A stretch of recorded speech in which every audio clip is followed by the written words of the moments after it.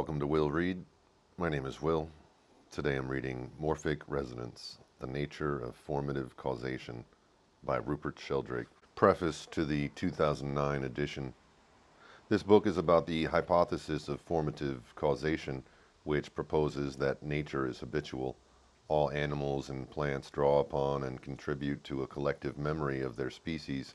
Crystals and molecules also follow the habits of their kind. Cosmic evolution involves an interplay of habit and creativity. This hypothesis is radically different from the conventional assumption that nature is governed by eternal laws, but I believe that the idea of the habits of nature will have to be considered sooner or later, whether we like it or not, because modern cosmology has undermined the traditional assumptions on which science was based. Until the 1960s, most physicists took it for granted that the universe was eternal, governed by changeless laws and made up of a constant amount of matter and energy. This idea of the laws of nature has been fundamental in modern science ever since the scientific revolution of the 17th century, and is rooted in the Pythagorean and Platonic philosophies of ancient Greece. The patriarch of modern science, Sir Francis Bacon, asserted in 1620 that the laws of nature were eternal and immutable, and science's founding fathers, including Kepler, Galileo, Descartes, and Newton, saw them as immaterial mathematical ideas in the mind of God. The laws of nature were eternal because they participated in God's eternal nature, and like God transcended time and space, they were enforced by God's omnipotence. When the entire universe was believed to be eternal, made up of a constant amount of matter and energy, eternal laws presented no problem. In the 19th and early 20th century, most physicists believed that all fundamental aspects of physics were fixed forever. The total amount of matter, energy, and electric charge was always the same, according to the laws of conservation of mass, energy, and electric charge. Only the second law of thermodynamics sounded a different note. The total amount of entropy would increase until the entire universe froze up forever, a state epitomized in 1852 by William Thomson, later Lord Kelvin, as a state of universal rest and death. But although heat death would ensue when entropy reached a maximum, the frozen universe would still endure forever, and so would the laws of nature. Everything changed with the Great Revolution in cosmology in the 1960s, when the Big Bang Theory became the new orthodoxy. Ever since, most cosmologists have believed that the universe began about 15 billion years ago, when everything first appeared from nowhere. There was no space and time before the cosmos. It was less than the size of the head of a pin and immensely dense and hot. The cosmos has been expanding and cooling ever since. All atoms, molecules, stars, galaxies, crystals, planets, and forms of life have come into being in time. They have evolutionary histories. The universe now looks like a vast developing organism, not like an eternal machine slowly running out of steam. The Big Bang Theory was first proposed in 1927 as the theory of the primeval atom by Father Georges Lemaitre, a Roman Catholic priest and cosmologist. He suggested that the universe began with an initial creation-like event which he described as the cosmic egg exploding at the moment of creation. His theory, which predicted the expansion of the universe, encountered much skepticism, but evidence for an initial creation-like event eventually became too persuasive to be ignored. One of this theory's opponents, the astronomer Fred Hoyle, disparagingly called it the Big Bang Theory, and Hoyle's name has stuck. Although cosmology is now evolutionary, old habits of thought die hard. Most scientists take eternal laws of nature for granted, not because they have thought about them in the context of the Big Bang, but because they haven't. And the laws of nature are Pythagorean mathematical truths or Platonic ideas or ideas in the mind of God. They transcend time and space. They would necessarily be present when the universe was born. The laws do not come into being or pass away. They transcend space and time. Clearly, this is a philosophical or theological doctrine rather than a scientific hypothesis. It could not possibly be tested experimentally before there was a universe to test it in. To avoid the doctrine of transcendent laws, we could suppose that the laws of nature came into being at the very moment of the Big Bang. This theory avoids an explicit Platonic philosophy or theology, but it creates new problems. As Terence McKenna observed, modern science is based on the principle, give us one free miracle and we'll explain the rest. The one free miracle is the appearance of all the mass and energy in the universe and all the laws that govern it in a single instant from nothing. The sudden appearance of all the laws of nature is as untestable as Platonic metaphysics or theology. Why should we assume that all the laws of nature were already present at the instant of the Big Bang like a cosmic Napoleonic code? Perhaps some of them, such as those that govern protein crystals or brains, came into being when protein crystals or brains first arose. The pre-existence of these laws cannot possibly be tested before the emergence of the phenomena they govern. Besides all these problems, as soon as we think about the laws of nature, we cannot help seeing that this concept is anthropocentric. Only human beings have laws, and not even all humans. Only civilized societies have laws. Traditional societies have customs. Applying the concept of law to the universe involves the metaphor of God as a kind of universal emperor whose writ runs everywhere and always. This assumption was readily accepted by the founding fathers of modern science, who believed in a mathematically minded, omnipotent God, but the laws of nature now float in a metaphysical void. Evolutionary cosmology makes eternal laws of nature yet more problematic. Perhaps the laws of nature are not all fixed forever, but evolve along with nature. New laws may arise as phenomena become more complex, and as soon as we admit this possibility, we realize that the metaphorical source of the laws of nature, namely human laws, are not in fact eternal, but evolve along with society. The laws of the United States or Kenya or Bhutan are not the same today as they were 100 years ago or even 20 years ago. They are continually changed and updated, but there's no parallel in nature for monarchs or parliaments or congresses. The legal metaphor is incoherent. I suggest a new possibility. The regularities of nature are not imposed on nature from a transcendent realm, but evolve within the universe. What happens depends on what has happened before. Memory is inherent in nature. It is transmitted by a process called morphic resonance and works through fields called morphic fields. In this book, I discuss the hypothesis of formative causation, primarily in the context of biology and chemistry. In my book, The Presence of the Past, I extend this discussion to psychological and cultural evolution. This new edition.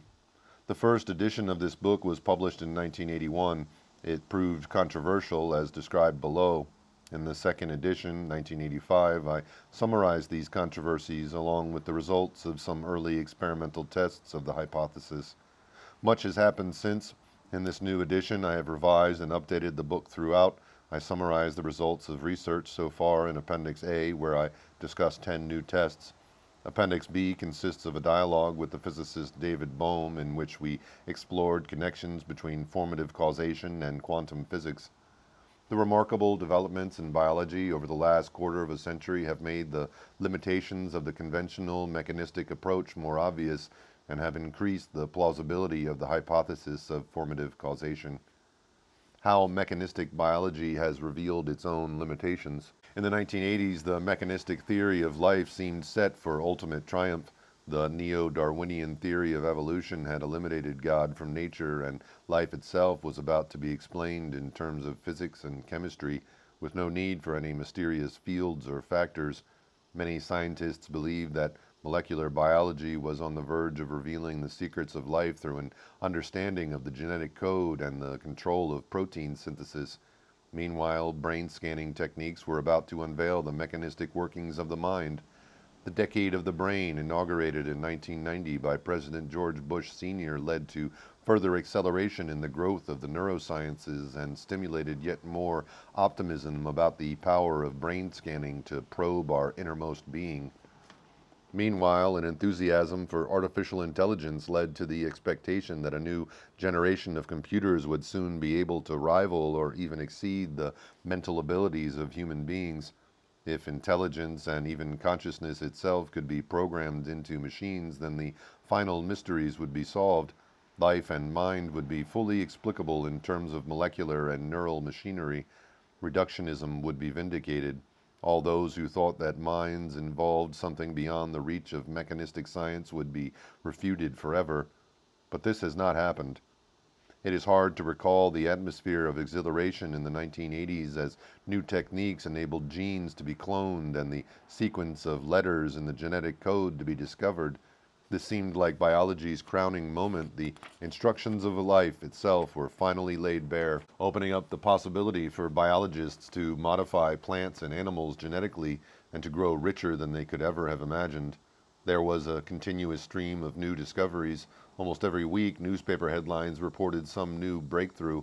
Scientists find genes to combat cancer. Gene therapy offers hope to victims of arthritis. Scientists find secretive aging, and so on. The new genetics seemed so promising that soon the entire spectrum of biological researchers was busy applying its techniques to each specialty. Their remarkable progress led to a vast, ambitious vision to spell out the full complement of genes in the human genome. As Walter Gilbert of Harvard University put it, the search for this holy grail of who we are has now reached its culminating phase. The ultimate goal is the acquisition of all the details of our genome. The Human Genome Project was formally launched in 1990 with a projected budget of $3 billion. The Human Genome Project was a deliberate attempt to bring big science to biology, which had previously been more like a cottage industry. Physicists were used to huge budgets, partly as a result of the Cold War.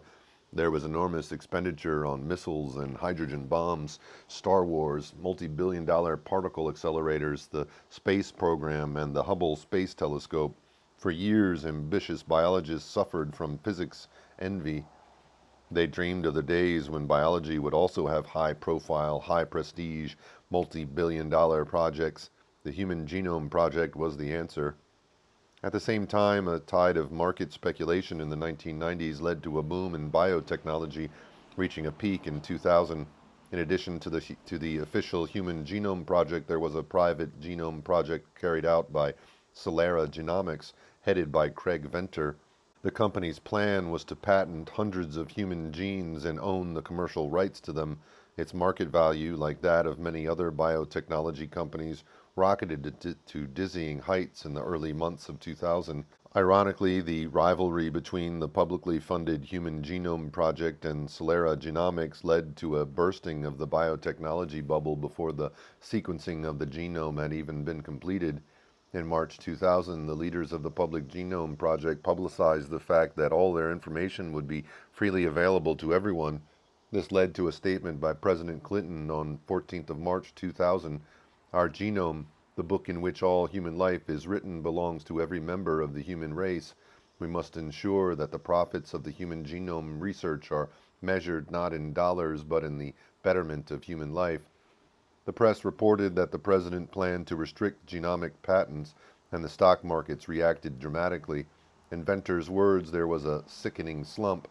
Within 2 days, Celera's valuation lost $6 billion, and the market in biotechnology shares collapsed by a staggering $500 billion. In response to this crisis, a day after his speech, President Clinton issued a correction saying that his statement had not been intended to have any effect on the patentability of genes on the biotechnology industry, but the damage was done. The stock market valuations never recovered, and although many human genes were subsequently patented, very few proved profitable to the companies that owned them. On 26 June 2000, President Clinton and the British Prime Minister Tony Blair, together with Craig Venter and Francis Collins, the head of the official Genome Project, announced the publication of the first draft of the human genome. At a press conference in the White House, President Clinton said, "We are here today to celebrate the completion of the first survey of the entire human genome. Without a doubt, this is the most important, most wondrous map ever produced by mankind." This astonishing achievement has indeed transformed our view of ourselves, but not in the way that was anticipated. The first surprise was that there were so few genes. Rather than the predicted 100,000 or more, the final tally of about 25,000 was very puzzling, and all the more so when compared with the genomes of other animals much simpler than ourselves.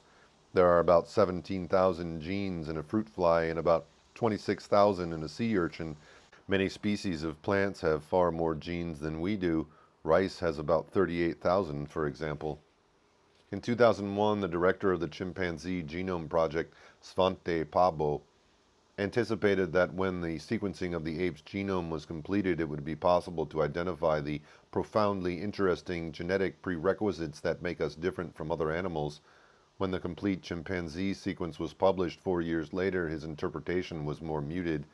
We cannot see in this why we are so different from chimpanzees. In the wake of the Human Genome Project, the mood has changed dramatically.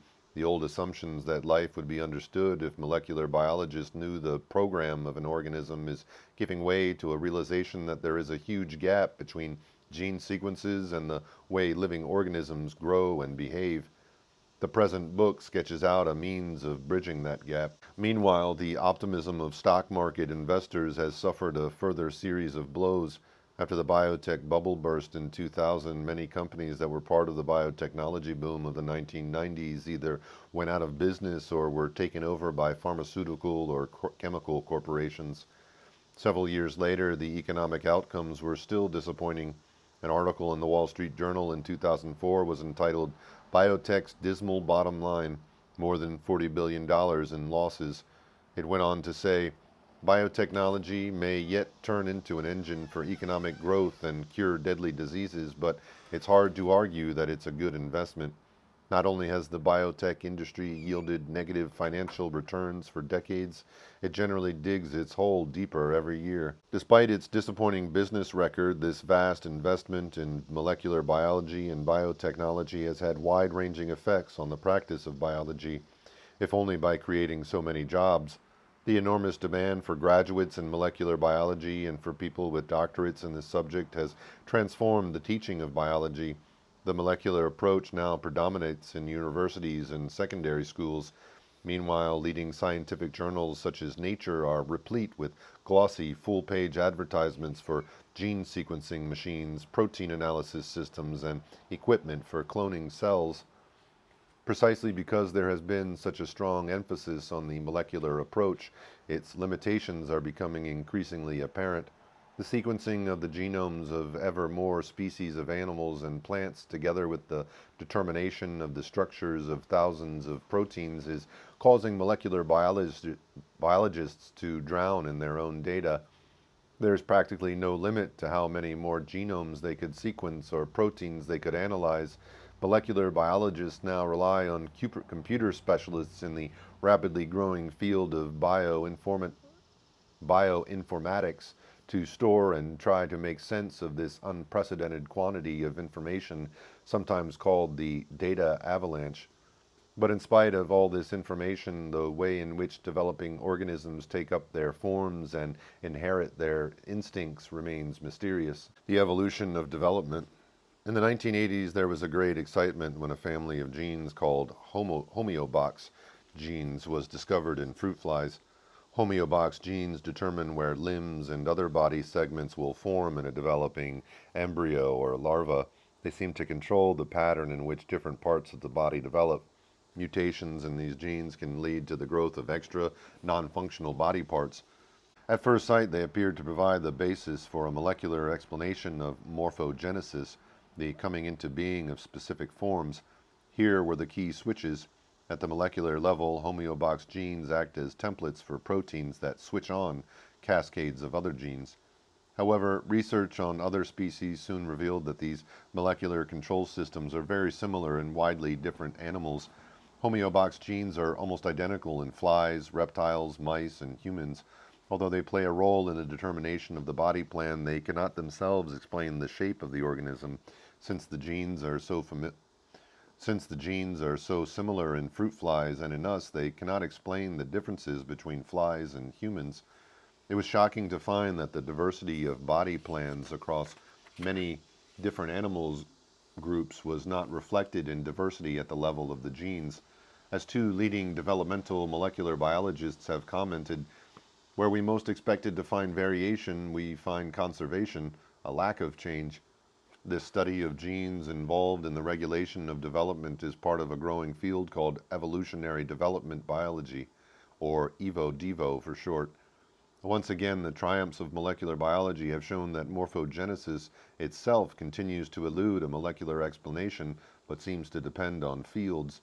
That is why the idea of morphogenetic fields discussed in this book is more relevant than ever. Epigenetics.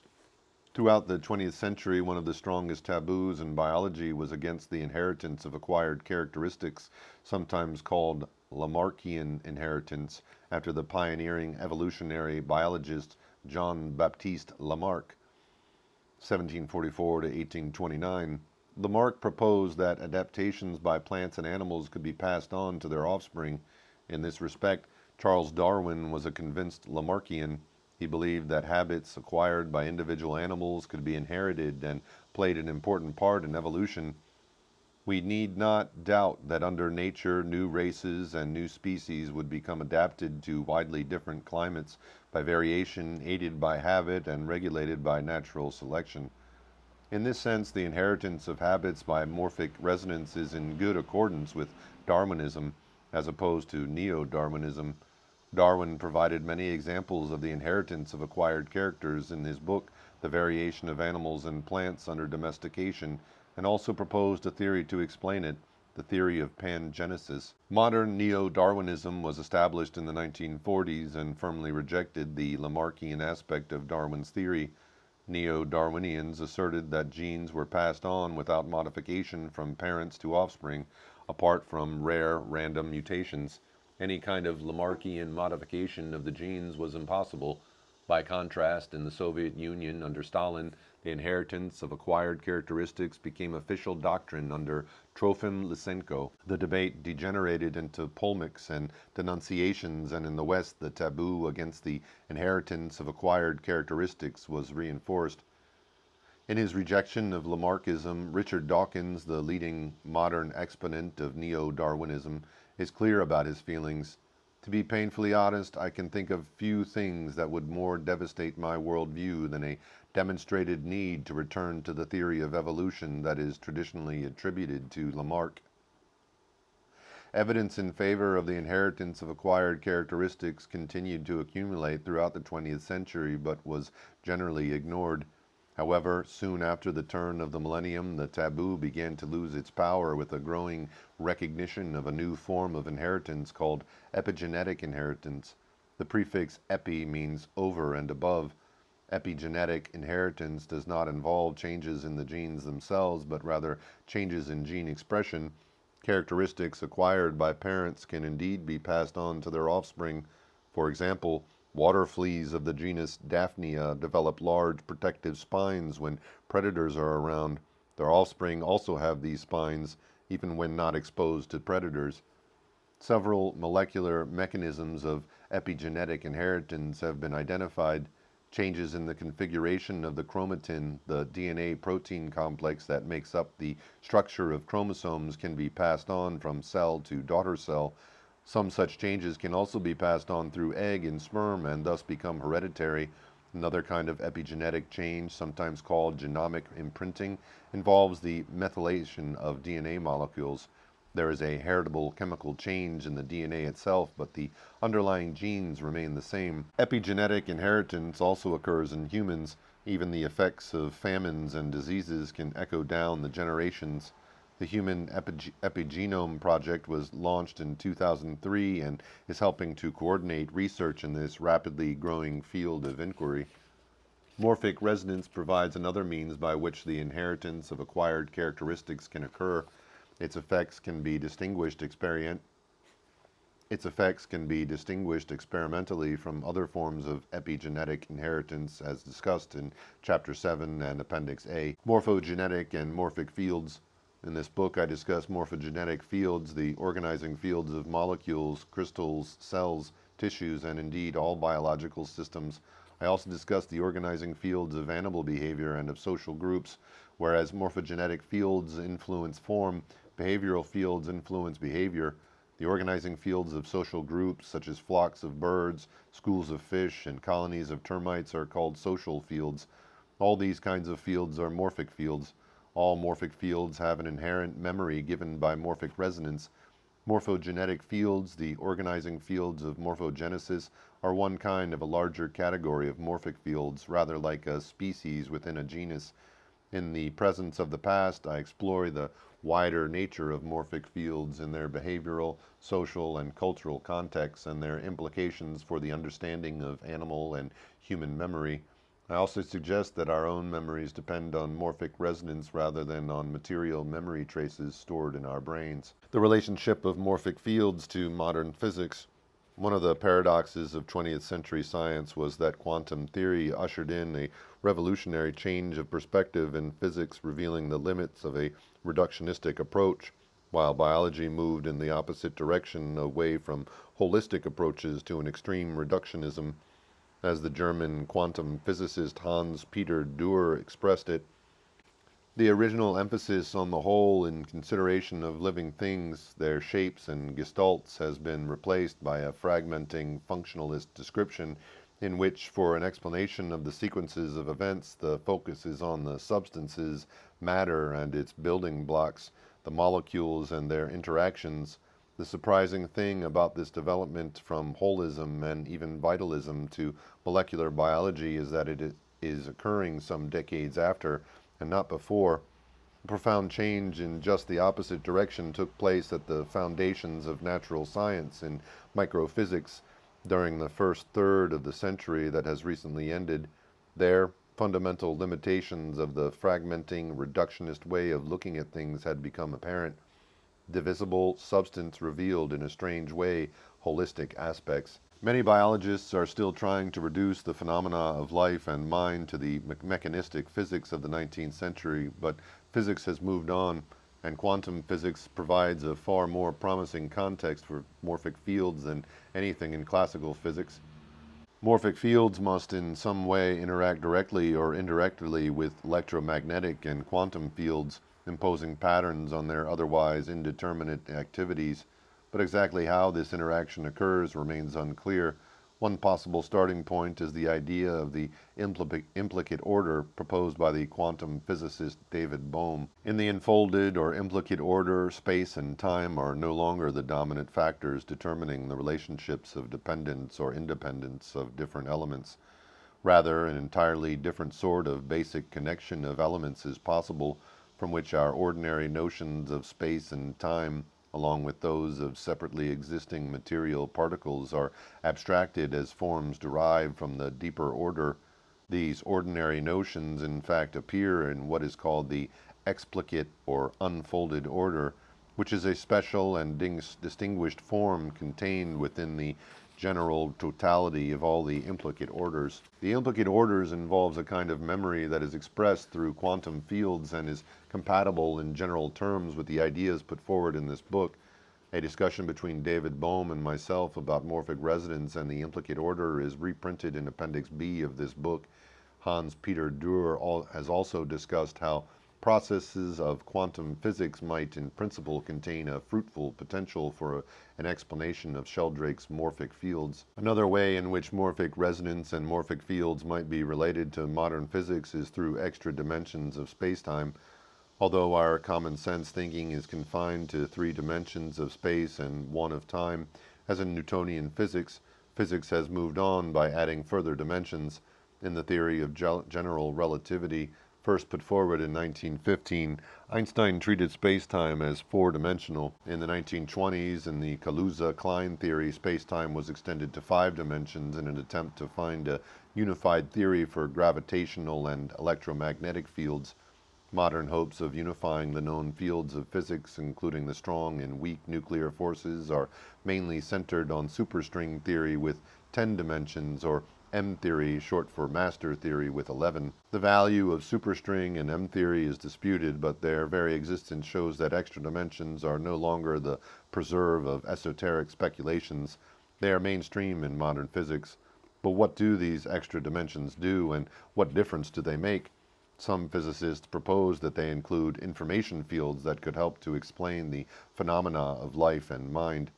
Another possible point of connection between morphic fields and modern physics is through the quantum vacuum field. According to standard quantum theory, all electrical and magnetic forces are mediated by virtual photons that appear from the quantum vacuum field and then disappear into it again.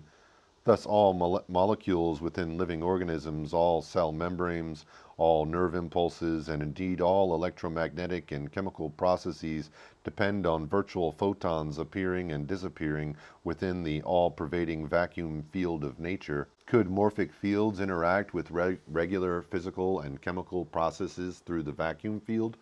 Some theoreticians speculate that they can and do.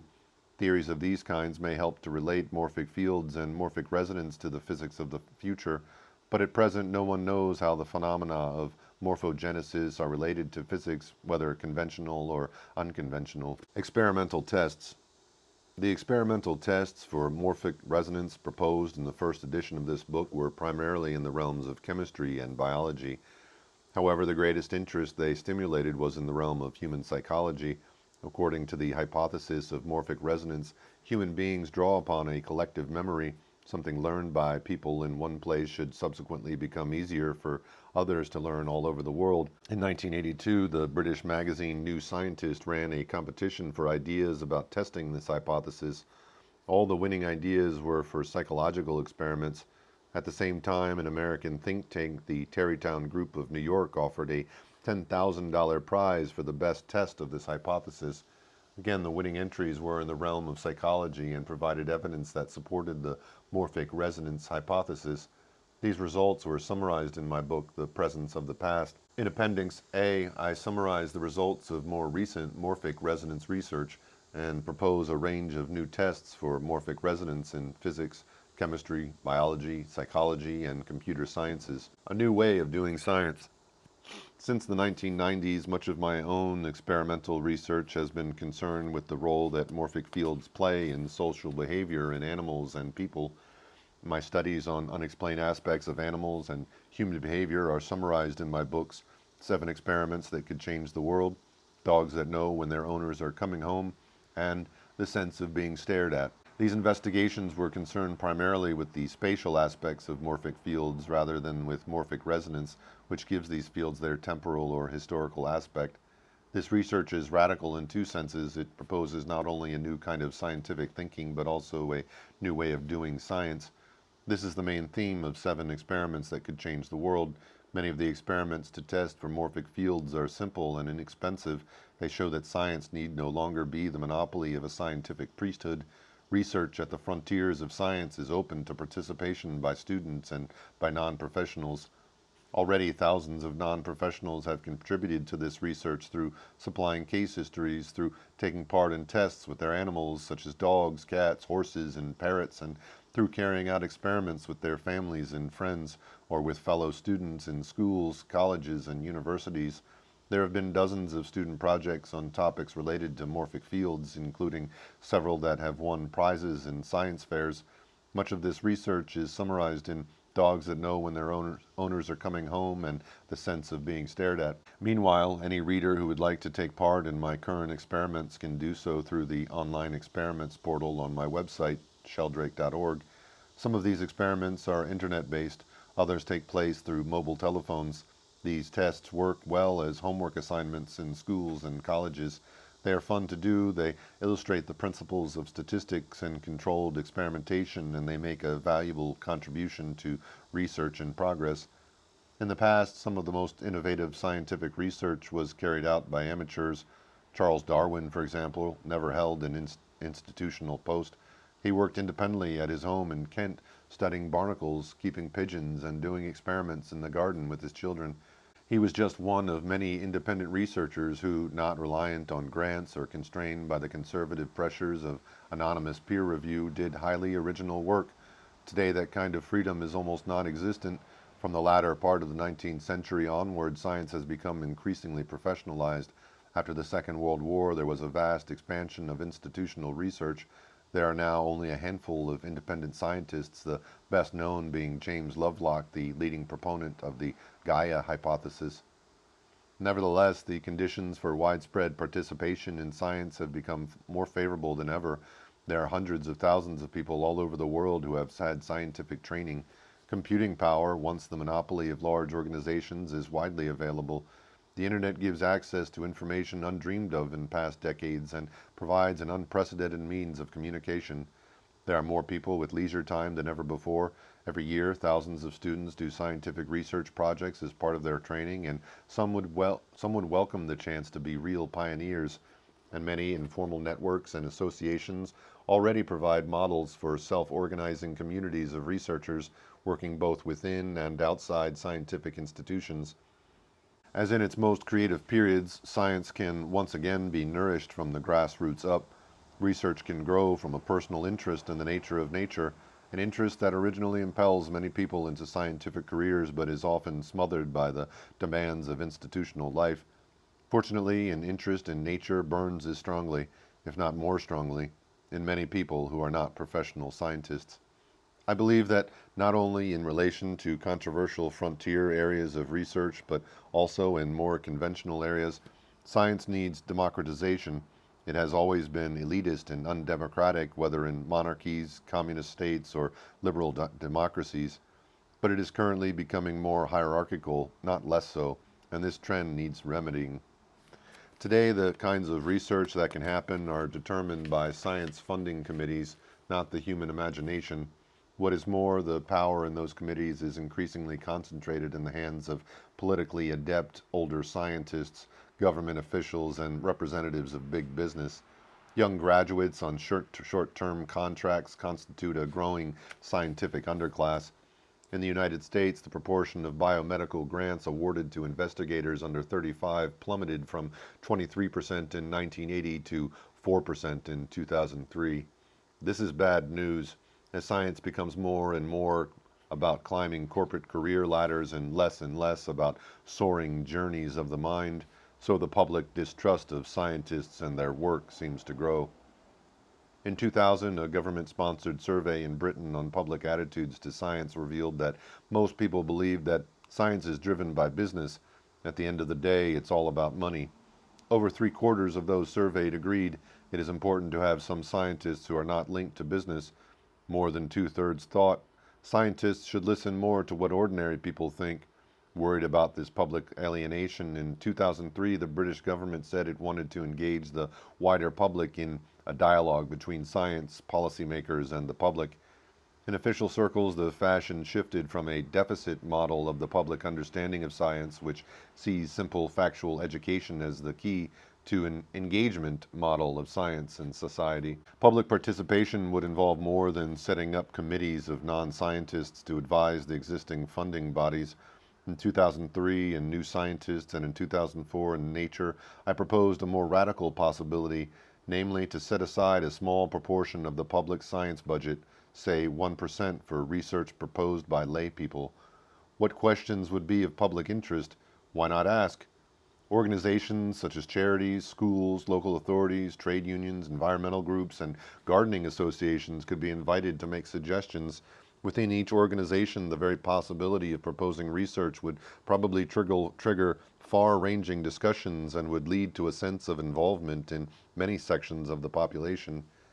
To avoid the 1% fund being taken over by the science establishment, it would need to be administered by a board largely composed of 9 scientists, as in many research charities. Funding would be restricted to areas not already covered by the other 99% of the public science budget. This system could be treated as an experiment and tried out for, say, 5 years. If it had no useful effects, it could be discontinued. If it led to productive research, greater public trust in science, and increased interest among students, the percentage allocated to this fund could be increased. I believe this new venture would make science more attractive to young people, stimulate interest in scientific thinking and hypothesis testing, and help break down the depressing alienation many people feel from science. Controversies. When A New Science of Life was first published in Britain in 1981, there was a widespread discussion about the idea of morphogenetic fields and morphic resonance. After 3 months, a now notorious editorial appeared on the front page of Nature under the title, "A Book for Burning." The editor condemned my proposals in an extraordinary attack. Even bad books should not be burned. Works such as Mein Kampf have become historical documents for those concerned with the pathology of politics. But what is to be made of Dr. Rupert Sheldrake's book, A New Science of Life? This infuriating tract has been widely hailed by newspapers and popular science magazines as the answer to materialistic science, and it is now well on the way to becoming a point of reference for the motley crew of creationists, anti-reductionists, neo-Lamarckians, and the rest. The author, by training a biochemist and by demonstration a knowledgeable man, is, however, misguided. His book is the best candidate for burning there has been for many years. The editor did not advance any reasoned arguments against the hypothesis I proposed. Instead, he put his hope in the future advances of molecular biology. Sheldrake's argument takes off from his catalog of the ways in which the molecular biologists, no doubt the shock troops of the reductionists, have so far been unable to calculate the phenotype of the single organism from a knowledge of its genotype. But so what? Have not the past 20 years shown clearly enough that molecular explanations of most biological phenomena are contrary to some earlier expectations possible and powerful? The editor, the late Sir John Maddox, also dismissed my proposals for experiments as impractical in the sense that no self-respecting grant-making agency will take the proposal seriously.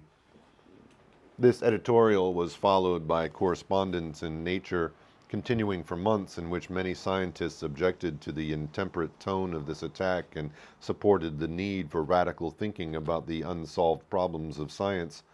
One of the letters was from the quantum physicist Brian Josephson, a Nobel laureate. The rapid advances in molecular biology to which you refer do not mean very much. If one is on a journey, rapid progress on the way implies neither that one is close to one's destination, nor that the destination will be reached at all by continuing to follow the same road. By referring to self-respecting grant-making agencies, you show a concern not for scientific validity, but for respectability.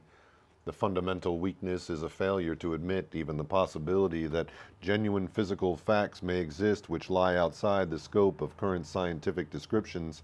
Indeed, a new kind of understanding of nature is now emerging, with concepts like implicate order and subject-dependent reality, and now, perhaps, formative causation.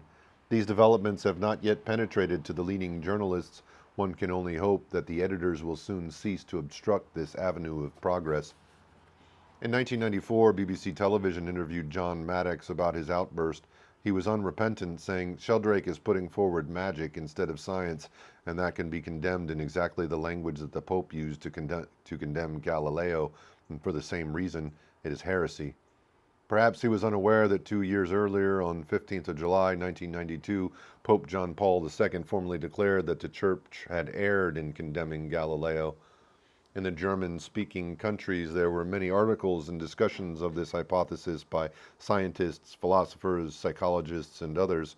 Some of their varied reactions were brought together in a book published in German in 1997 entitled Rupert Sheldrake in der Diskussion. In the 1980s and 1990s, many people within the scientific community, like the editor of Nature, were confident that more research on gene sequence and molecular mechanisms would reveal almost all we need to know about life, explaining the mysteries of biological form, instinctive behavior, learning, and even consciousness itself. Several leading scientists believed that science was nearing its ultimate culmination. All the important discoveries had already been made. This mood was summed up in 1996 in John Horgan's best-selling book, The End of Science, Facing the Limits of Knowledge in the Twilight of the Scientific Age. As Horgan expressed it, "If one believes in science, one must accept the possibility, even the probability, that the great era of scientific discovery is over.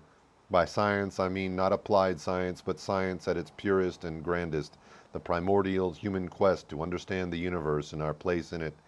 Further research may yield no more great revelations or revolutions, but only incremental, diminishing returns. Fortunately, science has not come to an end despite the sequencing of the human genome.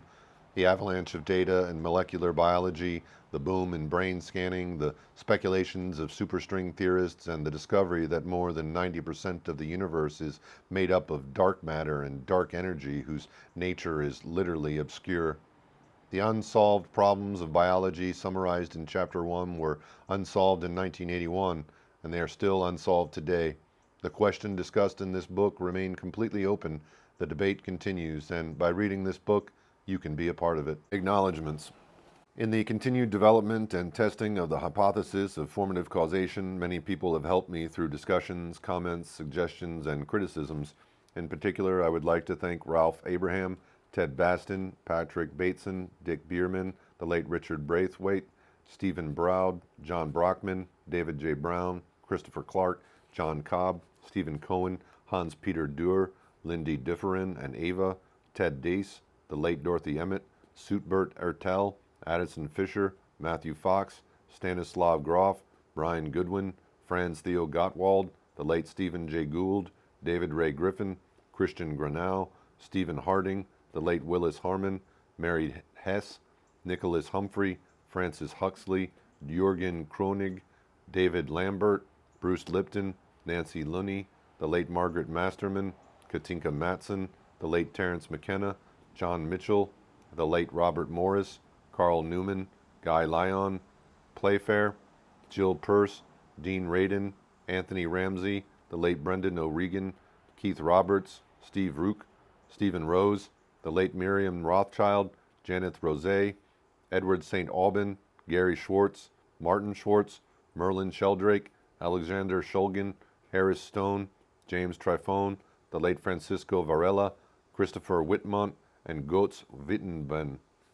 I am very grateful to Matthew Clapp, who started my website, sheldrake.org, in 1997 and served as webmaster until 2002, to my current webmaster, John Catan, who has looked after my site since 2002, and to Helmut Laseric, my German webmaster, who has also kindly translated many letters, articles, and manuscripts for me.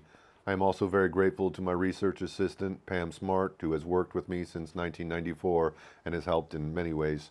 I gratefully acknowledge organizational and financial support for research from the Institute of Noetic Sciences, California, the International Center for Integral Studies, New York, the Schweissfurth Foundation, Germany, the LifeBridge Foundation, New York, the Bial Foundation, Portugal, the Fred Foundation, Holland, and the Perrott Warwick Fund, administered by Trinity College, Cambridge.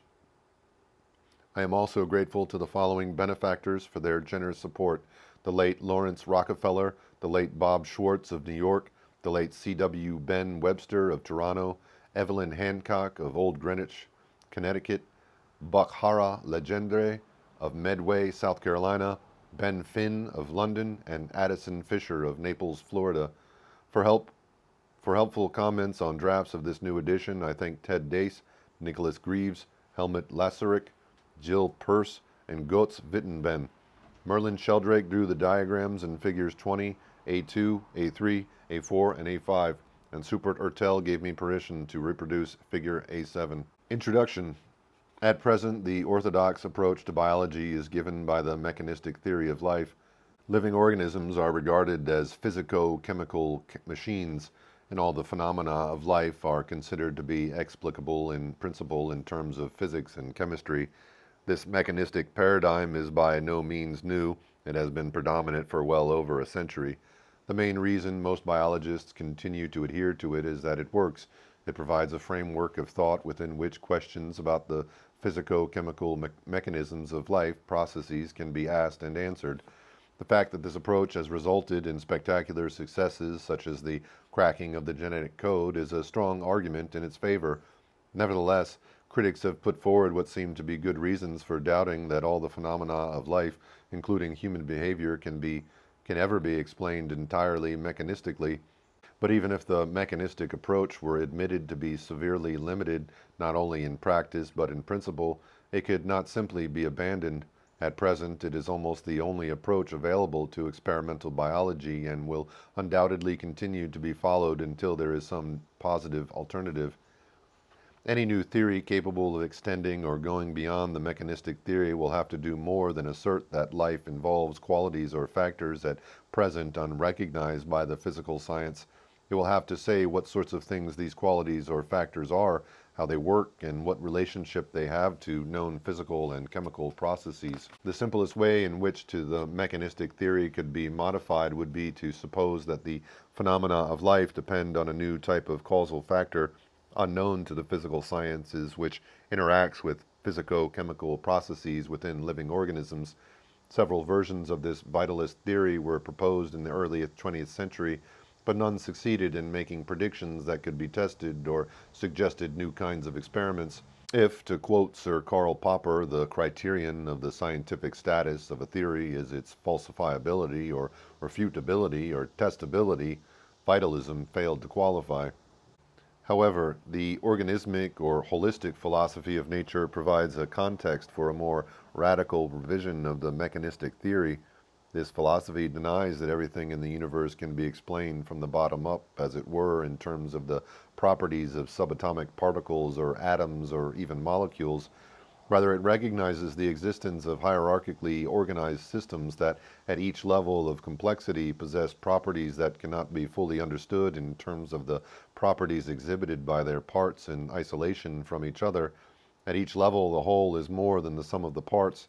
These wholes can be thought of as organisms, using this term in a deliberately wide sense to include not only animals and plants, organs, tissues, and cells, but also crystals, molecules, atoms, and subatomic particles. In effect, this philosophy proposes a change from the paradigm of the machine to the paradigm of the organism in the biological and in the physical sciences. In Alfred North Whitehead's well-known phrase, biology is the study of the larger organisms, whereas physics is the study of the smaller organisms. Various versions of this organismic philosophy have been advocated by many writers, including biologists, since the 1920s. But if organicism is to have more than a superficial influence on the natural sciences, it must be able to give rise to testable predictions. The most important organismic concept put forward so far is that of morphogenetic fields. These fields are supposed to help account for or describe the coming into being of the characteristic forms of embryos and other developing systems. The trouble is that this concept has been used ambiguously.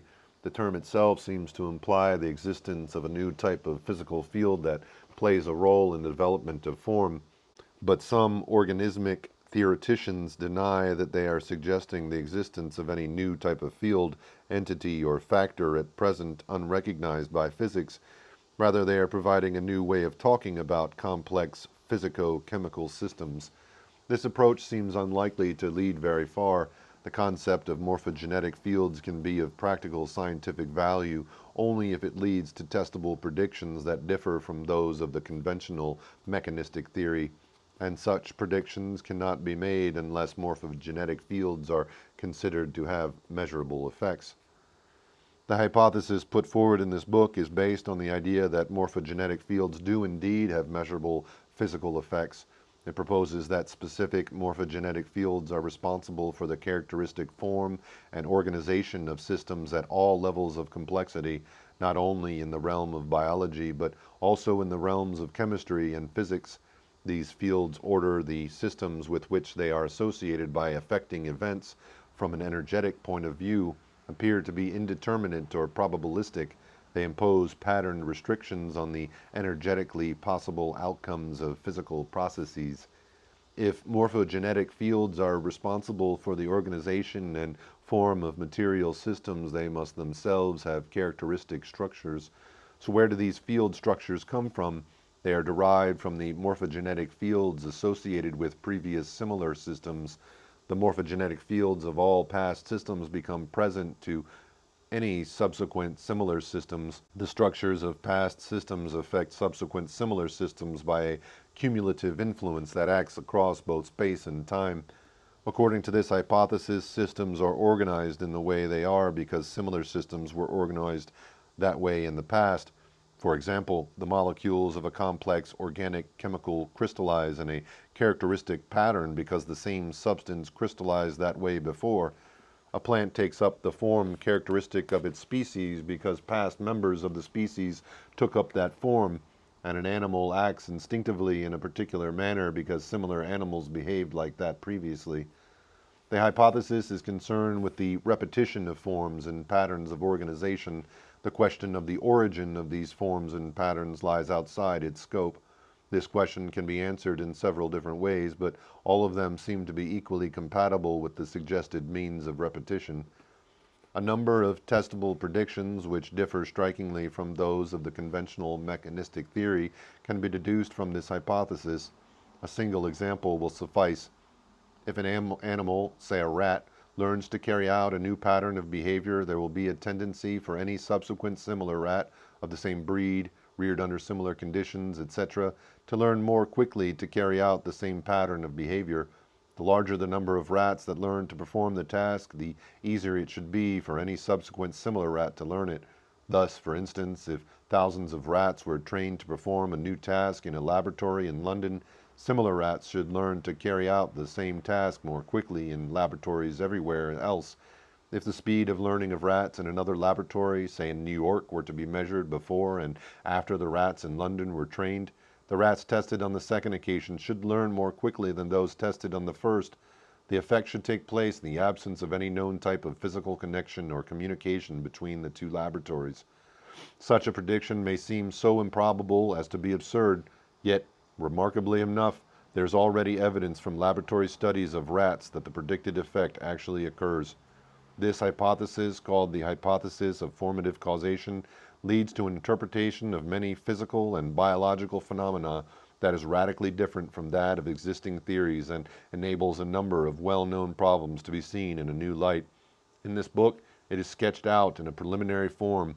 Some of its implications are discussed, and various ways in which it could be tested are suggested. Chapter 1. The Unsolved Problems of Biology, the Background of Success.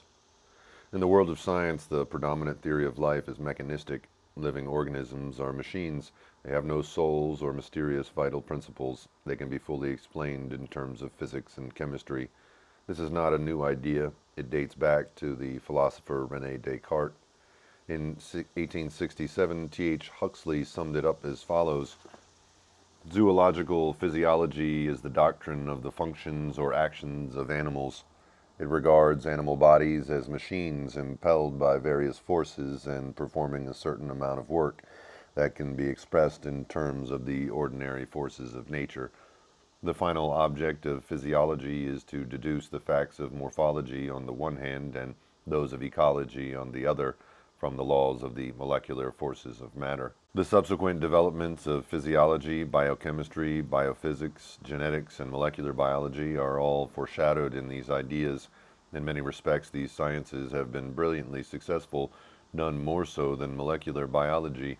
The discovery of the structure of DNA, the cracking of the genetic code, the elucidation of the mechanism of protein synthesis, and the sequencing of the human genome seem impressive confirmations of the validity of this approach. The most articulate advocates of the mechanistic theory are molecular biologists. Their accounts usually begin with a brief dismissal of the vitalist and organismic theories. These are defined as survivals of primitive beliefs that are bound to retreat further and further as mechanistic biology advances. They then proceed along the following lines. The chemical nature of the genetic material, DNA, is now known, and so is the genetic code by which it codes for the sequence of amino acids and proteins. The mechanism of protein synthesis is understood in considerable detail. The structures of many proteins has now been worked out.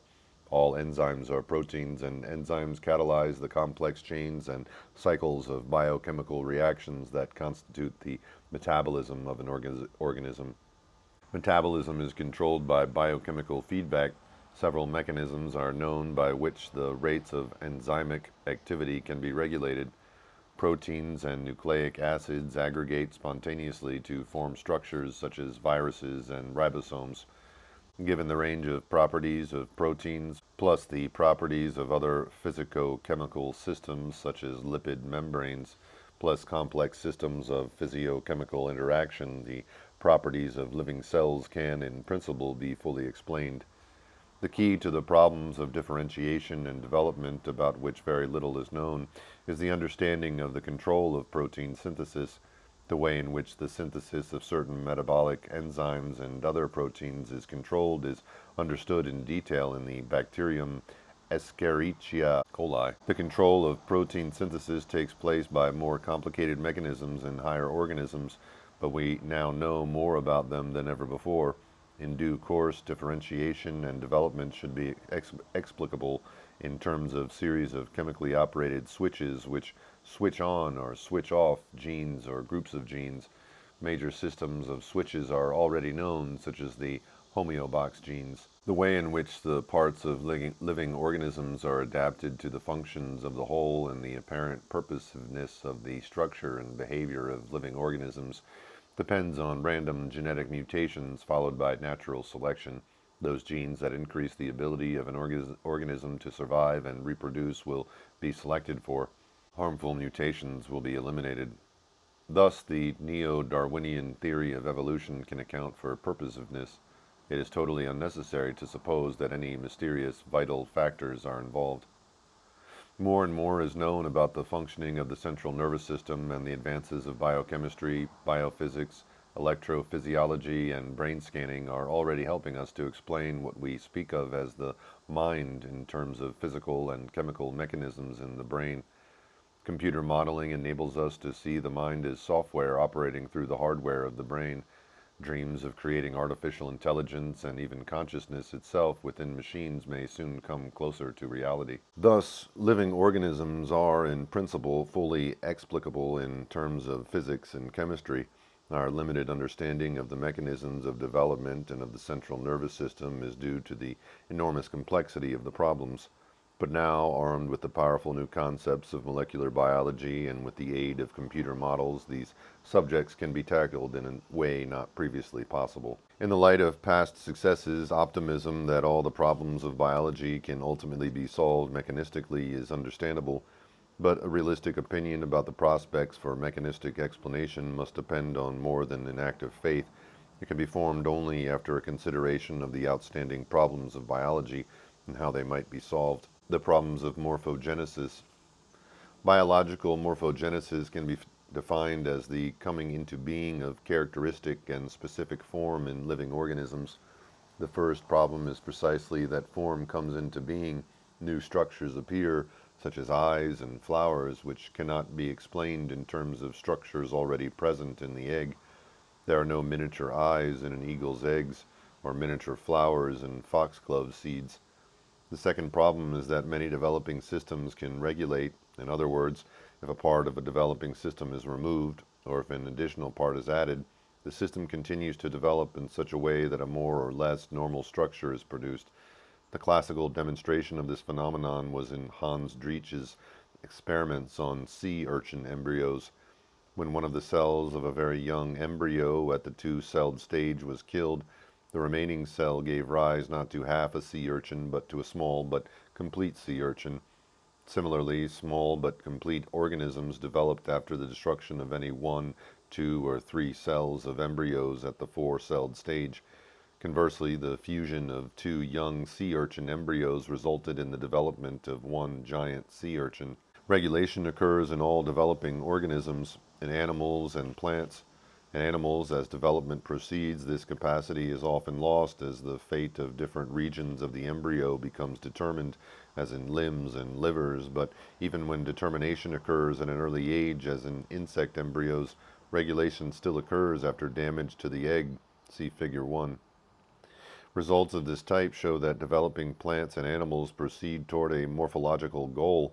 They have some property that specifies this goal and enables them to reach it, even if parts of the system are removed and the normal course of development is disturbed. The third problem is regeneration. Organisms replace or restore damaged structures. Many plants have almost unlimited regenerative abilities. If the trunk, branches, and twigs of a willow tree are cut up into hundreds of pieces, all can grow into new trees. Some animals also regenerate from parts. A flatworm, for example, can be cut up into several pieces that all grow into new worms. Some vertebrates show striking powers of regeneration. If the lens is securely removed from a newt's eye, a new lens regenerates from the edge of the iris. In normal embryonic development, the lens is formed in a very different way from the skin. The German biologist Gustav Wolff studied this type of regeneration in the 1890s. He deliberately chose a kind of mutilation that would not have occurred accidentally in nature. There would therefore have been no natural selection for this regenerative process. The fourth problem is posed by the simple fact of reproduction. A detached part of the parent becomes a new organism. A part becomes a whole. The only way in which these phenomena can be understood is in terms of causes that are somehow more than the sum of the parts, and which determine the goals of the processes of development. Vitalists ascribe these properties to vital factors, organicists to system properties or morphogenetic fields, and mechanists to genetic programs. The concept of genetic programs is based on an analogy with computer programs. The metaphor implies that the fertilized egg contains a preformed program that somehow coordinates the organism's development, but the genetic program must involve something more than the chemical structure of DNA, because identical copies of DNA are passed on to all cells. If all cells were programmed identically, they could not develop differently. So what exactly is it? In response to this question, the idea can only disintegrate into vague suggestions about physico-chemical interactions structured in time and space. The problem is merely restated. There is further problem with the program metaphor. A computer program is put into a computer by an intelligent, conscious being, the computer programmer. It is intelligently designed in order to achieve a computational goal. Insofar as the genetic program is analogous to computer software, it implies the existence of a purposive mind that plays the role of the programmer. Mechanists reject the idea that developing organisms are under the control of a vital factor that guides them to their morphological goals, but insofar as mechanistic explanations depend on teleological concepts such as genetic programs or genetic instructions, goal-directedness can be explained only because it has already been smuggled in. Indeed, the properties attributed to genetic programs are remarkably similar to those with which vitalists endowed their hypothetical vital factors. Ironically, the genetic program seems to be very like a vital factor in a mechanistic guise. In Richard Dawkins's concept of the selfish gene, the genes themselves have come to life. They are like little people. They are as ruthless and competitive as successful Chicago gangsters. They have powers to mold matter, to create form, to choose, and even to aspire to immortality. Dawkins's rhetoric is vitalistic. His selfish genes are miniaturized vital factors.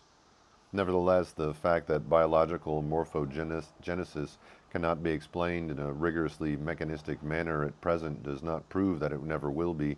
The prospects for arriving at such an explanation in the future are considered in the next chapter. Behavior. If the problems of morphogenesis are dauntingly difficult, those of behavior are even more so. First, instinct. Consider, for example, how spiders are able to spin webs without learning from other spiders, or consider the behavior of European cuckoos. The young are hatched and reared by birds of other species and never see their parents. Toward the end of the summer, the adult cuckoos migrate to their other home in southern Africa. About a month later, the young cuckoos congregate together and they all migrate to southern Africa, where they join their elders. They instinctively migrate and know when to migrate.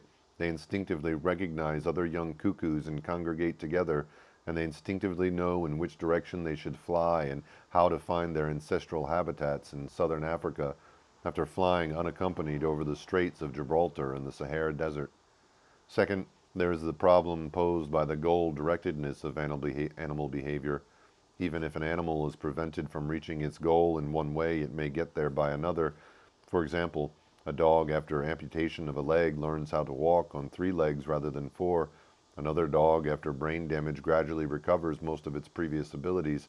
A third dog has obstacles put in its path, but all 3 dogs can go from one place to another place they want to get to in spite of disturbances to their limbs, central nervous systems, and environments. Third, there's the problem of intelligent behavior. New patterns of behavior appear that cannot be explained entirely in terms of preceding causes. Animals can be creative. An enormous gulf of ignorance lies between these phenomena and the sciences of molecular biology, biochemistry, genetics, and neurophysiology. How can the migratory behavior of young cuckoos ultimately be explained in terms of DNA, protein synthesis, and molecular cell biology? Obviously, a satisfactory explanation would require more than a demonstration that appropriate genes containing appropriate base sequences in DNA were necessary for this behavior, or that the behavior of cuckoos depends on electrical impulses in nerves. It would require some understanding of the connections between specific sequences of bases in DNA, the bird's nervous system, and the migratory behavior. At present, these connections can be provided only by the same elusive entities that explain all the phenomena of morphogenesis, genetic programs, vital factors, system properties, or morphogenetic fields. In any case, an understanding of behavior presupposes an understanding of morphogenesis, even if all the behavior of a relatively simple animal, say a nematode worm, could be understood in detail in terms of the wiring and physiology of its nervous system, there would still be the problem of how the nervous system was wired so precisely in the first place. Evolution. Long before Mendelian genetics was thought of, plant and animal breeders developed many varieties of cultivated plants and domesticated animals, like Damascene roses and Pharaoh hounds. Selective breeding was the basis of their success. Charles Darwin argued persuasively that a comparable development of races and varieties occurred in the wild under the influence of natural rather than artificial selection. Darwin also believed that habits acquired by plants and animals could be inherited.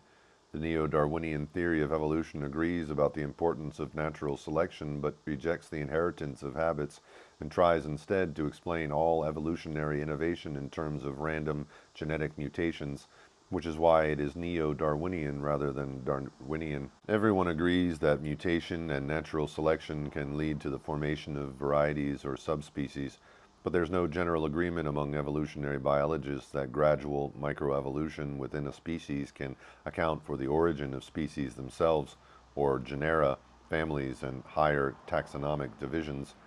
One school of thought holds that all large-scale evolution or macroevolution can indeed be explained in terms of long-continued processes of microevolution. The other school denies this and postulates that major jumps occur suddenly in the course of evolution.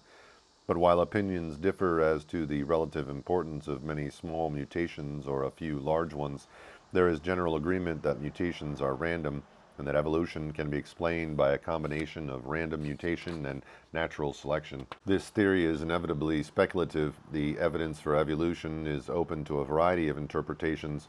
Opponents of neo-Darwinism can argue that evolutionary innovations are not entirely explicable in terms of chance events, but are due to the activity of a creative principle unrecognized by mechanistic science. Moreover, the selection pressures arising from the behavior and properties of living organisms may themselves depend on inner organizing factors that are essentially non-mechanistic. Thus, the problem of evolution cannot be solved conclusively.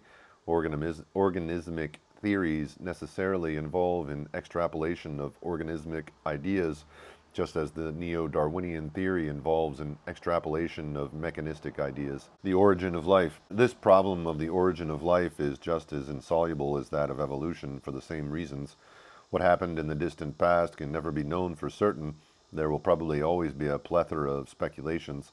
Scenarios for life's origin include its spontaneous appearance in a primeval broth on Earth, the infection of the Earth by microorganisms deliberately sent on a spaceship by intelligent beings on a planet in another solar system, and the evolution of life on comets containing organic materials derived from interstellar dust. Even if the conditions under which life originated were known, this information would shed no light on the nature of life. Assuming it could be demonstrated, for example, that the first living organisms arose from non-living chemical aggregates or hypercycles of chemical processes, in a primeval broth, this would not prove that they were entirely mechanistic. Organicists would argue that the new organismic properties emerged in the first living system precisely when it came to life. The same arguments would apply even if living organisms were to be synthesized artificially from chemicals in a test tube. Minds. The mechanistic theory postulates that all the phenomena of life, including human behavior, can in principle be explained in terms of physics. It is a form of materialism or physicalism, the theory that only material or physical things exist. They are the only reality. Materialism is opposed to the more common-sense view that minds affect bodies and are capable of interacting with them. Materialism runs into logical problems from the outset. Attempting to explain mental activity in terms of physical science is circular because science itself depends on mental activity. This problem became apparent within modern physics in connection with the role of the observer in processes of physical measurement.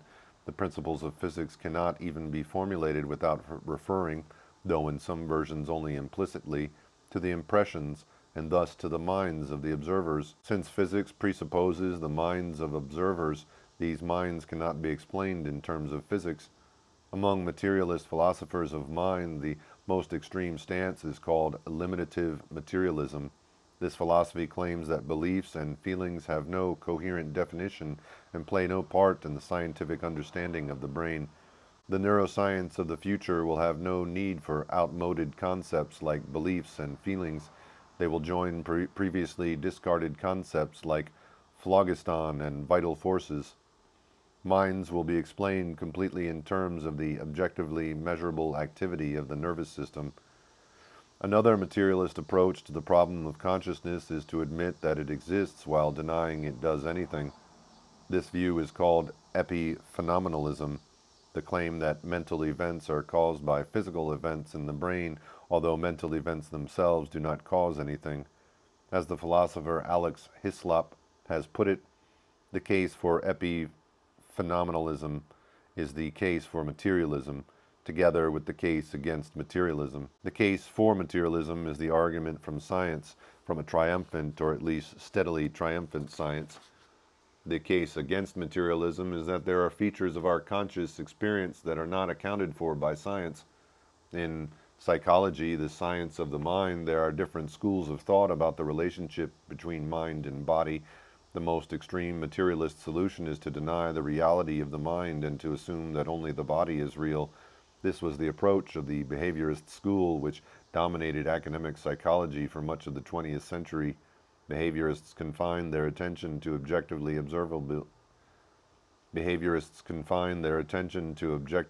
observable behavior and ignored the existence of consciousness. But behaviorism was not a testable scientific hypothesis, it was a methodology. It is now out of fashion within academic psychology and has largely been replaced by cognitive psychology. Like behaviorism, cognitive psychology rejects introspection, but it admits the existence of internal mental states, such as belief, desires, and motivations. Its dominant metaphor is the computer. Mental activity is thought of as information processing, but the limitation of the computer metaphor are becoming increasingly apparent, not least through a new recognition of the role of the emotions and an acknowledgement that minds are embodied and actively related to the environment. In the 1990s, the philosopher David Chalmers made a distinction between what he called the easy problems of consciousness, like finding neural correlates of sensation, for example, which parts of the brain become active during the visual perception of moving objects, and the hard problem.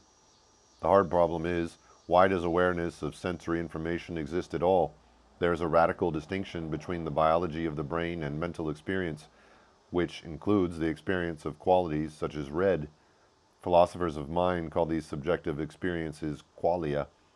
Chalmers argues that to take consciousness seriously, it is necessary to go beyond a strict materialist framework. Unlike the materialist psychologies that predominate within academic institutions, other schools of psychology accept subjective experience as their starting point, but also recognize that not all mental activity is conscious.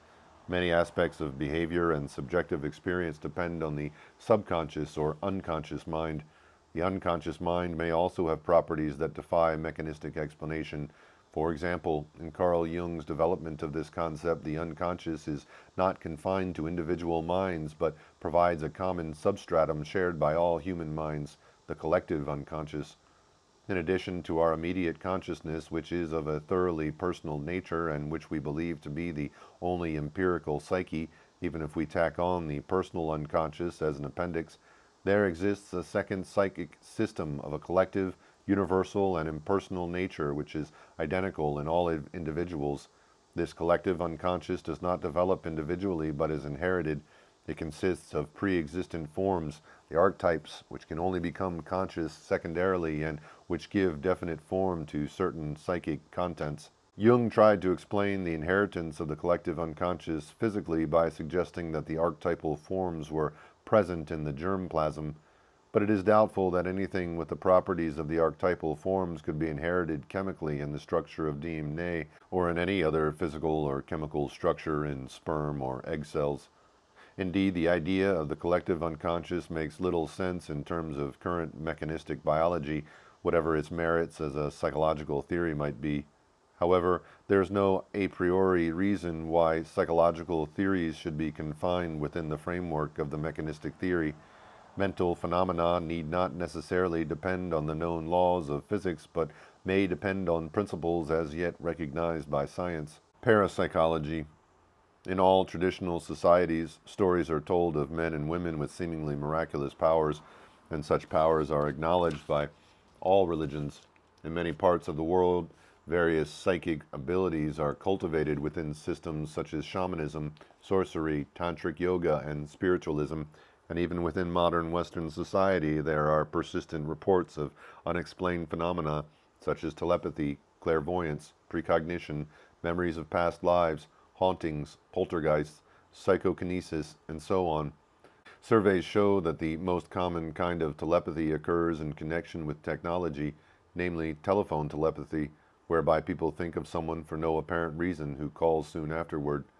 Although dogmatic skeptics dismiss all this evidence out of hand, the possibility that at least some of these events actually occur is an open question.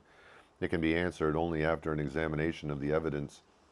The scientific study of allegedly psychic phenomena has now been going on for more than a century. Investigators in this field of psychic research have discovered some cases of fraud and found that some apparently paranormal events can in fact be explained by normal causes. But there remains a large body of evidence that seems to defy explanation in terms of any known physical principles. Numerous experiments designed to test for so-called extrasensory perception have yielded positive results with odds against chance coincidence of thousands, millions, or even billions to one. Insofar as these phenomena cannot be explained in terms of the known laws of physics and chemistry, from the mechanistic point of view they ought not to occur. But if they do, then there are two possible approaches. The first is to suppose that they depend on non-physical causal factors or connecting principles. The second is to start from the assumption that they depend on laws of physics as yet unknown, or on extensions of quantum theory, for example by postulating that mental states play a role in determining the outcomes of probabilistic processes of physical change. Conclusions. This brief consideration of the outstanding problems of biology does not offer much hope that they can all be solved by an exclusively mechanistic approach. In the case of morphogenesis and animal behavior, the question is open. The problems of evolution and the origin of life are insoluble per se and cannot help to decide between the mechanistic and other possible theories of life. The mechanistic theory runs into serious philosophical difficulties in connection with the problem of the limits of physical explanation. In relation to psychology, it leads to seemingly insoluble problems, and it is in conflict with the apparent evidence for parapsychological phenomena. The prospects for improved versions of mechanistic, vitalist, and organismic theories are discussed in the following chapter. Morphogenesis is the starting point. Chapter 2. Three theories of morphogenesis. Descriptive and experimental research. The description of development can be carried out in many ways. The external form of the developing animal or plant can be drawn, photographed, or filmed, providing a series of pictures of its changing morphology. Its internal structure, including its microscopic anatomy, can be described at successive stages. See Figure 3. Changes in physical quantities such as weight, volume, and rate of oxygen consumption can be measured, and changes in the chemical composition of the system as a whole and of regions within it can be analyzed. The progressive improvement of techniques permits such descriptions to be made in ever greater detail. For example, with the electron microscope, the processes of cellular differentiation can be studied at a far higher resolution than with the light microscope, enabling many new structures to be seen. The sensitive analytical methods of modern molecular biology enable changes in concentrations of specific molecules, including proteins and nucleic acids, to be measured in very small samples of tissue by means of radioactive isotopes or fluorescent antibodies. Chemical structures can be labeled and traced as a system develops, and techniques for inducing genetic changes in some of the Cells of embryos enable their genetically marked descendants to be identified and their fate to be mapped. The majority of research in cell and developmental biology is concerned with providing factual descriptions by means of such techniques. These descriptions are then classified and compared in order to establish how different sorts of changes are correlated within a given system and in what ways different systems resemble each other. These purely descriptive results cannot in themselves lead to an understanding of the causes of development, although they may suggest hypotheses. The latter can then be investigated by means of experimental perturbations of development. For example, the environment can be changed. Physical or chemical stimuli can be applied to specific places or on or in a system. Parts of the system can be removed and their development studied in isolation. The reaction of the system to the removal of parts can be observed, and the effects of combining different parts can be studied by grafts and transplantations. The major problems thrown up by this type of research have been summarized in section 1.2. Biological development involves an increase in complexity of form and organization that cannot be explained in terms of the unfolding of a preformed but invisible structure. Many developing systems can regulate, i.e., produce a more or less normal structure if part of the system is destroyed or removed at a sufficiently early stage. Many systems can regenerate or replace missing parts, and in vegetative and sexual reproduction, new organisms are formed from detached parts of parent organisms. One further important generalization is that in developing systems, the destiny of cells and tissues is determined by their position within the system. Mechanistic, vitalist, and organismic theories all start from this established body of facts about which there is general agreement, but they differ radically in their interpretations. Mechanism. The modern mechanistic theory of morphogenesis ascribes a role of prime importance to DNA for four main reasons. First, many cases of hereditary differences between animals or plants of a given species have been found to depend on genes, which can be mapped and located at particular places on particular chromosomes. Second, the chemical basis of genes is known to be DNA, and their specificity is known to depend on the sequence of purine and pyrimidine bases in the DNA. Third, it is known how DNA is able to act as the chemical basis of heredity. On the one hand, it serves as a template for its own replication, owing to the specificity of the pairing of the bases in its two complementary strands. On the other hand, it serves as the template for the sequence of amino acids and proteins. It does not play the latter role directly. One of its strands is first transcribed to give a single-stranded molecule of messenger RNA from which, in the process of protein synthesis, the sequence of bases is read off 3 at a time. Different triplets of bases specify different amino acids, and thus the genetic code is translated into a sequence of amino acids which are linked together to give characteristic polypeptide chains, which then fold up to give proteins. Finally, the characteristics of a cell depend on its proteins, its metabolism, and its capacities for chemical synthesis on enzymes, some of its structures on structural proteins, and the surface properties that enable it to be recognized by other cells on special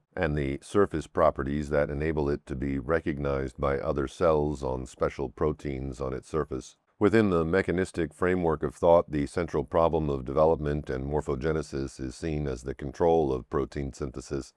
In bacteria, specific chemicals called inducers can cause specific regions of the DNA to be transcribed into messenger RNA, on which template specific proteins are then made. The classic example is the induction of the enzyme B-galactosidase by lactose in Escherichia coli. The switching on of the gene takes place through a complicated system involving a repressor protein that blocks transcription by combining with a specific region of the DNA. Its tendency to do so is greatly reduced in the presence of the chemical inducer. By a comparable process, specific chemical repressors can switch off genes. In animals and plants, a range of developmental genes have now been identified that are concerned with the regulation of the overall body plan and the number, identity, and pattern of body parts. These genes are usually called the genetic toolkit. The most surprising discovery of developmental biology in the 1990s was that these toolkit genes are remarkably similar. indeed almost identical in widely different organisms. For example, the homeobox family of genes that affect the patterning of the body axis in fruit flies, mice, and humans are very similar, and yet the body forms of these organisms are obviously very different. As the molecular biologist Sean B. Carroll and his colleagues have put it, the conservation of the genetic toolkit provokes many developmental and evolutionary questions. How do such different structures as the insect compound eye and the vertebrate lens-type eye develop when their formation is controlled by such similar, even functionally interchangeable genes? This convergence of developmental and evolutionary biology has created a new field called evolutionary developmental biology, EVO-DEVO for short. Most toolkit genes code for proteins that affect the activity of other genes involved in the developmental process and are part of signaling pathways. Some of them code for receptor proteins on cell surfaces that bind to specific molecules that act as signals. In the early days of molecular biology, there seemed to be a simple, straightforward picture. One gene was transcribed into one messenger RNA molecule, which coded for one protein. But the picture has grown more complicated.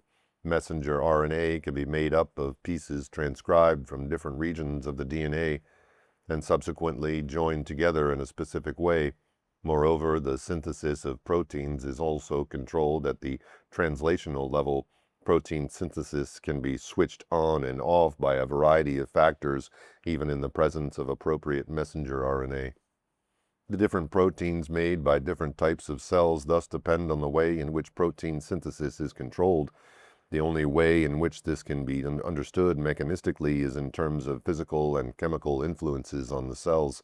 Patterns of differentiation must therefore depend on physical and chemical patterns within the tissue.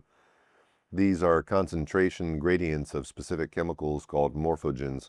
These include diffusion reaction systems with chemical feedback, electrical gradients, electrical or chemical oscillations, mechanical contacts between cells, or various other factors or combinations of different factors. The cells must then respond to these differences in characteristic ways. One way of thinking about this problem is to regard these physical or chemical factors as providing positional information that the cells then interpret in accordance with their genetic program by switching on the synthesis of particular proteins. These various aspects of the central problem of the control of protein synthesis are at present under active investigation.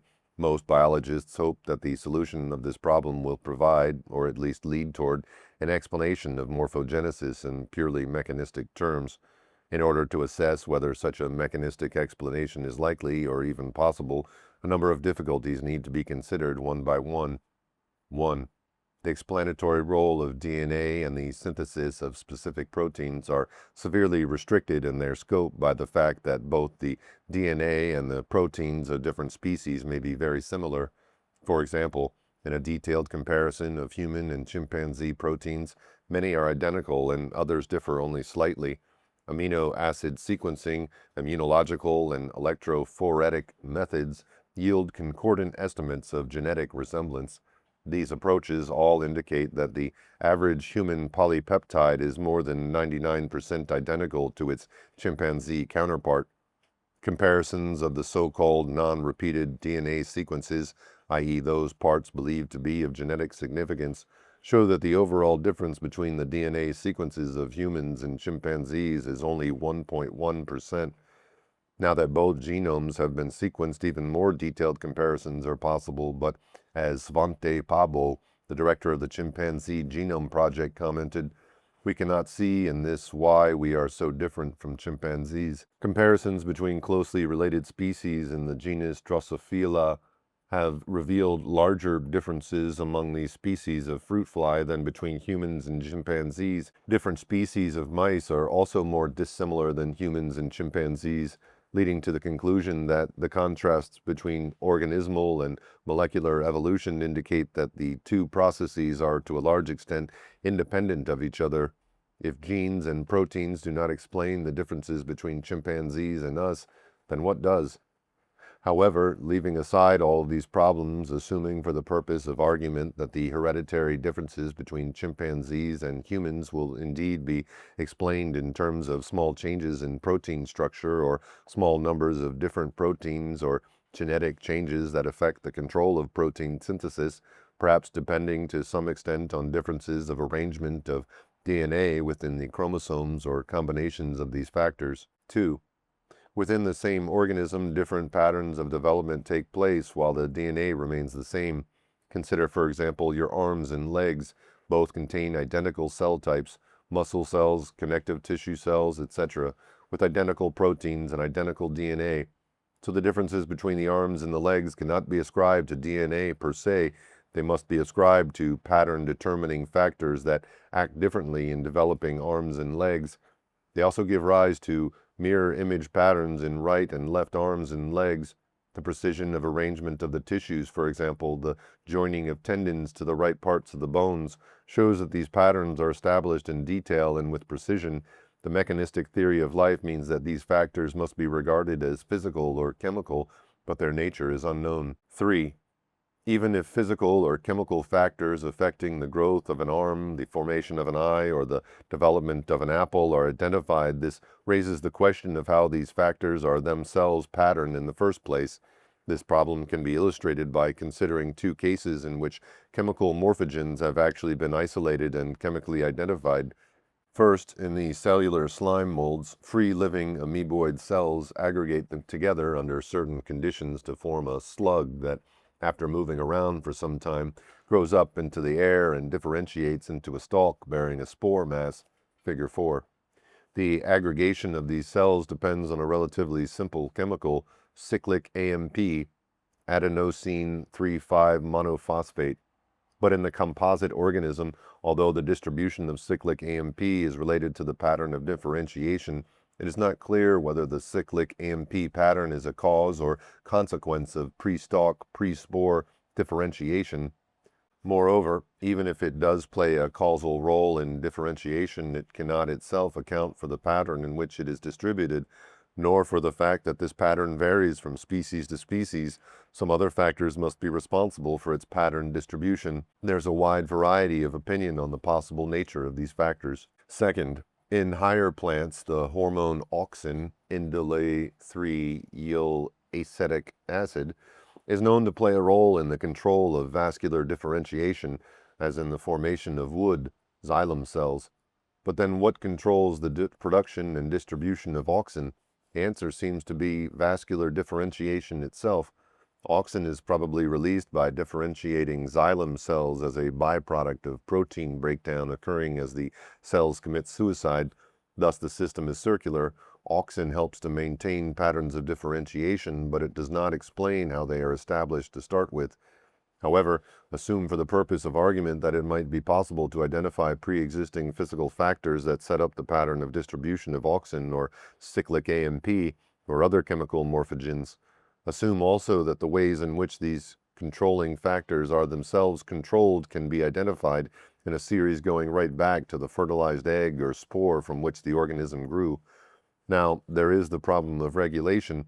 If part of the system is removed, this complicated series of physico-chemical patterns must be disrupted, but somehow the remaining parts of the embryo manage to change their usual course of development and produce a more or less normal adult.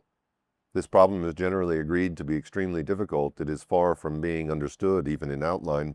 Supporters of the mechanistic theory hope that it can be solved through much painstaking effort and mathematical modeling. Let us assume once more that a mechanistic solution can be achieved. 4. The next problem is how this positional information brings about its effects. The simplest possibility is that the positional information is specified by a concentration gradient of a specific morphogen, and cells exposed to more than a certain concentration synthesize one set of proteins, while cells exposed to concentrations below this threshold synthesize another set of proteins. Again, assume that mechanisms by which positional information can be interpreted can be identified and described in detail.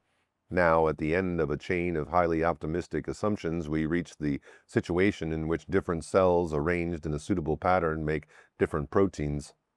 So far, there has been a set of one-to-one relationships. A gene is switched on by a specific stimulus, the DNA is transcribed into RNA, and the RNA is translated into a particular sequence of amino acids, a polypeptide chain. But now this simple causal sequence comes to an end. How do the polypeptide chains fold up into the characteristic three-dimensional structures of proteins? How do the proteins give the cells their characteristic structures? How do cells aggregate together to give tissues of characteristic structures? And so on. These are the problems of morphogenesis proper. The synthesis of specific polypeptide chains provides the basis for the metabolic machinery and the structural materials on which morphogenesis depends. The polypeptide chains and the proteins into which they fold up are undoubtedly necessary for morphogenesis, but what actually determines the patterns and structures into which the proteins, cells, and tissues combine? Mechanists assume that all this can be explained in terms of self-assembly. Morphogenesis takes place spontaneously, given the right proteins in the right places at the right times and in the right sequence. This is rather like saying that a house can build itself spontaneously as long as the right building materials are delivered to the building site at the right times. At this crucial stage, biology effectively abdicates, and the problem of morphogenesis is left to spontaneous physical and chemical processes. In the building site analogy, the activity of the builders and a plan to which they are working are needed in addition to the starting materials. By contrast, morphogenesis must depend on spontaneous physical processes driven by spontaneous energy flows, and the systems must be self-organizing. But how? Protein folding is a good example. Polypeptide chains fold up spontaneously given the right conditions into proteins of characteristic three-dimensional structure. Some proteins can be made to unfold and then, by changing the conditions, fold up again in test tubes. Hence, protein folding does not depend on any mysterious property of living cells. Protein subunits can aggregate together under test tube conditions to form structures normally produced inside living cells. For example, subunits of the protein tubulin join together into long, rod-like structures called microtubules. Yet more complex structures, such as ribosomes, are formed by the spontaneous aggregation of various protein and RNA components. Lipid molecules can come together in test tubes to form membrane-like structures. Insofar as these structures undergo spontaneous self-assembly, they resemble crystals. Many of them can indeed be regarded as crystalline or quasi-crystalline. So in principle, they pose no more or no less of a problem than normal crystallization. The same sorts of physical process can be assumed to be at work. Nevertheless, by no means all morphogenetic processes can be regarded as types of crystallization. They must involve a number of other physical factors. For example, the forces of surface tension must influence the shape taken up by membranes, and then some of the patterns may arise from statistically random fluctuations. Simple examples of the appearance of order through fluctuations have been studied from the point of view of irreversible or non-equilibrium thermodynamics in inorganic systems. Some patterning processes can be modeled mathematically in complex systems theory. But the mechanistic theory does not merely suggest that physical processes play a part in morphogenesis. It asserts that morphogenesis is entirely explicable in terms of physics. What does this mean? If everything observable is defined as being physically explicable in principle just because it happens, then it must be so by definition. But this does not necessarily mean it can be explained in terms of the known laws of physics. In relation to biological morphogenesis, a complete explanation would be achieved if a biologist supplied with the entire genome sequence of an organism and a detailed description of the physical and chemical state of the fertilized egg and of the environment in which it developed could predict in terms of the fundamental laws of physics, e.g. quantum field theory, the equations of electromagnetism, the second law of thermodynamics, etc. First, the three-dimensional structure of all the proteins the organism would make. Second, the enzymic and other properties of these proteins. Third, the organism's entire metabolism. Fourth, the nature and consequences of all the types of positional information that would arise during its development. Fifth, the structure of its cells, tissues, and organs, and the form of the organism as a whole. And finally, In the case of an animal, it's instinctive behavior. If all these predictions could be made successfully, and if in addition the course of processes of regulation and regeneration could also be predicted a priori, this would indeed be a conclusive demonstration that living organisms are fully explicable in terms of the known laws of physics. As T.H. Huxley put it in 1867, the final object of physiology is to deduce the facts of morphology on the one hand and those of ecology on the other from the laws of the molecular forces of matter. Section 1.1. But of course this could not be done in the 19th century, nor can it be done today, despite all the discoveries of molecular biology and the hundreds of billions of dollars that have been spent on it. So there's no way of demonstrating that such an explanation is possible. It might not be. Thus, when the mechanistic theory states that all the phenomena of morphogenesis are capable in principle of being explained in terms of the known laws of physics, it might well be wrong. So little is understood at present that there seems to be no good grounds for a firm belief in the adequacy of the known laws to explain all the phenomena. But at any rate, this is a testable theory. It would be refuted by the discovery of a new law of physics. If, on the other hand, the mechanistic theory states that living organisms obey both known and unknown laws of nature, then it would be irrefutable. It would simply be a general statement of faith in the possibility of explanation. It would not be opposed to organicism and vitalism. It would include them. In practice, the mechanistic theory of life is not treated as a rigorously defined, refutable scientific theory. Rather, it serves to provide a justification for the conservative method of working within the established framework of thought provided by existing physics and chemistry. Although it is usually understood to mean that living organisms are in principle fully explicable in terms of the known laws of physics, if a new law of physics were to be discovered, the mechanistic theory could easily be modified to include it. Whether this modified theory of life were to be called mechanistic or not would be a matter of definition. When so little is understood about the phenomena of morphogenesis and behavior, the possibility cannot be ruled out that at least some of them depend on a causal factor or factors as yet unrecognized by physics. In the mechanistic approach, this question is simply put aside. Nevertheless, it remains entirely open. Vitalism. Vitalism asserts that the phenomena of life cannot be fully understood in terms of physical laws derived only from the study of inanimate systems, but that an additional causal factor is at work in living organisms. A typical statement of a 19th century vitalist position was made by the chemist Justus von Liebig in 1844. He argued that although chemists could already produce all sorts of organic substances and would in future produce many more, chemistry would never be in a position to create an eye or a leaf. Besides the recognized causes of heat, chemical affinity, and the formative force of cohesion and crystallization, in living bodies there is added yet a fourth cause that dominates the force of cohesion and combines the elements in new forms so that they gain new qualities, forms and qualities that do not appear except in the organism. Ideas of this type, although widely held, were too vague to provide an effective alternative to the mechanistic theory. It was only at the beginning of the 20th century that neo-vitalist theories were worked out in some detail. In relation to morphogenesis, the most important was that of the embryologist Hans Driesch. Driesch did not deny that many features of living organisms could be understood in physico-chemical terms. He was well aware of the findings of physiology and biochemistry and of the potential for future discovery. There are many specific chemical compounds present in the organism belonging to the different classes of the chemical system and partly known in their constitution, partly unknown. But those that are not yet known will probably be known some day in the near future, and certainly there is no theoretical impossibility about discovering the constitution of albumin protein and how to make it. He knew that enzymes, ferments, catalyze biochemical reactions and could do so in test tubes.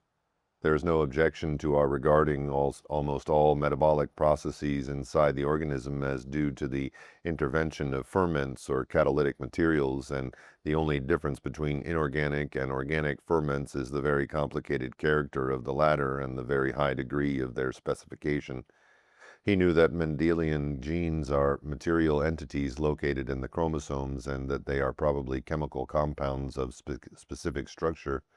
He thought that many aspects of metabolic regulation and physiological adaptation could be understood along physicochemical lines, and that there were in general many processes in the organism which go on teleologically or purposefully on a fixed machine-like basis. His opinion on these subjects have been confirmed by the subsequent advances of physiology, biochemistry, and molecular biology. Obviously, Driesch was unable to anticipate the details of these discoveries, but he regarded them as possible and in no way incompatible with vitalism. In relation to morphogenesis, he considered that it must be granted that a machine, as we understand the word, might very well be the motive force of organogenesis in general, if only normal, that is to say, if only undisturbed development existed, and if taking away parts of our system led to fragmental development. But, in fact, in many embryonic systems, the removal of part of the embryo is followed by a process of regulation, whereby the remaining tissues reorganize themselves and go on to produce an adult organism of more or less normal form. The mechanistic theory has to attempt to account for development in terms of complex physical or chemical interactions among the parts of the embryo.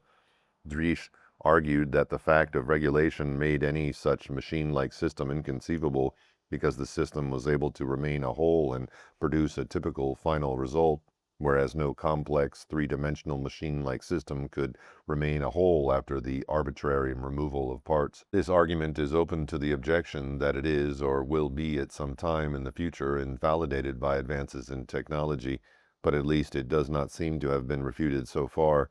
For example, although some computerized systems can respond appropriately to certain types of functional disturbance, they do so on the basis of a fixed structure. They cannot regenerate their own physical structure. For example, if parts of the computer are destroyed at random, they cannot be regenerated.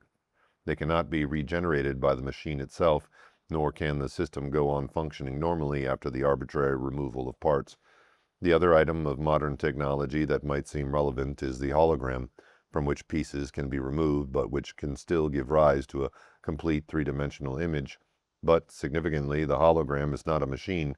It is an interference pattern in a field. Driesch believed that the facts of regulation, regeneration, and reproduction showed that there was something about living organisms that remained a whole, even though parts of the organism could be removed. It acted on the physical system, but was not itself part of it. He called this non-physical causal factor entelechy. He postulated that entelechy organizes and controls physicochemical processes during morphogenesis. The genes were responsible for providing the material means of morphogenesis, the chemical substances to be ordered, but the ordering itself was brought about by entelechy. Clearly, morphogenesis could be affected by genetic changes that change the means of morphogenesis, but this would not prove that it could be explained simply in terms of genes and the chemicals to which they give rise.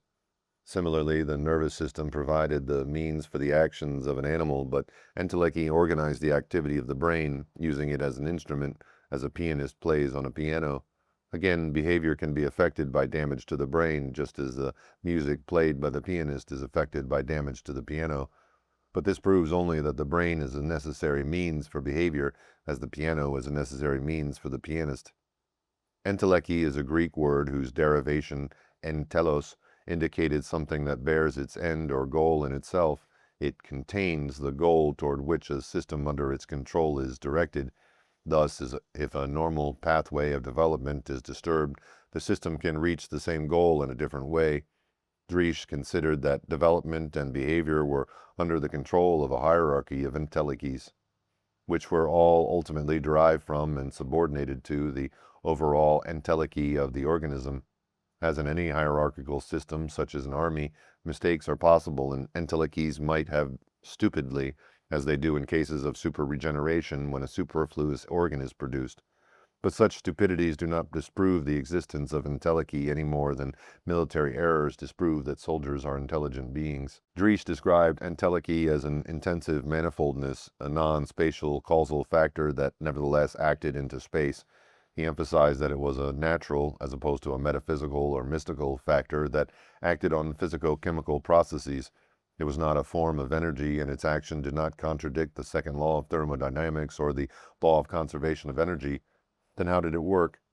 Dries was writing during the era of classical physics, when it was generally thought that all physical processes were fully deterministic, in principle completely predictable in terms of energy, momentum, etc. But he considered that physical processes could not be fully determinate. Because otherwise the non-energetic entelechy could not act upon them. He therefore concluded that, at least in living organisms, microphysical processes were not fully determined by physical causality, although, on average, physicochemical changes obeyed statistical laws. He suggested that entelechy acted by affecting the detailed timing of microphysical processes by suspending them and releasing them from suspension whenever required for its purposes. This faculty of a temporary suspension of inorganic becoming is to be regarded as the most essential ontological characteristic of entelechy. Entelechy, according to our view, is quite unable to remove any kind of obstacle to happening, for such a removal would require energy, and entelechy is non-energetic. We only admit that entelechy may set free into actuality what it has itself prevented from actuality, what it has suspended hitherto. Although this bold proposal of a physical indeterminism within living organisms was completely unacceptable from the point of view of deterministic classical physics, it seems much less outrageous in the light of quantum theory.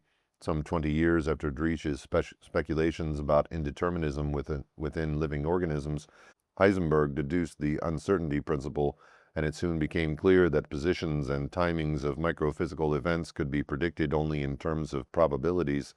By 1928, the physicist Sir Arthur Eddington was able to speculate that the mind influences the body by affecting the configuration of quantum events within the brain through a causal influence on the probability of their occurrence. Unless it belies its name, probability can be modified in ways which ordinary physical entities would not admit of. Comparable ideas were proposed by the neurophysiologist Sir John Eccles, who summarized his suggestion as follows. The neurophysiological hypothesis is that the will modifies the temporal activity of the neuronal network by exerting spatio-temporal fields of influence that become effective through this unique detector function of the active cerebral cortex. It will be noted that the will or mind influence has itself some spatio-temporal patterned character in order to allow it this operative effectiveness. A number of similar proposals have been put forward by physicists and by parapsychologists. Section 1.7. A vitalist theory of morphogenesis can be summarized as follows. The genome specifies all the possible proteins that the organism can make, but the organization of the cells, tissues, and organs, and the coordination of the development of the organism as a whole is determined by entelechy. The latter is inherited non-materially from past members of the same species. It is not a type of matter or energy, although it acts upon the physico-chemical systems of the organism under its control. This action is possible because entelechy acts by influencing probabilistic processes. This theory is by no means vacuous and could probably be tested experimentally, but it seems fundamentally unsatisfactory simply because it is vitalistic.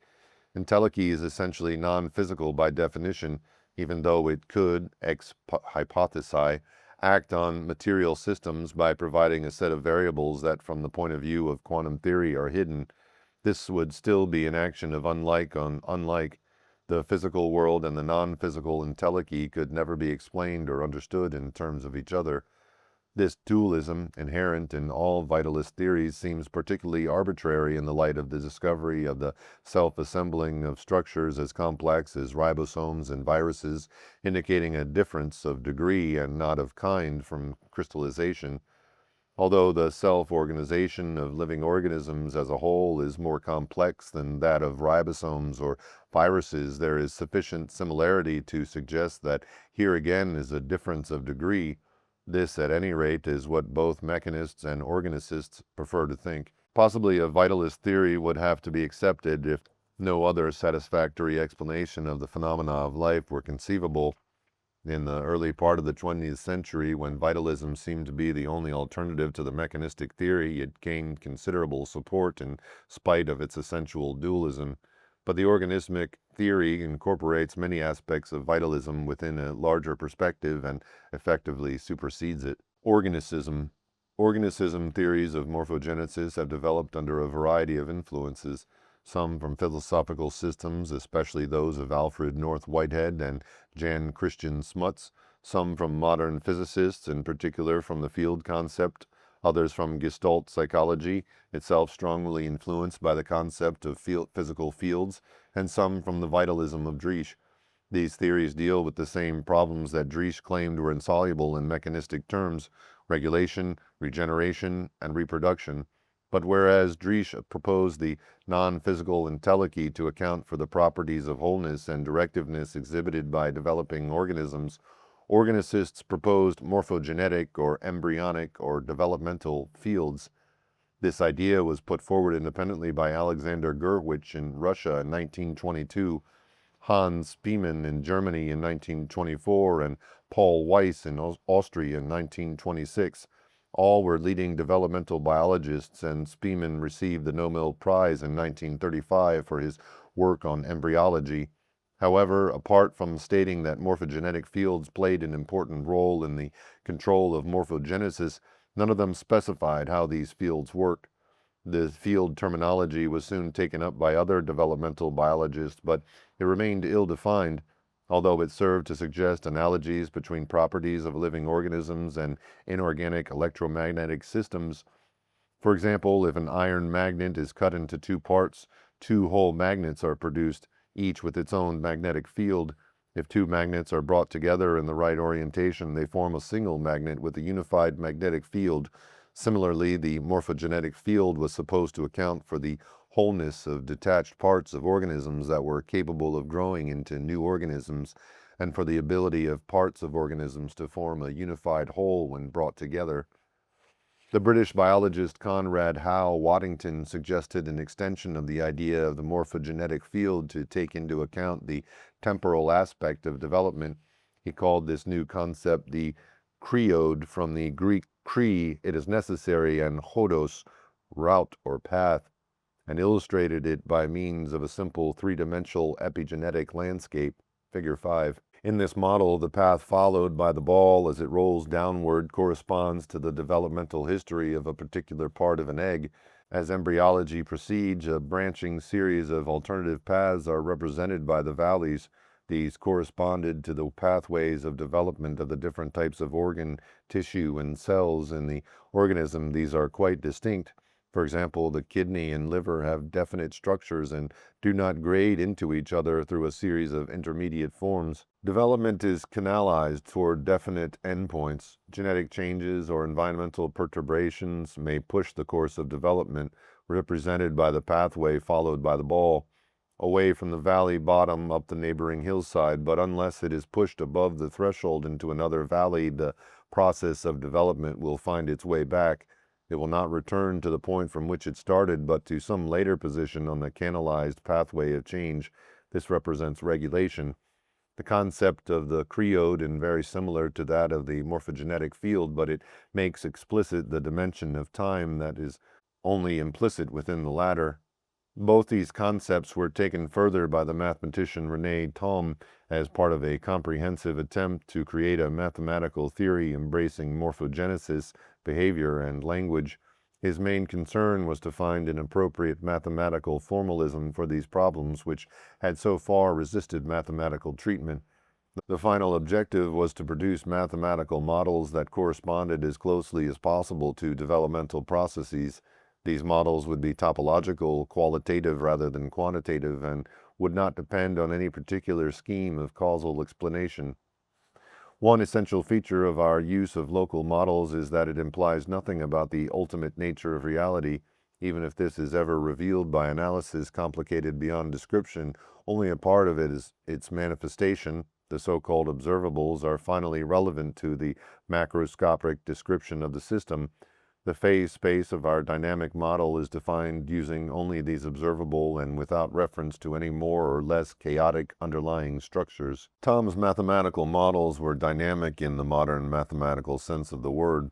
Dynamic systems move toward attractors, and Thom explicitly connected his models with Waddington's idea of kreods, with ends or goals toward which systems develop.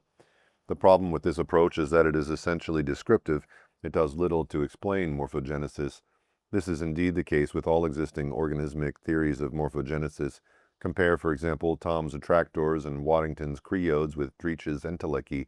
They all include the idea that development is guided or canalized in space and time by something that cannot itself be regarded as confined to a particular place and time. All see this as somehow including within itself the end or goal of the developmental process, and thereby provide a way of thinking about regulation and regeneration. The main difference is that Dreech tried to say how this process might actually work, whereas Waddington and Thom did not. The concept of the creode was therefore less open to attack because it remained so vague. In fact, Waddington regarded the concepts of creodes and morphogenetic fields as essentially a descriptive convenience. Like a number of other organicists, he denied that he was suggesting the operation of anything other than known physical causes. However, not all organicists made this denial. Some leave the question open. This explicitly non-committal attitude is illustrated by the following discussion of the morphogenetic field by the developmental biologist Brian Goodwin. One aspect of the field is that electrical forces can affect it. Other developing and regenerating organisms have also been found to have interesting and significant electrical field patterns, but I would not wish to suggest that the morphogenetic field is essentially electrical. Chemical substances also affect polarity and other spatial aspects of developing organisms, and again, I would not wish to draw the conclusion that the morphogenetic field is essentially chemical or biochemical in nature. My belief is that its investigation should proceed on the assumption that it could be any or all or none of these things, but that despite agnosticism regarding its material nature, it plays a primary role in the developmental process. The openness of this concept makes it the most promising starting point for a detailed organismic theory of morphogenesis. But clearly, if morphogenetic fields are considered to be fully explicable in terms of known physical principles, they represent nothing but an ambiguous terminology superimposed upon a sophisticated version of the mechanistic theory. Only if they are assumed to play a causal role at present unrecognized by physics can a testable theory be developed. This possibility is discussed in the following chapters. Exploring the nature of morphogenetic fields takes on a new urgency in the light of modern evolutionary developmental biology. With the rise of molecular biology from the 1960s to the 1990s, the concept of morphogenetic fields was eclipsed in favor of genes. But as the limitations of the molecular approach became increasingly apparent, fields reemerged as a central concept for the understanding of development. The formation of entire structures such as wings and antennae in fruit flies can be switched on or switched off by mutations in toolbox genes. The morphogenetic fields behave as a whole, and the genetic switches are now referred to as field selector genes. Development is modular. In an evolutionary context, morphogenetic fields take on an even more important explanatory role, as the developmental biologist Scott Gilbert and his colleagues have argued. Homologous developmental pathways are seen in numerous embryonic processes, and they are seen occurring in discrete regions, the morphogenetic fields. These fields, which exemplify the modular nature of developing embryos, are proposed to mediate between genotype and phenotype, just as the cell and not its genome functions as the unit of organic structure and function, so the morphogenetic field, and not the genes or the cells, is seen as a major unity of ontogeny development whose changes bring about changes in evolution. So what are these fields and how do they work? These questions cannot be answered without looking at the bigger question of the causation of form. Chapter 3. The Causes of Form. The problem of form. It is not immediately obvious that form presents any problem at all. The world around us is full of forms. We recognize them in every act of perception, but we easily forget that there is a vast gulf between this aspect of our experience, which we simply take for granted, and the quantitative factors with which physics concerns itself: mass, momentum, energy, temperature, pressure, electric charge, etc. The relationships between the quantitative factors of physics can be expressed mathematically, and physical changes can be described by means of equations. The construction of these equations is possible because fundamental physical quantities are conserved according to the principles of conservation of mass and energy, momentum, electric charge, etc. The total amount of mass and energy, momentum, electric charge, etc., before a given physical change equals the total amount afterward, but form does not enter into these equations. It is not a vector or scalar quality, nor is it conserved. If a bunch of flowers is thrown into a furnace and reduced to ashes, the total amount of matter and energy remains the same, but the form of the flowers simply disappears. Physical quantities can be measured with instruments to a high degree of accuracy, but forms cannot be measured on a quantitative scale, nor do they need to be, even by scientists. In this context, the word form is taken to include not only the shape of the outer surface or boundary of a system, but also its internal structure.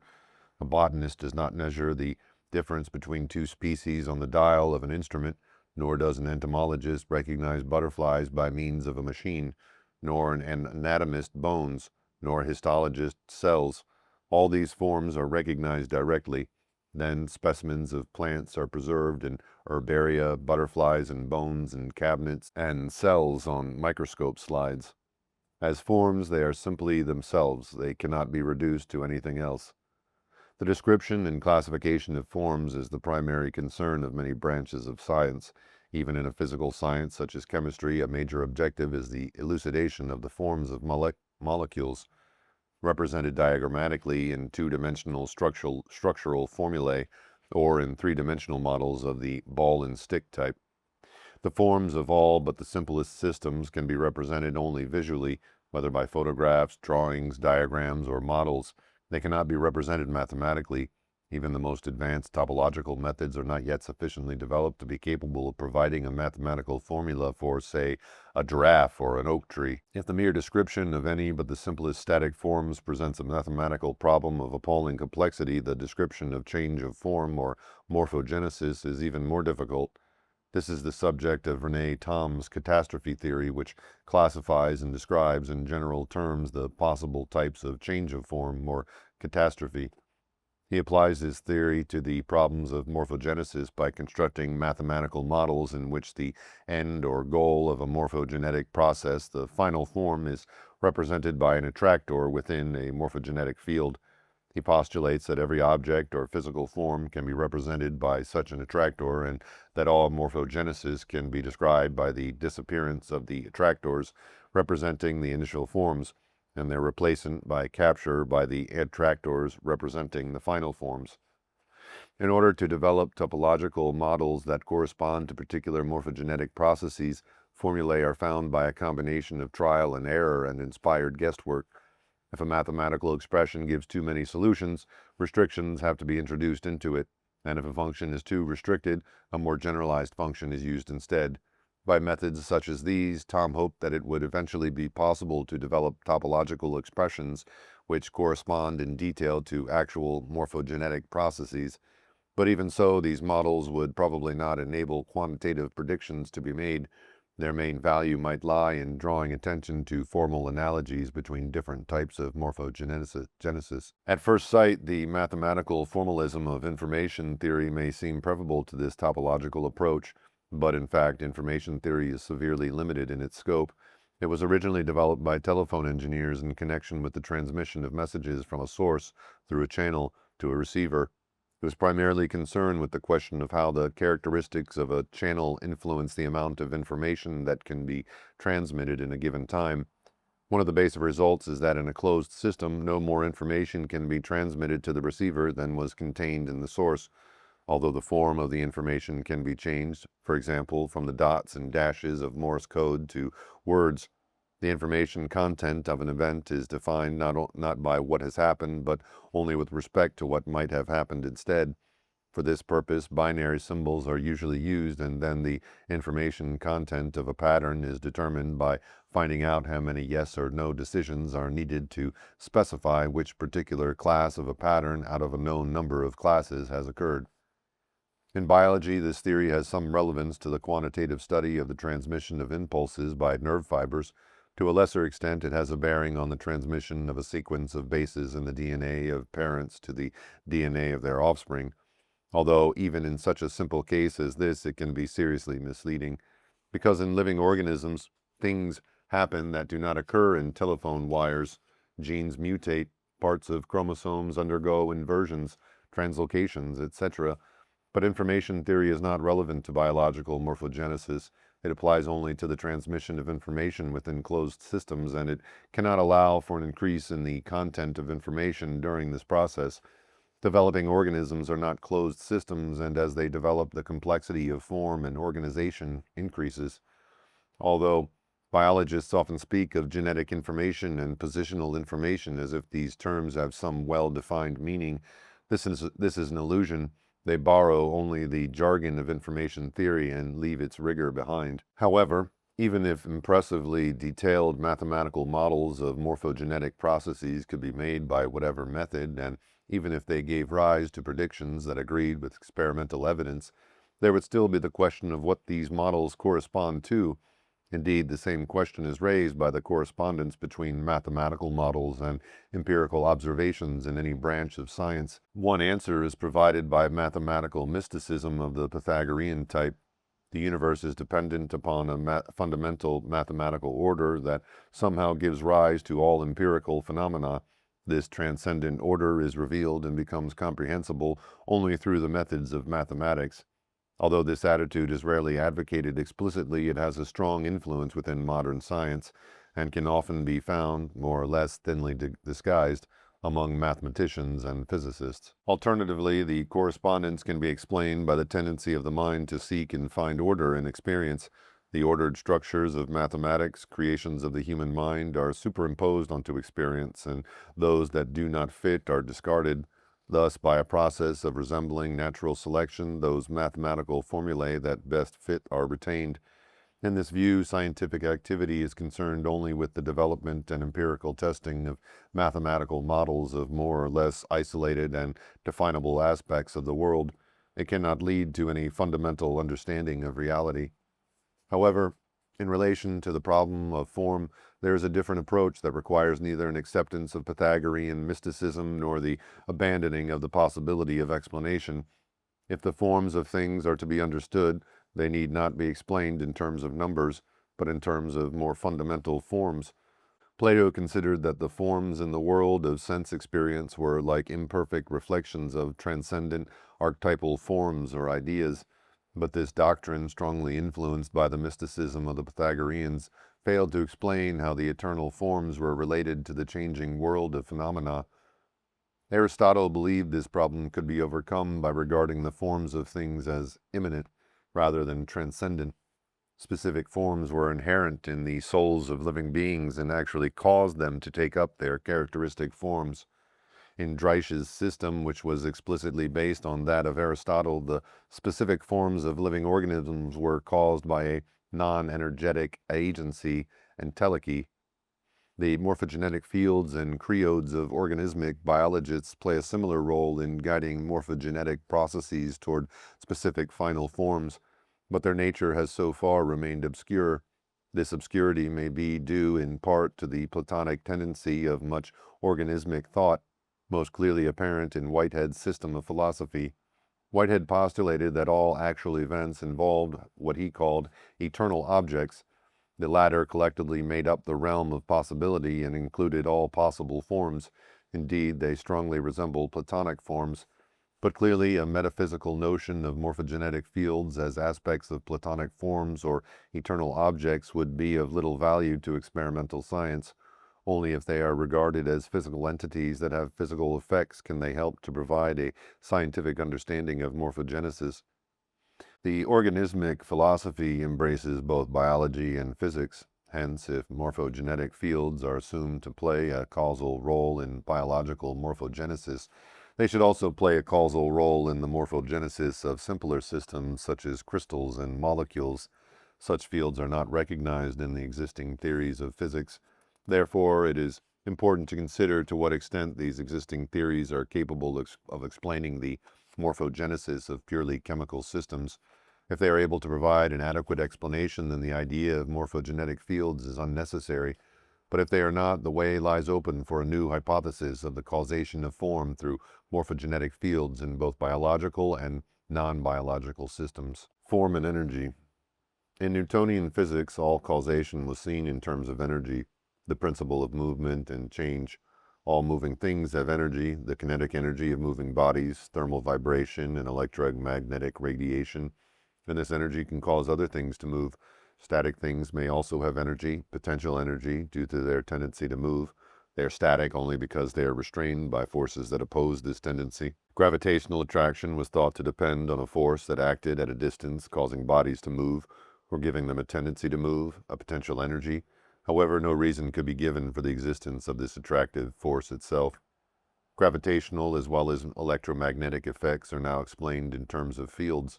Whereas Newtonian forces were supposed to arise in some unexplained way from material bodies and to spread out from them into space, in modern physics the fields are primary. They underlie both material bodies and the space between them. This picture is complicated by the fact that there are several different types of field. First, the gravitational field, which in Einstein's general theory of relativity is equated with space-time and is curved in the presence of matter.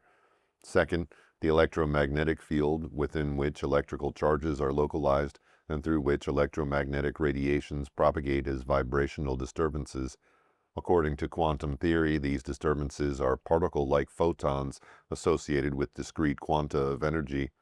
Third, in the quantum field theory of matter, subatomic particles are quanta of excitation of matter fields. Each kind of particle has its own field. A proton is a quantum of the proton-antiproton field, an electron a quantum of the electron-positon field, and so on. In these theories, physical phenomena are explained by a combination of fields and of energy, not in terms of energy alone. Thus, although energy can be regarded as the cause of change, the ordering of change depends on the spatial structures of the fields. These structures have physical effects, but they are not in themselves a type of energy. They act as geometrical or spatial causes. The radical differences between this idea and the notion of exclusively energetic causation is illustrated in the contrast between Newton's and Einstein's theories of gravitation. According to Newton, the moon moves around the earth because it is pulled toward it by an attractive force. According to Einstein, it does so because the very space in which it moves is curved. The modern understanding of the structure of chemical systems depends on the concepts of quantum mechanics and of electromagnetism. Gravitational effects are very small by comparison and can be ignored. The possible ways in which the atoms can combine together are given by the Schrödinger equation of quantum mechanics, which enables the orbitals of electrons to be calculated in terms of probabilities. In the quantum field theory of matter, these orbitals can be regarded as structures within the electron-positron field, but since electrons and atomic nuclei are electrically charged, they are also associated with spatial patterns within the electromagnetic field and hence with potential energies. Not all the possible spatial arrangements of a given number of atoms have the same potential energy, and only the arrangement with the lowest potential energy will be stable, for reasons indicated in Figure 6. If a system is in a state that has a higher energy than possible alternative states, any small displacement, for example, due to thermal agitation, will cause it to move into another state, A. If it is in state with a lower energy than possible alternatives, after small displacements, it will return to this state, which is consequently stable, B. A system may also exist temporarily in a state that is not the most stable so long as it is not displaced above the level of a barrier, C. When this happens, it will move into a stabler, lower energy state. These energetic considerations determine which is the most stable of a chemical structure, but they do not account for its spatial characteristics, which in Figure 6 are represented by the slopes down which the balls roll, and that act as barriers confining it. These depend on spatial patterns given by the fields of matter and electromagnetism. According to the second law of thermodynamics, spontaneous processes within a closed system tend toward a state of equilibrium. As they do so, initial differences in temperature, pressure, etc. between different parts of the system tend to disappear. In technical language, the entropy of a closed macroscopic system either stays the same or increases. The significance of this law is often exaggerated in popular accounts. In particular, the term entropy is treated as if it was synonymous with disorder. Then the increasing complexity of organization that occurs in the evolution and development of living organisms appears to contradict the principle of increasing entropy. This confusion arises from a misunderstanding of the limitations of classical thermodynamics. First, it applies only to closed systems, whereas living organisms are open systems, exchanging matter and energy with their environment. Second, it deals only with the interrelations between heat and other forms of energy.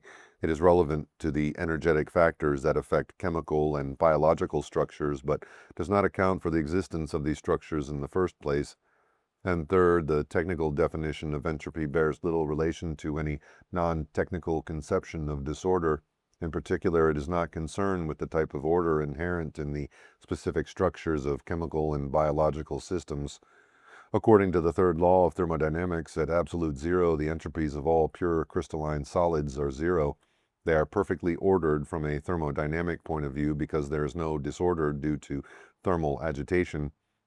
But all are equally ordered. There's no difference in entropy between a simple salt crystal and a crystal of a complex macromolecule such as hemoglobin. It follows that the greater structural complexity of the latter is not measurable in terms of entropy. The contrast between order in the sense of chemical or biological structure and thermodynamic order, owing to inequalities of temperature, etc., in a large system containing countless atoms and molecules is illustrated by the process of crystallization. If a solution of salt is placed in a dish inside a cold enclosure, the salt crystallizes as the solution cools. Initially, its constituent ions are redistributed at random within the solution, but as crystallization takes place, they become ordered with great regularity within the crystals, and the crystals themselves develop into macroscopically symmetrical structures. From a morphological point of view, there has been a considerable increase in order, but from a thermodynamic point of view, there has been a decrease in order, an increase in entropy owing to the equalization of temperature between the solution and its surroundings and to the release of heat during the process of crystallization. Similarly, when an animal embryo grows and develops, there is an increase in entropy of the thermodynamic system consisting of the embryo and the environment from which it takes its food and to which it releases heat and excretory products. The second law of thermodynamics serves to emphasize this dependence of living organisms on external sources of energy, but it does nothing to explain their specific forms. In the most general terms, form and energy bear an inverse relationship to each other. Energy is the principle of change, but a form or structure can exist only as long as it has a certain stability and resistance to change. This opposition is clearly apparent in the relationship between the states of matter and temperature. Under sufficiently cool conditions, substances exist in crystalline forms in which the arrangements of the molecules show a high degree of regularity and order. As the temperature is raised, at a certain point, the thermal energy causes the crystalline form to disintegrate. The solid melts. In the liquid state, the molecules arrange themselves in transient patterns that continually shift and change. The forces between the molecules create a surface tension that imparts simple forms to the liquid as a whole, as in spherical drops. With a further rise in temperature, the liquid vaporizes in the gaseous state. The molecules are isolated and behave more or less independently of each other. At higher temperatures still, the molecules themselves disintegrate into atoms, and at yet higher temperatures, even the atoms break up to give a mixed gas of electrons and atomic nuclei, a plasma. When this sequence is reversed, more complex and organized structures appear as the temperature is reduced, the most stable ones first and the least stable ones last. As a plasma cools, electrons congregate around atomic nuclei in their appropriate orbitals. At lower temperatures, atoms come together into molecules. Then as the gas condenses into droplets, supramolecular forces come into play. Finally, when the liquid crystallizes, a high degree of supramolecular order is established. These forms appear spontaneously. They cannot be explained in terms of external energy, except negatively in the sense that they can come into being and persist only below a certain temperature. They can be explained in terms of internal energy only to the extent that out of all the possible structural arrangements, only the one with the lowest potential energy will be stable. This is therefore the structure that will spontaneously tend to be taken up. The structures of crystals. Quantum mechanics can describe in detail the electronic orbitals and the energy states of the simplest of all chemical systems, the hydrogen atom. With more complicated atoms and simple molecules, its methods are no longer so precise. The complexity of the calculations becomes formidable. For complex molecules and crystals, detailed calculations are impossible. The structures of the molecules and the atomic arrangements within crystals can be found out empirically by chemical and crystallographic methods. These structures may indeed be more or less predictable by chemists and crystallographers on the basis of empirical laws. But this is a very different matter from providing a fundamental explanation of chemical structures by means of the Schrödinger wave equation. It is important to realize this severe limitation of quantum mechanics. Certainly it helps to provide a qualitative or semi-quantitative understanding of chemical bonds and of certain aspects of crystals, such as the difference between insulators and electrical conductors. But it does not enable the forms and properties of even simple molecules and crystals to be predicted from first principles. The situation is even worse with regard to the liquid state, of which there is still no satisfactory quantitative account, and it is illusory to imagine that quantum mechanics in any detailed or rigorous way explains the forms and properties of the very complex molecules and macromolecular aggregates studied by biochemists and molecular biologists, not to mention the vastly greater complexity of form and properties of even the simplest living cell. So widespread is the assumption that chemistry provides a firm foundation for the mechanistic understanding of life that it is perhaps necessary to emphasize on what very slender foundations of physical theory chemistry itself rests. In the words of Linus Pauling, we may believe the theoretical physicist who tells us that all the properties of substances should be calculable by known methods. The solution of the Schrödinger equation. In fact, however, we have seen that during the 30 years since the Schrödinger equation was discovered, only a few accurate, non-empirical, quantum mechanical calculations of the properties of substances in which the chemist is interested have been made. The chemist must still rely upon experiment for most of his information about the properties of substances. In the 50 years since this passage was published, there have been important improvements in approximate methods of calculation available to quantum chemists, as well as huge advances in computing power. It is now possible to compute some of the chemical properties of simple molecules like carbon monoxide, and with more approximate methods, several quantitative properties of molecules like methane and ammonia. But it is still true that chemists must rely on empirical observations rather than calculations for most of their information on the properties and structures of molecules.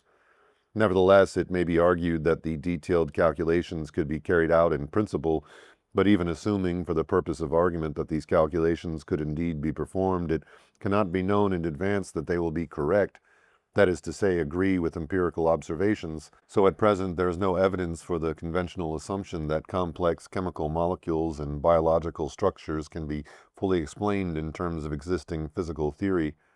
The reasons for the difficulty, if not impossibility, of predicting the form of a complex chemical structure on the basis of the properties of its constituent atoms can be understood more clearly by means of a simple illustration. Consider elementary building blocks that can be added to each other one at a time, either endways or sideways. See Figure 7. With two building blocks, there are 2 to the 2 power equals 4 possible combinations. With 3, 2 to the 3rd equals 8. With 4, 2 to the 4th equals 16. With 5, 2 to the 5 equals 32. With 10, 2 to the 10 equals 1024. With 20, 2 to the 20 equals 1,048,576. With 30, 2 to the 30 equals 1,073,741,824, and so on. The number of possibilities soon becomes enormous. In a chemical system, the different possible arrangements of atoms have different potential energies owing to the electrical and other interactions between them. The system will spontaneously tend to take up the structure with the minimum potential energy. In a simple system with only a few possible structures, one may have a distinctly lower energy than the others. In Figure 8a, this is represented by the minimum at the bottom of the potential well. Other, less stable possibilities are represented by local minima on the side of the well. In systems of increasing complexity, the number of possible structures increases. Figure 8b, c, d. As it does so, the chance of there being a unique minimum energy structure diminishes. In the situation represented by Figure 8d, several different structures are equally stable from an energetic point of view. If the system was found to take up any of these possible structures at random, or if it oscillated between them, then there would be no problem. But if it invariably took up only one of these structures, this would indicate that some factor other than energy somehow determined that this particular structure was realized rather than the other possibilities. No such factor is at present recognized by physics. Although chemists, crystallographers, and molecular biologists can not carry out the detailed calculations necessary to predict the minimum energy structure or structures of a system a priori, they are able to use various approximate methods in combination with empirical data on the structures of similar substances. In general, these calculations do not permit unique structures to be predicted, except for the simplest of systems, but only a range of possible structures with more or less equal minimum energies. Thus, these approximate results support the idea that energetic considerations are insufficient to account for the unique structure of a complex chemical system. But this conclusion can always be avoided by reasserting that the unique stable structure must have a lower energy than any other possible structure. This assertion could never be falsified because in practice only approximate methods of calculation can be used. The unique structure actually realized could therefore always be attributed to subtle energetic effects that eluded calculation.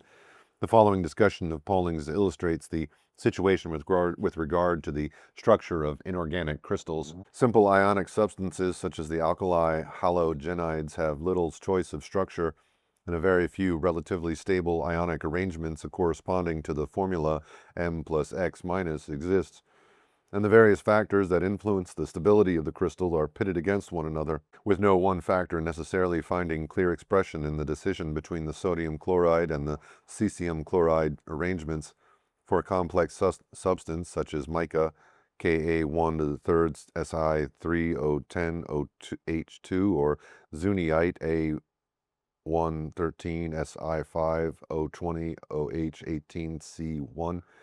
On the other hand, many conceivable structures differing only slightly in nature and stability can be suggested, and it might be expected that the most stable of these possible structures, the one actually assumed by the substance, will reflect in its various features the different factors that are of significance in determining the structure of ionic crystals. It has been found possible to formulate a set of rules about the stability of complex ionic crystals. These rules were obtained in part by induction from the structures known in 1928, and in part by deduction from the equations of crystal energy. They are not rigorous in their derivation nor universal in their application, but they have been found useful as a criterion for the probable correctness of reported structures for complex crystals and an aid to X-ray investigation of crystals by making possible the suggestion of reasonable structures for experimental test. As John Maddox, the late editor of Nature, expressed it in 1988, one of the continuing scandals in the physical sciences is that it remains impossible to predict the structure of even the simplest crystalline solids from their chemical composition. There have been enormous advances in computing power since 1988, but it is still the case that most predictions of crystal structure rely on knowing the structures of similar substances. With the use of various approximations, better a priori predictions are now possible, but they still run into the inevitable problem of multiple minimum energy structures. A review published in 2004 summarized the situation as follows. The main problem seems to be not so much a matter of generating stable crystal structures, but rather of selecting one or more possible structures from very many almost equi-energetics candidates. For example, even for a simple molecule such as benzene, with only one known crystal structure at normal pressure, calculations yield at least 30 possible crystal structures. A series of crystal structure prediction workshops organized by the Cambridge Crystallographic Data Center in 1999, 2001, 2004, and 2007 were designed to evaluate present methods of calculation. Competing teams were given the molecular formulae of several simple organic chemicals and asked to predict their crystal structures blind. The actual structures of the crystals were known to the organizers but were unpublished. In 2004, the results were not marked by spectacular success, but many groups found the experimental structure somewhere in their list of possible low-energy structures. Thus, present methods are capable, if not of predicting the experimental structures a priori, then at least of providing a set of structures as possible polymorphs. In the 2007 contest, there was a major advance. One team correctly predicted the structure of all 4 test molecules. They used a 2-stage process to select the 3 most probable minimum energy structures, one of which was the right one. But the molecules involved were very small, with between 8 and 33 atoms. The structure of proteins. The range of possible structures becomes enormous with large molecules, especially proteins. Even a small protein like insulin contains nearly 800 atoms, and the largest have hundreds of thousands of atoms. The polypeptide chains twist, turn, and fold into complicated three-dimensional forms. Under conditions in which a given type of protein molecule is stable, it folds up into a unique structure. In numerous experimental studies, proteins have been made to unfold to varying degrees by changing their chemical environment. They then fold up again into their normal structure when they are replaced in appropriate conditions.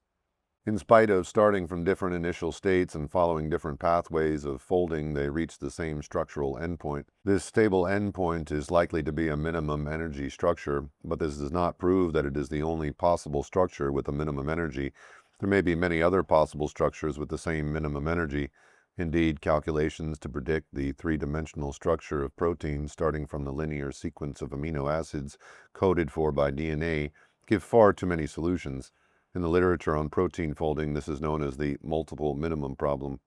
In an ongoing series of workshops on predicting protein structures held under the aegis of the Lawrence Livermore National Laboratory in California, teams from all over the world tried to predict the three-dimensional structures of proteins working blind, as in the crystal structure workshops. These evaluations are called the Critical Assessment of Techniques for Protein Structure Prediction, CISP. By far, the most successful predictions are based on a detailed knowledge of similar proteins known as comparative modeling. The CASP competitions used to include an ab initio category, implying that the predictions started from first principles, but for CASP 6 in 2004, the name of the category was changed. This name implies that there is no reliance on known structures in building models. In practice, most of the methods used for such targets do make extensive use of available structural information, both in devising scoring functions to distinguish between correct and incorrect predictions, and in choosing fragments to incorporate in the model. For this reason, the category was renamed as new folds. Nevertheless, even using knowledge about similar proteins, the multiple minimum problem will not go away. This was the situation in 2004. As in crystal structure prediction, the problem of selecting the most stable tertiary structure from many almost equi-energetic forms is a severe one. There are persuasive reasons for thinking that the protein itself does not test all these minima until it finds the right one. If the chain explored all possible configurations at random by rotations about the various single bonds of the structure, it would take too long to reach the native configuration. For example, if the individual residues of an unfolded polypeptide chain can exist in only two states, which is a gross underestimate, then the number of possible randomly generated conformations is 10 to the 45 for a chain of 150 amino acid residues, although, of course, most of these would probably be sterically impossible ones. If each conformation could be explored with a frequency of a molecular rotation, 10 to the 12 second minus 1, which is an overestimate, it would take approximately 10 to the 26 years to examine all possible conformations. Since the synthesis and folding of a protein chain, such as that of ribonuclease or lysozyme, can be accomplished in about 2 minutes, it is clear that all conformations are not traversed in the folding process. Instead, it appears to us that in response to local interactions, the peptide chain is directed along a variety of possible low-energy pathways, relatively small in number, possibly passing through unique intermediate states toward the conformation of lowest free energy. But not only may the folding process be directed along certain pathways, it may also be directed toward one particular conformation of minimum energy rather than any other possible conformations with the same minimum energy. This discussion leads to the general conclusion that the existing theories of physics may well be incapable of explaining the unique structures of complex molecules and crystals. They permit a range of possible minimum energy structures to be suggested, but there is no evidence that they can account for the fact that one rather than another of these possible structures is realized. It is therefore conceivable that some factor other than energy selects between these possibilities and thus determines the specific structure taken up by the system. The hypothesis that will now be developed is based on the idea that this selection is brought about by a new type of causation, at present unrecognized by physics, through the agency of morphogenetic fields. Formative causation. The hypothesis of formative causation proposes that morphogenetic fields play a causal role in the development and maintenance of the forms of systems at all levels of complexity. This suggested causation of form by morphogenetic fields is called formative causation, in order to distinguish it from the energetic type of causation with which physics already deals so thoroughly. Although morphogenetic fields can only bring about their effects in conjunction with energetic processes, they are not in themselves energetic. The idea of non-energetic formative causation is easier to grasp with the help of an architectural analogy. In order to construct a house, bricks and other building materials are necessary.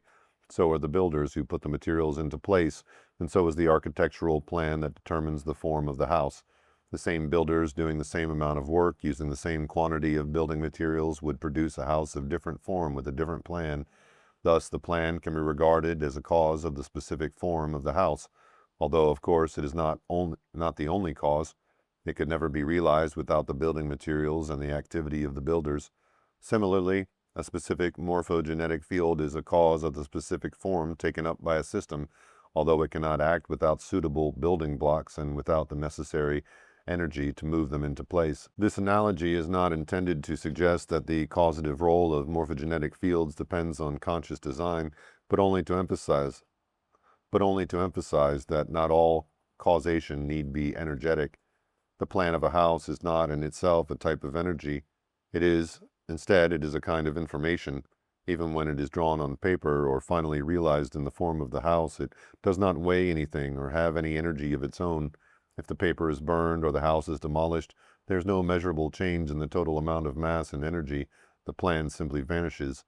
Likewise, according to the hypothesis of formative causation, morphogenetic fields are not in themselves energetic, but nevertheless they play a causal role in determining the forms of the systems with which they are associated.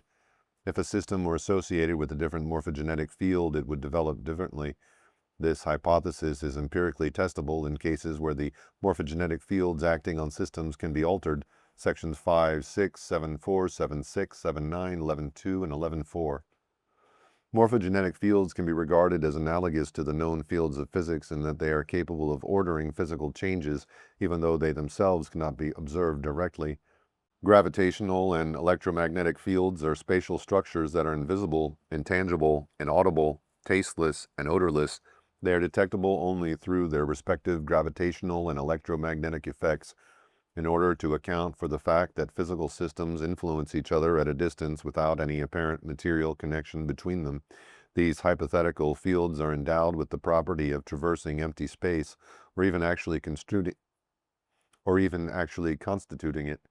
In one sense, they are non-material, but in another sense, they are aspects of matter because they are known through their effects on material systems. In effect, the scientific definition of matter has simply been widened to take them into account. Similarly, morphogenetic fields are spatial structures detectable only through their morphogenetic effects on material systems.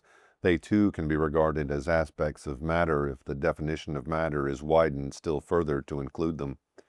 Although in the preceding sections only the morphogenesis of biological and complex chemical systems has been discussed, the hypothesis of formative causation applies to biological and physical systems at all levels of complexity. Since each kind of system has its own characteristic form, each must have a specific kind of morphogenetic field. Thus, there must be one kind of morphogenetic field for protons, another for nitrogen atoms, another for water molecules, another for sodium chloride crystals, another for the muscle cells of earthworms, another for the kidneys of sheep, another for elephants, another for beech trees, and so on. According to the organismic theory, systems or organisms are hierarchically organized at all levels of complexity. In the present discussion, these systems will be referred to as morphic units. The adjective morphic, from the Greek root morph equals form, emphasizes the aspect of structure, and the word unit, the unity or wholeness of the system. In this sense, chemical and biological systems are composed of hierarchies of morphic units. A crystal, for example, contains molecules, which contains atoms, which contain subatomic particles. Crystals, molecules, atoms, and subatomic particles are morphic units, as are animals and plants, organs, tissues, cells, and organelles. Simple examples of this hierarchical type of organization can be visualized diagrammatically either as a tree or as a series of Chinese boxes, figure 10. A higher level morphic unit must somehow coordinate the arrangement of the parts or modules of which it is composed It does so through the influence of its morphogenetic field on the morphogenetic fields of lower-level morphic units. Thus, morphogenetic fields, like morphic units themselves, are essentially hierarchical in their organization. The way in which morphogenetic fields might act upon the systems under their influence is discussed in the following chapter, and the question of where they come from and what gives them their specific structure is discussed in Chapter 5. Chapter 4. Morphogenetic fields. Morphogenetic germs. Morphogenesis does not take place in a vacuum. It can only begin from an already organized system that serves as a morphogenetic germ. During morphogenesis, a new, higher-level morphic unit comes into being around this germ under the influence of a specific morphogenetic field. So how does this field become associated with the morphogenetic germ to start with?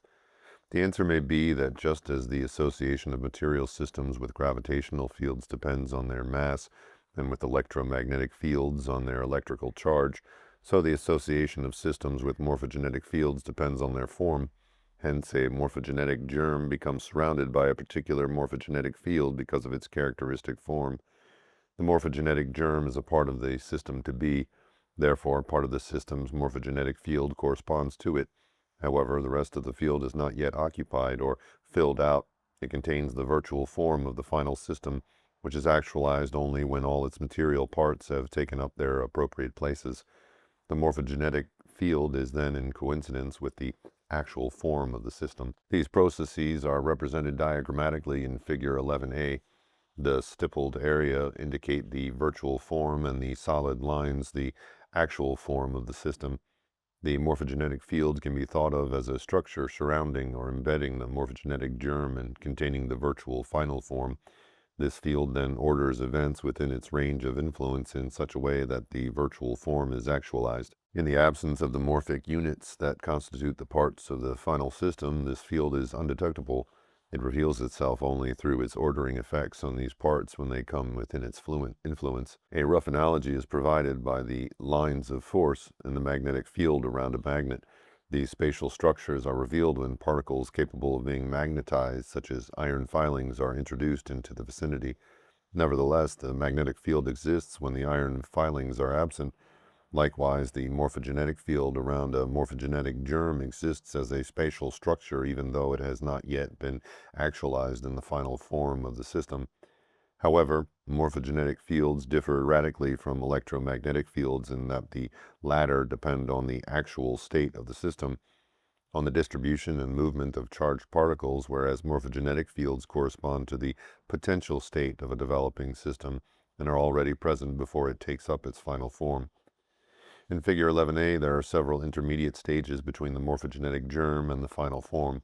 The final form could also be reached by a different morphogenetic pathway, Figure 11b, but if a particular pathway is usually followed, then this can be regarded as a canalized pathway of change, or creode. If the developing system is damaged by the removal of a part of it, it may still be able to reach the final form. This represents regulation. After the final form is actualized, the continued association between the morphogenetic field and the system whose form corresponds to it will tend to stabilize later. Any deviations of the system away from this form will tend to be corrected as the system is attracted back toward it, and if part of the system is removed, the final form will tend to be actualized again. This represents regeneration. The type of morphogenesis shown in Figure 11 is essentially aggregative. Previously separate morphic units come together into a higher level morphic unit. Another type of morphogenesis is possible when the morphic unit that serves as the morphogenetic germ is already part of a different higher level morphic unit. The influence of the new morphogenetic field leads to a transformation in which the form of the original higher level morphic unit is replaced by the form of the new one. Most types of chemical morphogenesis are aggregative, whereas biological morphogenesis usually involves a combination of transformative and aggregative processes. Examples are considered in the following sections. Chemical morphogenesis. Aggregative morphogeneses occur progressively in inorganic systems as the temperature is reduced. As a plasma cools, some atomic particles aggregate into atoms. At lower temperatures, atoms aggregate into molecules, then molecules condense into liquids, and finally liquids crystallize. In the plasma state, hydrogen atoms split up into electrons and naked atomic nuclei. The nuclei can be regarded as the morphogenetic germs of atoms. They are associated with the atomic morphogenetic fields, which contain the virtual orbitals of electrons. In one sense, these orbitals do not exist, but in another sense, they have a reality that is revealed in the cooling plasma as they are actualized by the capture of electrons. Electrons that have been captured within atomic orbitals may be displaced from them again through the influence of external energy, or by entering a virtual orbital of lower potential energy. In the latter case, they lose a discrete quantum of energy that is radiated as a photon. In atoms with many electrons, each orbital can contain only 2 electrons with opposing spins. Thus, in a cooling plasma, the virtual orbitals with the lowest potential energies fill up with electrons first, then the orbitals with the next lowest energies, and so on until the complete atomic form has been actualized around the morphogenetic germs of the nucleus. Atoms are in turn the morphogenetic germs of molecules, and small molecules the germs of larger molecules. Chemical reactions involve either the aggregation of atoms and molecules into larger molecules, for example in the formation of polymers, or the fragmentation of molecules into smaller ones, or into atoms and ions, which may then aggregate with others. For example, in combustion, under the influence of external energy, molecules fragment into atoms and ions that then combine with those of oxygen to form small, simple molecules like H2O and CO2. These chemical changes involve the actualization of virtual forms associated with the atoms or molecules that act as morphogenetic germs. The idea that molecules have virtual forms before they are actualized is illustrated by the familiar fact that entirely new compounds can first be designed on the basis of empirically determined principles of chemical combination and then actually synthesized by organic chemists. These laboratory syntheses are carried out step by step. In each step, a particular molecule form serves as the morphogenetic germ for the next virtual form to be synthesized, ending up with the form of the entirely new molecule. If it seems rather artificial to think of chemical reactions as morphogenetic processes, it should be remembered that much of the effect of catalysts, both inorganic and organic, depends on their morphology. For example, enzymes, the specific catalysts of the numerous reactions of biochemistry, provide surfaces, grooves, notches, or basins into which the reacting molecules fit with a specificity that is often compared to that of a lock and key. The catalytic effect of enzymes depends to a large extent on the way in which they hold reactant molecules in the appropriate relative positions for reaction to occur. In free solution, the chance collisions of the molecules occur in all possible orientations, most of which are inappropriate. The details of chemical morphogeneses are vague, partly because of their great rapidity, partly because the intermediate forms may be highly unstable, and also because the ultimate changes consist of probabilistic quantum jumps of electrons between the orbitals that constitute the chemical bonds. The virtual form of the molecule to be is outlined in the morphogenetic field associated with the atomic or molecular morphogenetic germ. When the other atom or molecule approaches in an appropriate orientation, the form of the product molecule is actualized by means of quantum jumps of electrons into orbitals that previously existed only as virtual forms. At the same time, energy is released, usually as thermal motion. The role of the morphogenetic field in this process is, as it were, energetically passive but morphologically active. It creates virtual structures that are then actualized as lower-level morphic units slot or snap into them, releasing energy as they do. Any given type of atom or molecule can take part in many different types of chemical reaction, and it is therefore the potential germ of many different morphogenetic fields.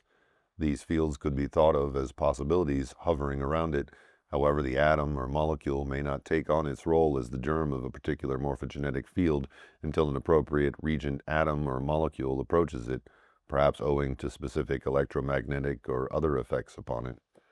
The morphogenesis of crystals differs from that of atoms and molecules in that a particular pattern of atomic or molecular arrangement is repeated indefinitely. The morphogenetic germ is provided by this pattern itself.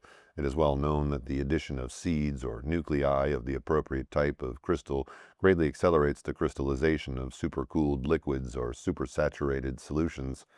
In the absence of these seeds or nuclei, morphogenetic germs of the crystal come into being only when the atoms or molecules take up their appropriate relative positions by chance, owing to thermal agitation. Once the germ is present, the virtual forms of repetitions of the lattice structures given by the morphogenetic field extend outward from the surfaces of the growing crystal. Appropriate free atoms or molecules that approach these surfaces are captured and slot into position. Again, thermal energy is released as they do so. The seeding or nucleation of supercooled liquids or supersaturated solutions can also be carried out, although less effectively, with small fragments of unrelated substances. For example, chemists often scratch the sides of test tubes to seed solution with fragments of glass. These fragments provide surfaces that facilitate the appropriate relative positioning of the atoms or molecules that constitute the true morphogenetic germ of the crystal. In their morphogenetic effect, these seeds resemble the catalysts of chemical reactions. All the types of chemical morphogenesis considered so far are essentially aggregative.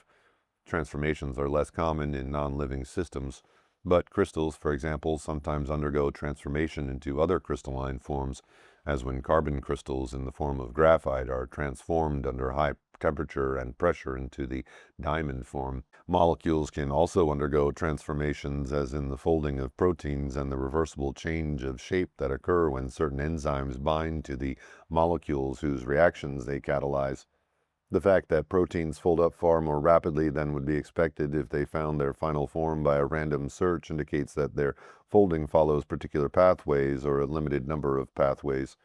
These canalized pathways of change can be regarded as creodes for the folding process to begin. According to the ideas developed in section 4.1 above, a morphogenetic germ must be present, and this germ must already have the characteristic three-dimensional structure that it has in the final form of the protein. The existence of such morphogenetic starting points has in fact already been suggested in the literature on protein folding. The extreme rapidity of the refolding makes it essential that the process takes place along a limited number of pathways. It becomes necessary to postulate the existence of a limited number of allowable initiating events in the folding process. Such events, generally referred to as nucleations, are most likely to occur in parts of the polypeptide chain that can participate in conformational equilibria between random and cooperatively stabilized arrangements. Furthermore, it is important to stress that the amino acid sequences of polypeptide chains designed to be the fabric of protein molecules only make functional sense when they are in the three-dimensional arrangement that characterizes them in the native protein molecule. It seems reasonable to suggest that portions of a protein chain that can serve as nucleation sites for folding will be those that can flicker in and out of the conformation that they occupy in the final protein, and that they will form a relatively rigid structure stabilized by a set of cooperative interactions. Such nucleation sites would act as morphogenetic germs through their association with the morphogenetic field of the protein, which would then canalize the pathway of folding toward the characteristic final form. Morphogenetic fields as probability structures. The orbitals of electrons around an atomic nucleus can be regarded as structures within the morphogenetic field of the atom. These orbitals can be described by solutions of the Schrödinger equation. However, according to quantum mechanics, the precise orbits of electrons cannot be specified, but only the probabilities of finding electrons at particular points. The orbitals are regarded as probability distributions in space. Within the context of the hypothesis of formative causation, this result suggests that just as these structures in the morphogenetic fields of atoms must be thought of as spatial probability distributions, so morphogenetic fields in general are not precisely defined, but are given by probability distributions. It will be assumed that this is in fact the case, and the structures of morphogenetic fields will henceforth be referred to as probability structures. An explanation for the probabilistic nature of these fields will be suggested in section 5.4. The action of the morphogenetic field of a morphic unit on the morphogenetic fields of its parts, which are morphic units at lower levels, section 3.5, can be thought of in terms of the influence of this higher level probability structure on lower level probability structures. The higher level field modifies the probability structures of the lower level fields. Consequently, during morphogenesis, the higher level field modifies the probability of probabilistic events in the lower level morphic units under its influence. In the case of free atoms, electronic events take place with the probabilities given by the unmodified probability structures of the atomic morphogenetic fields.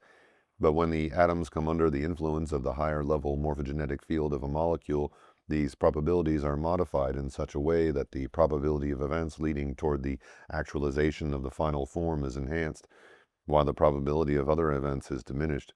Thus, the morphogenetic fields of molecules restrict the possible number of atomic configurations that would be expected on the basis of calculations starting from the probability structures of free atoms. And this is what is found.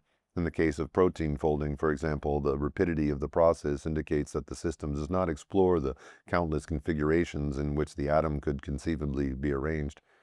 Similarly, the morphogenetic fields of crystals restrict the large number of possible arrangements that would be permitted by the probability structures of their constituent molecules. Hence, one particular pattern of molecular arrangement is taken up as the substance crystallizes rather than any of the other conceivable structures. Thus, the morphogenetic fields of crystals and molecules are probability structures in the same sense as the electronic orbitals in the morphogenetic fields of atoms are probability structures. This conclusion agrees with the conventional assumption that there is no difference in kind between the description of simple atomic systems by quantum mechanics and a potential quantum mechanical description of more complex forms. But, unlike the hypothesis of formative causation, the conventional theory seeks to explain complex systems from the bottom up, as it were, in terms of the quantum mechanical properties of atoms.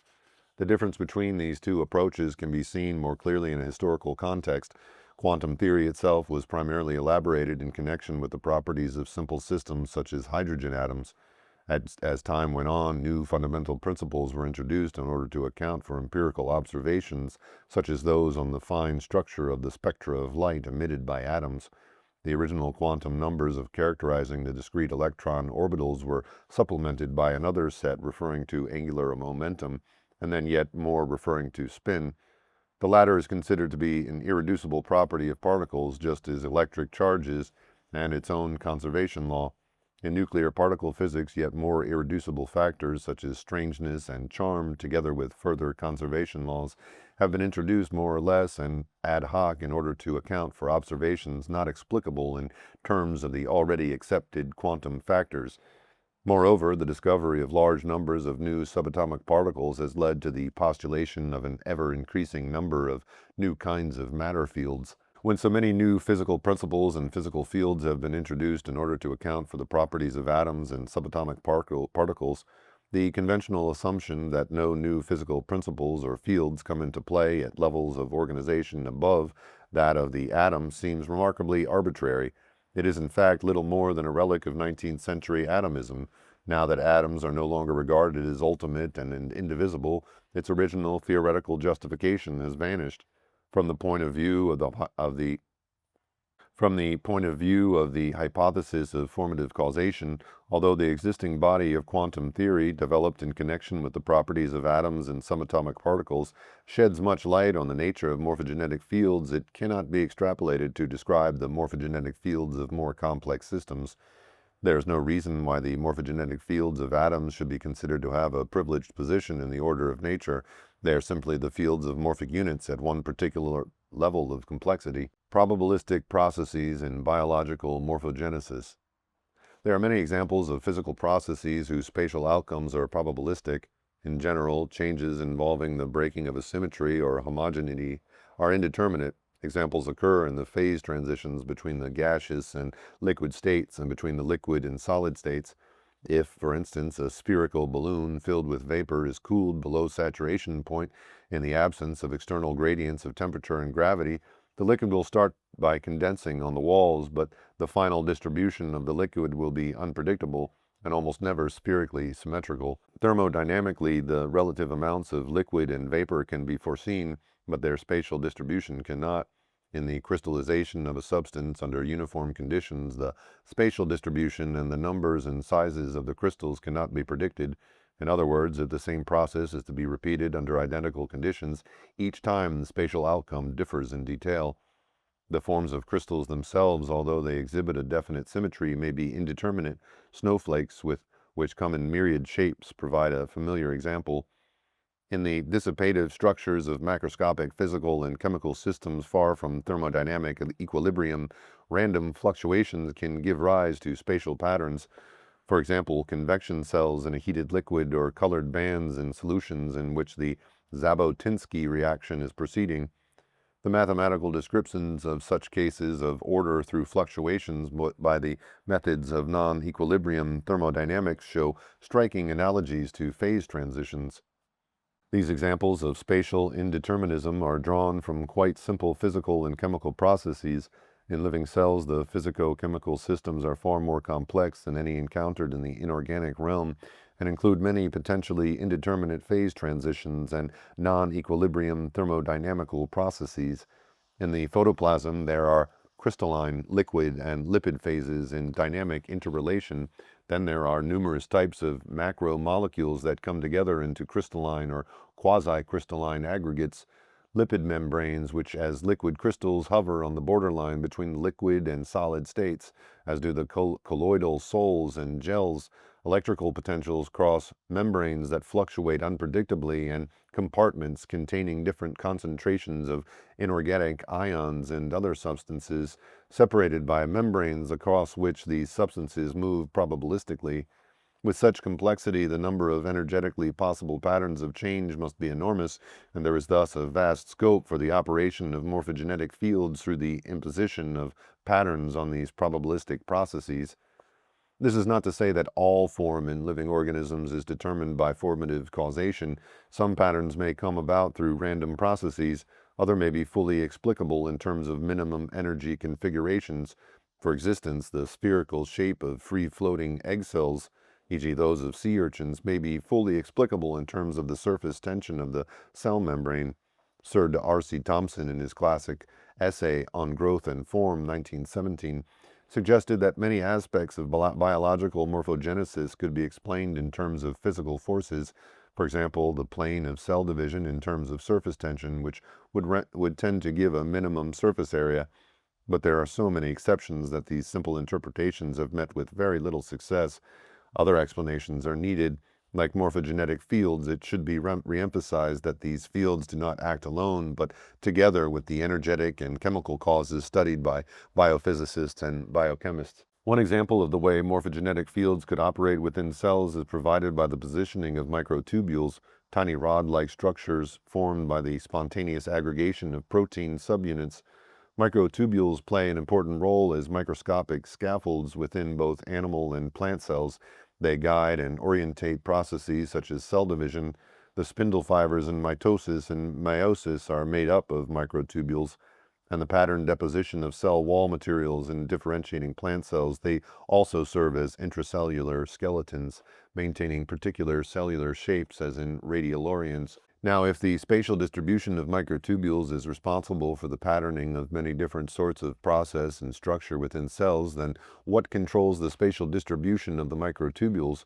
If other patterns of organization are responsible, the problem is simply pushed back one stage. What controls these patterns of organizations themselves? But the problem cannot be pushed back indefinitely because development involves an increase in spatial diversity and organization that cannot be accounted for in terms of preceding patterns or structures. Sooner or later, something else has to account for the emergence of the pattern in which the microtubules aggregate. On the present hypothesis, this pattern is due to the action of specific morphogenetic fields. These fields greatly increase the probability of aggregation of microtubules in appropriate dispositions, either directly or indirectly, through the establishment of a preceding pattern of organization. Obviously, the patterning activity of the fields depends on the presence of a supersaturated solution of microtubule subunits within the cell and on an appropriate physical and chemical conditions for their aggregation. These are necessary conditions for the formation of microtubules, but they are not in themselves sufficient to account for the pattern in which the microtubules appear. The objection might be raised that the suggested action of formative causation in patterning probabilistic processes within cells is impossible because it would lead to a local violation of the second law of thermodynamics. But this objection is not valid. The second law of thermodynamics refers only to assemblies of very large numbers of particles and not to processes on a microscopic scale. Moreover, it applies only to closed systems. A region of cell is not a closed system, nor, of course, are living organisms in general. In living organisms, as in the chemical realm, morphogenetic fields are hierarchically organized. Those of organelles, for example, the cell nucleus, the mitochondria, and chloroplasts, act by ordering physico-chemical processes within them. These fields are subject to the higher level fields of cells, the fields of cells to those of tissues to those of organs, and of organs to the morphogenetic field of the organism as a whole. At each level, the field works by ordering processes that would otherwise be indeterminate. For example, at the cellular level, the morphogenetic field orders the crystallization of microtubules and other processes that are necessary for the coordination of cell division, but the planes in which the cells divide may be indeterminate in the absence of a higher level field. For instance, in plant wound calluses, the cells proliferate more or less randomly to produce a chaotic mess. Within an organized tissue, on the other hand, one of the functions of the tissue's morphogenetic field may be to impose a pattern on the planes of cell division, and thus control the way in which the tissue as a whole grows. Then the development of tissues may itself be inherently indeterminate in many respects, as revealed when they are artificially isolated and grown in tissue culture. Under normal conditions, this indeterminacy is restricted by the higher level field of the organ. Indeed, at each level in biological systems, as in chemical systems, the morphic units in isolation behave more indeterminately than they do when they are part of a higher level morphic unit. The higher level morphogenetic field restricts and patterns their intrinsic indeterminism. Morphogenetic germs in biological systems. At the cellular level, the germs for morphogenetic transformations must be lower-level morphic units within the cells. They could be organelles, macromolecular aggregates, cytoplasmic or membranous structures, or the cell nuclei.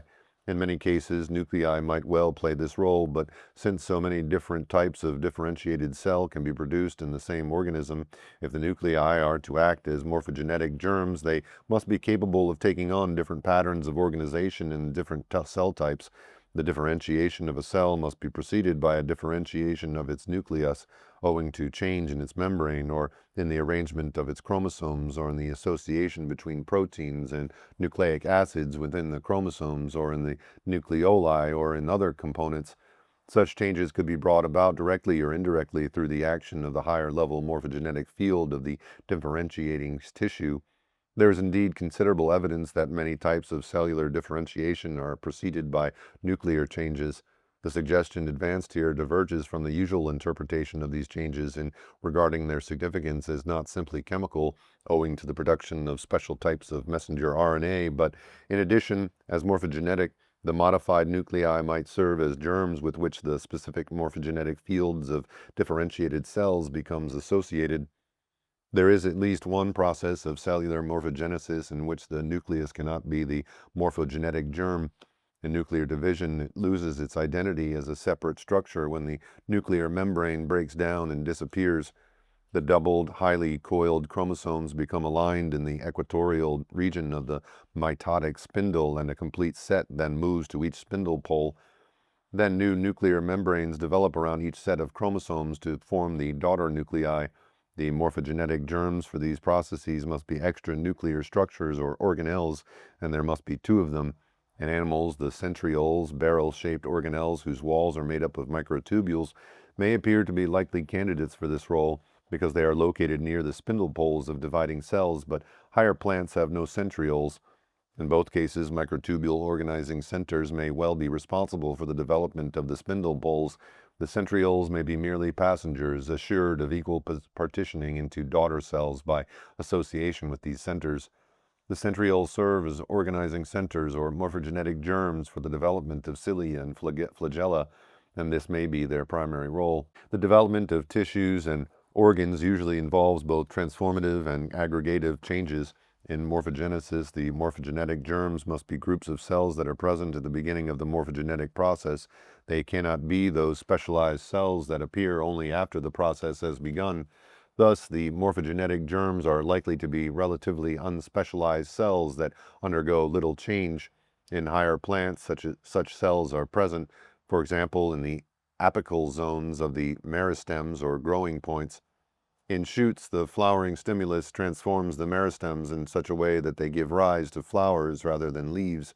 The apical zones, suitably modified by the flowering stimulus, are the morphogenetic germs for the formation of flowers. In animal embryos, embryologists have identified many organizing centers that play a key role in the development of tissues and organs. One example is the apical ectodermal ridge at the tip of developing limb buds. These organizing centers may well be the germs with which the major morphogenetic fields become associated. Although the presence of morphogenetic germs can be suggested, if not actually identified, in both the chemical and biological realms, much remains obscure, especially the reason for the particular form of each morphogenetic field and for the way in which it becomes associated with its germ. The consideration of these problems in the following chapters leads to a more complete hypothesis of formative causation that, although surprising and unfamiliar, is perhaps less difficult to understand. Chapter 5. The Influence of Past Forms. The constancy and repetition of forms. Time after time, when atoms come into existence, electrons fill the same orbitals around the nuclei. Atoms repeatedly combine to give the same molecular forms. Again and again, molecules crystallize into the same patterns. Seeds of a given species give rise year after year to plants of the same appearance. Generation after generation, spiders spin the same types of web. Forms come into being repeatedly, and each time each form is more or less the same as the previous version. On this fact depends our ability to recognize, identify, and name things. This constancy and repetition would present no problem if changeless physical laws or principles uniquely determined all forms. This assumption is implicit in the conventional theory of the causation of form. These fundamental physical principles are taken to be temporally prior to the actual forms of things. Theoretically, the way in which a newly synthesized chemical will crystallize should be calculable before its crystal appears for the first time. Likewise, the effects of a given mutation in the DNA of an animal or plant on the form of the organism should be predictable in advance. But such calculations have never been made. This comfortable assumption is untested and is, in practice, untestable. By contrast, according to the hypothesis of formative causation, the known laws of physics do not uniquely determine the forms of complex chemical and biological systems. These laws permit a range of possibilities between which formative causes select. The repeated association of the same type of morphogenetic field with a given type of physico-chemical system explains the constancy and repetition of forms. But then what determines the particular form of the morphogenetic field? One possible answer is that morphogenetic fields are eternal. They are simply given and are not explicable in terms of anything else. Thus, even before this planet appeared, there already existed in a latent state the morphogenetic fields of all the chemicals, crystals, animals, and plants that have ever occurred on the earth, or that will ever come into being in the future. This answer is essentially Platonic, or even Aristotelian, insofar as Aristotle believed in the eternal fixity of specific forms. It differs from the conventional physical theory in that these forms would not be predictable in terms of energetic causation, but it agrees with it in taking for granted that behind all empirical phenomena lie pre-existing principles of order. The other possible answer is radically different. Chemical and biological forms are repeated not because they are determined by changeless laws or eternal forms, but because of a causal influence from previous similar forms. This influence would require an action across space and time unlike any known type of physical action. On this view, the unique form taken up by a system would not be physically determined in advance of its first appearance. Nevertheless, it would be repeated because the form of the first system would itself determine the form taken up by the subsequent similar systems. Imagine, for instance, that out of several different possible forms, P, Q, R, S, all of which are equally probable from an energetic point of view, a system happens to take up form R on the first occasion. Then, on subsequent occasions, similar systems will take up form R because of a transspatial and transtemporal influence from the first such system. In this case, what determines the form on the first occasion?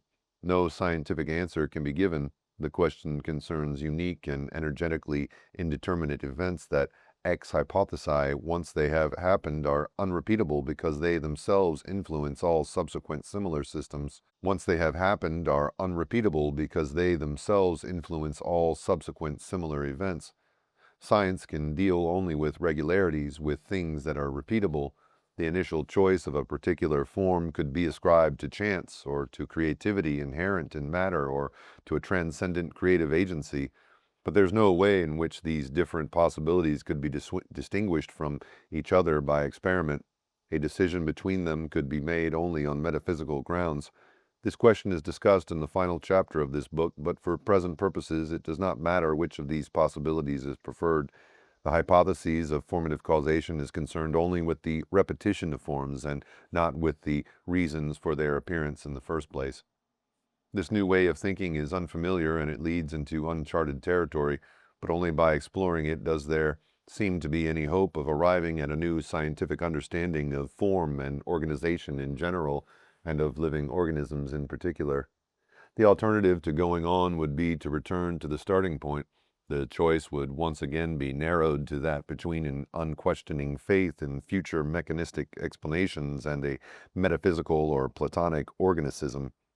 In the following discussion, it is proposed that this hypothetical transspatial and transtemporal influence passes through morphogenetic fields and is an essential feature of formative causation, the general possibility of transtemporal causal connections. Although the hypothesis of formative causation proposes a new kind of transtemporal or diachronic causal connection that has not so far been recognized by science, the possibility of action at a distance in time has already been considered in general terms by several philosophers. There seems to be no a priori reason for excluding it. The philosopher John Mackey, for example, wrote as follows: "While we are happiest about contiguous cause-effect relations and find action at a distance over either a spatial or temporal gap puzzling, we do not rule it out. Our ordinary concept of causation does not absolutely require contiguity. It is not part of our idea of causation in a way that would make C cause E over a spatial or temporal or both spatial and temporal gap without intermediate links, a contradiction in terms. Moreover, from the point of view of the philosophy of science, there is nothing to prevent the consideration of new kinds of causal connections. As the philosopher of science Mary Hess observed, scientific theory in general does not presuppose any particular mode of causal connection between events, but only that it is possible to find laws and hypotheses expressed in terms of some model which satisfy the criteria of intelligibility, confirmation, and falsifiability. The mode of causal connection in each case is shown by the model and changes with fundamental changes of model. However, although the new kind of causal connection proposed in the hypothesis of formative causation seems to be possible in principle, the plausibility of this hypothesis can be assessed only after predictions deduced from it have been tested empirically. Morphic resonance. The idea of a process whereby the forms of previous systems influence the morphogenesis of subsequent similar systems is difficult to express in terms of existing concepts. The only way to proceed is by means of analogy. The physical analogy that seems most appropriate is that of resonance. Energetic resonance occurs when an alternating force acting on a system coincides with its natural frequency of vibration. Examples include the sympathetic vibration of stretched strings in response to appropriate sound waves, the tuning of radio sets to the frequency of radio waves given out by transmitters, the absorption of light waves of particular frequencies by atoms and molecules, resulting in their characteristic absorption spectra, and the response of electrons and atomic nuclei in the presence of magnetic fields to electromagnetic radiation in electronic spin resonance and nuclear magnetic resonance. Common to all these types of resonance is the principle of selectivity.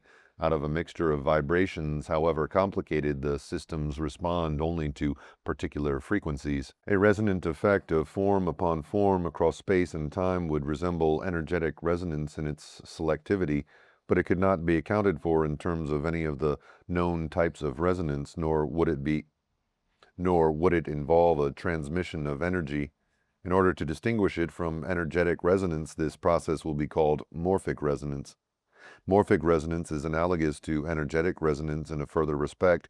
It takes place between vibrating systems.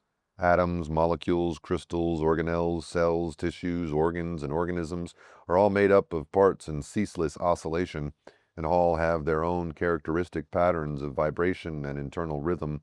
The morphic units are dynamic, not static.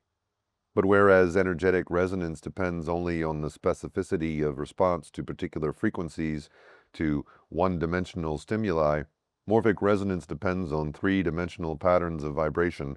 By morphic resonance, the form of a system, including its characteristic internal structure and vibrational frequencies, becomes present to a subsequent system with a similar form. The spatio-temporal pattern of the former superimposes itself on the latter. Morphic resonance takes place through morphogenetic fields and indeed gives rise to their characteristic structures. Not only does a specific morphogenetic field influence the form of a system, as discussed in the previous chapter, but also the form of this system influences the morphogenetic field and through it becomes present to subsequent similar systems. The influence of the past. Morphic resonance is non-energetic, and morphogenetic fields themselves are neither a type of mass nor energy. Therefore, there seems to be no a priori reason why it should obey the laws that have been found to apply to the movement of bodies, particles, and waves. In particular, it need not be attenuated by either spatial or temporal separation between similar systems. It could be just as effective over 10,000 miles as over an inch, and over a century as over an hour. The assumption that morphic resonance is not attenuated by time and space will be adopted as a provisional working hypothesis on the ground of simplicity. It will also be assumed on the ground of simplicity that morphic resonance takes place only from the past, that only morphic units that have already actually existed are able to exert a morphic influence in the present.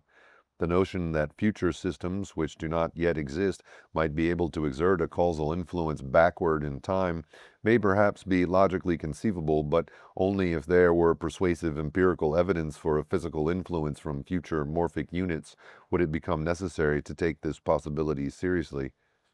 However, assuming that morphic resonance occurs only from past morphic units and that it is not attenuated by the lapse of time or by distance, how might it take place? The process can be visualized with the help of several different metaphors.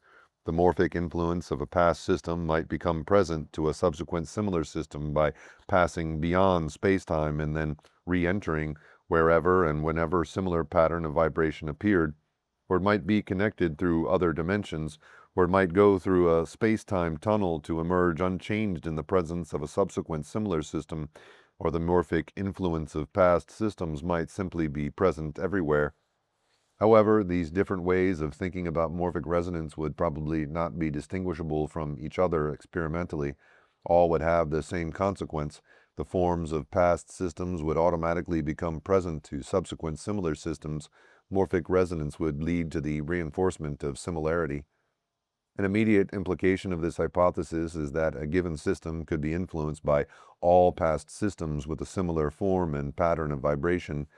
Ex hypothesi, the influence of these past systems is not attenuated by temporal or spatial separation. Nevertheless, the ability of past systems to influence subsequent systems could be weakened or exhausted by action. They could have only a limited potential influence that is expended in morphic resonance. This possibility is discussed in section 5.5 below. But consider the possibility that their potential action is not reduced in this way, with the consequence that the forms of all past systems influence all subsequent similar systems. Figure 12. This postulate has several important consequences. 1. The first system with a given form influences the second such system, and then both the first and second influence the third, and so on, cumulatively. In this process, the direct influence of a given system on any subsequent system is progressively diluted as time goes on. Although its absolute effect does not diminish, its relative effect declines as the total number of similar past systems increase. Figure 12. 2. The forms of even the simplest chemical morphic units are variable. Subatomic particles are in ceaseless vibratory motion, and atoms and molecules are subject to deformation by mechanical collisions and by electrical and magnetic fields. Biological morphic units are still more variable. Even if cells and organisms have the same genetic constitution and develop under the same conditions, they are not identical in every respect. By morphic resonance, the forms of all similar past systems become present to a subsequent system of similar form.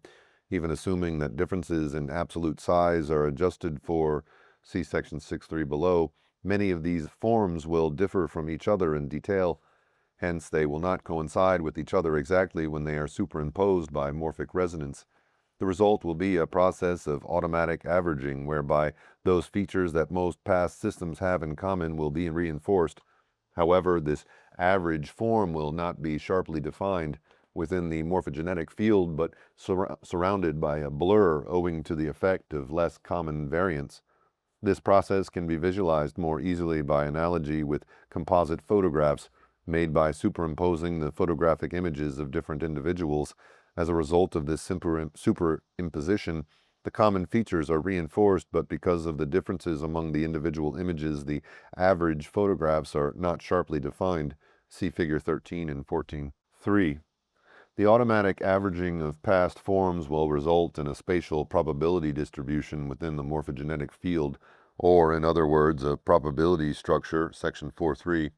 The probability structure of a morphogenetic field determines the probable state of a given system under its influence in accordance with the actual states of all similar systems in the past.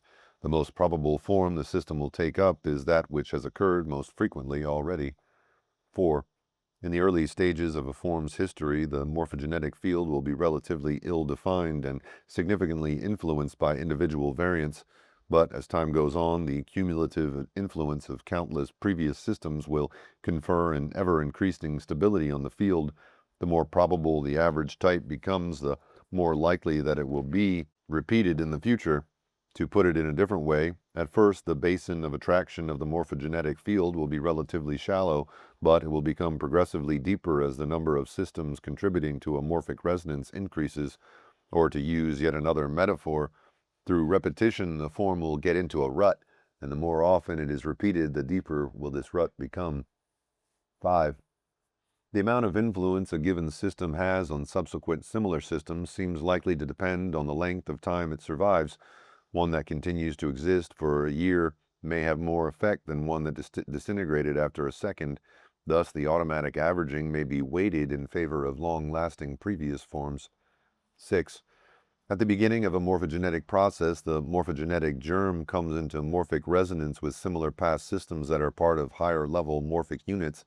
It thus becomes associated with the morphogenetic field of the higher-level morphic unit, section 4.1. Let the morphogenetic germ be represented by morphic unit F, and the final form toward which the system is attracted by DEFGH. Let the intermediate stages in the morphogenesis be as shown in Figure 15.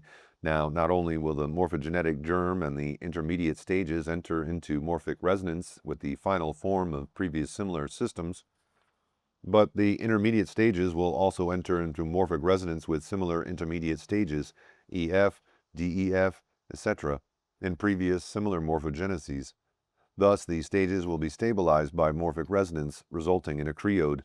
The more frequently this particular pathway of morphogenesis is followed, the more will this creode be reinforced. In terms of the epigenetic landscape, model Figure 5, the valley of the creode will be deepened the more often development passes along it. Implications of an attenuated morphic resonance. The discussion in the preceding section was based on the assumption that the morphic influence of a given system is not exhausted in its action on subsequent similar systems. Although its relative effect is diluted as the number of similar systems increases, the alternative possibility that this influence is somehow exhausted will now be considered. If such exhaustion takes place, only if the rate of exhaustion were very fast would it be detectable. Consider first the extreme case in which the influence of a system is expended by morphic resonance with only one subsequent system. If the number of similar systems increases with time, then most of them will not be influenced by morphic resonance from previous similar systems. See Figure 16a. They will consequently be free to take up different forms by chance or creativity. The forms of these systems may therefore be variable. Next, consider the case in which each system can influence two subsequent systems, in the situation represented in Figure 16b. But most, but not all, of the subsequent forms would be stabilized by morphic resonance. If each system influenced three subsequent systems, all would be stabilized. An instability of form would appear only if the number of subsequent similar systems increased more rapidly still, as in a population explosion, and if each system influenced many subsequent systems. This low but finite rate of exhaustion of morphic influence would be practically undetectable. For the sake of simplicity, it will be assumed that the morphic influence of systems on subsequent similar systems is not exhausted, but this assumption is provisional. The question could eventually be investigated empirically, at least to the extent of distinguishing between a rapid rate of exhaustion of morphic influence on the one hand and a slow or zero rate on the other. An experimental test with crystals.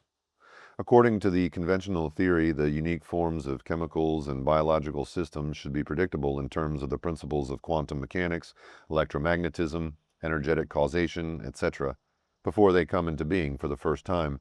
By contrast, according to the hypothesis of formative causation, unique forms will not be predictable in advance, but only a range of possible forms. Thus, in principle, the failure of the conventional theory to give rise to unique predictions would provide evidence against it and in favor of the hypothesis of formative causation. But, in practice, this failure could never be conclusive. Only approximate calculations are feasible, and therefore defenders of this theory will always be able to argue that unique predictions might be possible if more refined calculations were carried out in the future. Fortunately, the hypothesis of formative causation differs from the conventional theory in a second important respect. According to the latter, the laws that give rise to a form on the first occasion, or on the 100th, or on the billionth, should operate in exactly the same way, since they are assumed to be changeless. The same expectation follows from theories that seek to account for empirically observable forms in terms of eternal archetypal forms or transcendent mathematical truths. But according to the hypothesis of formative causation, the form of a system depends on the cumulative morphic influence of previous similar systems. Thus, this influence will be stronger on the billionth occasion than on the 1000th or the 10th. If this cumulative aspect of formative causation could be demonstrated empirically, the hypothesis could be distinguished both from the conventional theory and from theories of the Platonic and Pythagorean types. In the case of morphic units that have existed for a very long time, billions of years, in the case of the hydrogen atom, the morphogenetic field will be so well established as to be effectively changeless. Even the fields of morphic units that originated a few decades ago may be subject to the influence of so many past systems that any increments in this influence will be too small to be detectable. But with brand new forms, it may well be possible to detect a cumulative morphic influence experimentally. Consider a newly synthesized organic chemical that has never existed before. According to the hypothesis of formative causation, its crystalline form will not be predictable in advance, and no morphogenetic field for this form will yet exist. But after it has been crystallized for the first time, the form of its crystals will influence subsequent crystallizations by morphic resonance, and the more often it is crystallized, the stronger should this influence become. Thus, on the first occasion, the substance may not crystallize at all readily, but on subsequent occasions, crystallization should occur more and more easily, as increasing numbers of past crystals contribute to its morphogenetic field by morphic resonance. In fact, chemists who have synthesized entirely new chemicals often have great difficulty in getting these substances to crystallize. But, as time goes on, these substances tend to crystallize with greater and greater ease. Sometimes many years pass before crystals first appear. For example, Turinose, a kind of sugar, was considered to be a liquid for decades, but after it's first crystallized in the 1920s, it formed crystals all over the world. Even more striking are cases in which one kind of crystal appears and is then replaced by another. For example, xylitol, a sugar alcohol used as a sweetener in chewing gum, was first prepared in 1891 and was considered to be a liquid until 1942, when a form with a melting point of 61 degrees Celsius crystallized out. Several years later, another form appeared with a melting point of 94 degrees Celsius, and thereafter the first form could not be made again. Crystals of the same compound that exist in different forms are called polymorphs. In many cases they can coexist, like calcite and aragonite, which are both crystalline forms of calcium carbonate, or like graphite and diamond, both crystalline forms of carbon. But sometimes, as in the case of xylitol, the appearance of a new polymorph can displace an old one. This principle is illustrated in the following account, taken from a textbook on crystallography, of the spontaneous and unexpected appearance of a new type of crystal. About 10 years ago, a company was operating a factory that grew large, single crystals of ethylene diamine tartrate from solution in water. From this plant, it shipped the crystals many miles to another, which cut and polished them for industrial use. A year after the factory opened, the crystals in the growing tanks began to grow badly. Crystals of something else adhered to them, something which grew even more rapidly. The affliction soon spread to the other factories. The cut and polished crystals acquired the malady on their surfaces. The wanted material was anhydrous ethylene diamine tartrate, and the unwanted material turned out to be monohydrate of that substance. During 3 years of research and development and another year of manufacture, no seed of the monohydrate had formed. After that, they seemed to be everywhere. These authors suggest that on other planets, types of crystal that are common on Earth may not yet have appeared, and add, perhaps in our own world, many other possible solid species are still unknown, not because their ingredients are lacking, but simply because suitable seeds have not yet put in an appearance. The replacement of one polymorph by another is a recurrent problem in the pharmaceutical industry. For example, the antibiotic ampicillin was first crystallized as a monohydrate with 1 molecule of water of crystallization per ampicillin molecule. In the 1960s, it started to crystallize as a trihydrate with a different crystal form, and despite persistent efforts, the monohydrate could not be made again. Ritonavir, an AIDS drug made by Abbott Laboratories, was introduced in 1996. The drug had been on the market for 18 months when suddenly, during manufacturing, chemical engineers found a previously unknown polymorph. No one knew what had caused the change, and the Abbott team could not find a way to stop the new polymorph from forming. Within a few days of its discovery, it was dominating the production lines. Although the two polymorphs had the same chemical formula, their structural dissimilarity made a difference to patients. The second form was only half as soluble as the first, so patients taking the normal prescribed doses would not absorb enough of the drug. Abbott had to pull ritonavir from the market. The company went on a crash program to try to get its original polymorph back. It eventually succeeded in producing the first form again, but could not make the polymorph reliably and kept getting mixtures of the two forms. The company finally decided to reformulate the drug in the second polymorphic form as a liquid gel capsule containing the drug in a dissolved form. The company spent hundreds of millions of dollars trying to recover the first polymorph and lost an estimated $250 million in sales the year the drug was withdrawn. The inability of chemists to control some kinds of crystallization is a serious challenge. As the crystallographer Joel Bernstein remarked, the loss of control is indeed disturbing and might even call into question the criterion of reproducibility as a condition for acceptance of a phenomenon as being worthy of scientific inquiry. Complete reproducibility would be expected on the assumption that all the laws of nature are eternal, the same at all times and in all places, but disappearing polymorphs make it clear that chemistry is not timeless. It is historical and evolutionary, like biology.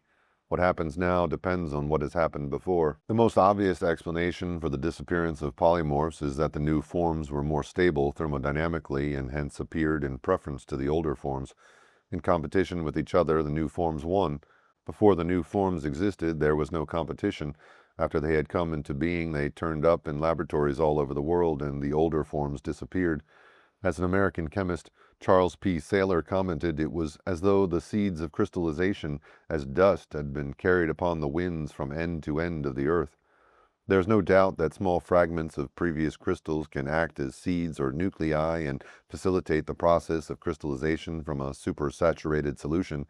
That is why chemists have always assumed that the spread of new crystallization processes depends on the transfer of seeds from laboratory to laboratory, like a kind of infection. One favorite story in the folklore of chemistry is that these seeds are carried around the world from lab to lab by migrant scientists, especially chemists with beards, which can harbor nuclei for almost any crystallization process. In the words of a professor of chemical engineering at Cambridge University, alternatively, the crystal seeds are supposed to have been blown around in the atmosphere as microscopic particles of dust and then settled in crystallizing dishes where they catalyze the crystallization of the new substance. Thus, the formation of the new kinds of crystals provides one way of testing the hypothesis of morphic resonance. According to the conventional assumption, crystals should not form more readily in a laboratory in Australia after they have been made in a laboratory in Britain. If visitors from the British laboratory are rigorously excluded, and if dust particles are filtered out of the atmosphere, if in fact they do form more rapidly, then this result would favor morphic resonance. The effects of morphic resonance could be investigated by comparing the crystallization of several newly synthesized chemicals, say 4. The rate at which the crystals form is determined under standardized conditions. Then one of these 4 compounds is selected at random, made in large quantities, and crystallized repeatedly. Now, in a different laboratory hundreds of miles away, all 4 compounds are crystallized again under the same standard conditions as before. The hypothesis of formative causation would predict that the randomly selected compound should now crystallize more rapidly than it did before, but there should be little or no change in the rate of crystallization of the other 3. Further experiments with crystals are discussed in Appendix A and in sections A2 and A3. Examples of possible experiments with biological systems are discussed in sections 7.4, 7.6, 7.9, 11.2, and 11.4. Chapter 6. Formative Causation and Morphogenesis. Sequential Morphogenesis. After subatomic particles have aggregated into atoms, the atoms may combine together into molecules and the molecules into crystals. The crystals then retain their form indefinitely as long as the temperature remains below their melting point. By contrast, in living organisms, morphogenetic processes continue indefinitely in the endlessly repeated cycles of growth and reproduction. The simplest living organisms consist of single cells, the growth of which is followed by division, and division by growth. Thus, the morphogenetic germs for the creodes of division must appear within the final forms of the fully grown cells, and the newly divided cells serve as the starting points for the creodes of cellular growth and development. In multicellular organisms, these cycles continue in only some of the cells. For example, in germ cell lines, stem cells, and meristematic cells. Other cells, and indeed whole tissues and organs, develop into a variety of specialized structures that undergo little further morphogenetic change. They stop growing, although they may retain the ability to regenerate after damage, and sooner or later they die. In fact, they may be mortal precisely because they cease to grow. The development of multicellular organisms takes place through a series of stages controlled by a succession of morphogenetic fields. At first, the embryonic tissue develop under the control of primary embryonic fields, then sooner in mosaic development, or later in regulative development. Different regions come under the influence of secondary fields. In animals, those of limbs, eyes, ears, etc., in plants of leaves, petals, stamens, etc. Generally speaking, the morphogenesis brought about by the primary fields is not spectacular, but it is of fundamental importance because it establishes the characteristic differences between cells in different regions that enable them to act as the morphogenetic germ of the organ fields.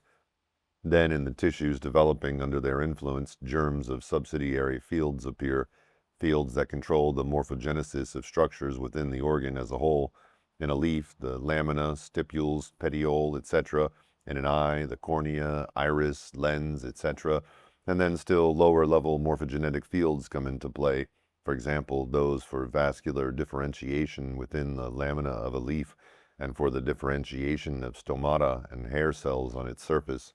These fields can be and have been investigated experimentally by studying the ability of developing organisms to regulate after damage to different regions of the embryonic tissue and after grafting tissue taken from one region into another, both in animal embryos and in the meristematic zones of plants. As the differentiation of the tissues proceeds and the different regions behave with increasing autonomy, the system as a whole loses the ability to regulate, but local regulations occur within the developing organs as more numerous secondary fields supplant the primary embryonic fields. The polarity of morphogenetic fields.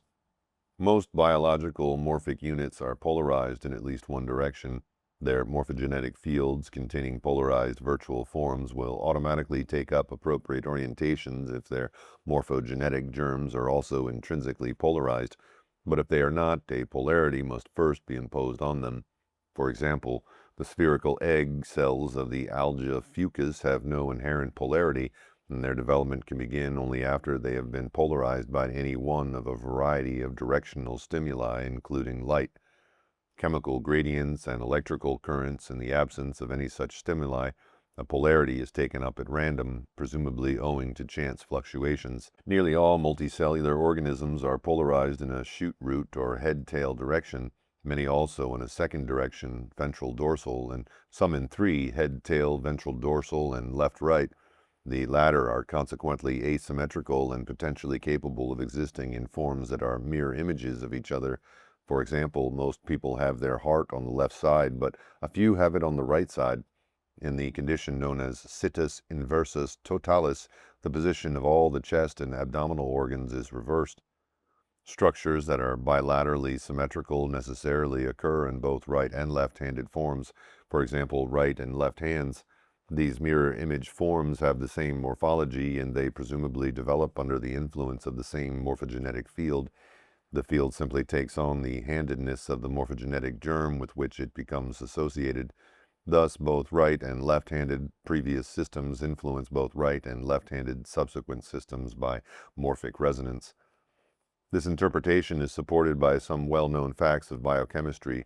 The molecules of amino acids and sugars are asymmetric and are capable of existing in both left and right-handed forms. Yet in living organisms, all the amino acids and proteins are left-handed, while most of the sugars are right-handed. The perpetuation of these chemical asymmetries is made possible by the asymmetric structures of the enzymes that catalyze the synthesis of the molecules.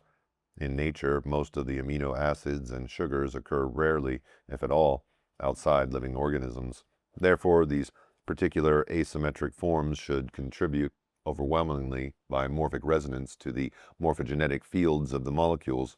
But when they are synthesized artificially, equal proportions of right and left-handed forms are obtained, indicating that the morphogenetic fields have no intrinsic handedness. The size of morphogenetic fields. The dimensions of particular atomic and molecular morphic units are more or less constant, so are those of crystal lattices, although they are repeated indefinitely to give crystals of different sizes. Biological morphic units are more variable. Not only are there differences between cells, organs, and organisms of given types, but also individual morphic units themselves change size as they grow. If morphic resonance is to take place from past systems with similar forms but different sizes, and if a particular morphogenetic field is to remain associated with a growing system, then forms must be capable of being scaled up or scaled down within the morphogenetic field. Thus, their essential features must depend not on the absolute, but on the relative positions of their component parts and on their relative rates of vibration. A simple analogy is provided by the music produced by playing a tape recording at different speeds. It remains recognizable in spite of absolute alterations in all the pitches and rhythms because the relations of the notes and rhythms to each other remain the same. Although morphogenetic fields may be adjustable in absolute size, the range within which the size of a system can vary is limited by severe physical constraints. In three-dimensional systems, changes in surface area and volume vary respectively as the square and cubic powers of the linear dimensions. This simple fact means that biological systems cannot be magnified or diminished indefinitely without becoming unstable. The increasing specificity of morphic resonance during morphogenesis. Energetic resonance is not an all or none process. A system resonates in response to a range of frequencies that are more or less close to its natural frequency, although the maximum response occurs only when the frequency coincides with its own. Analogously, morphic resonance may be more or less finely tuned, occurring with the greatest specificity when the forms of past and present systems are most closely similar.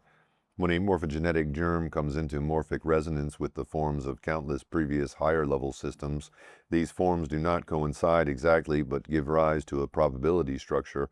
As the first stages of morphogenesis take place, structures are actualized at particular places within the regions given by the probability structure.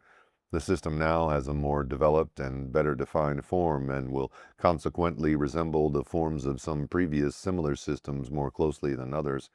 The morphic resonance from these forms will be more specific and hence more effective, and as development proceeds, the selectivity of morphic resonance will increase still further. A very general illustration of this principle is given by the development of an organism from a fertilized egg.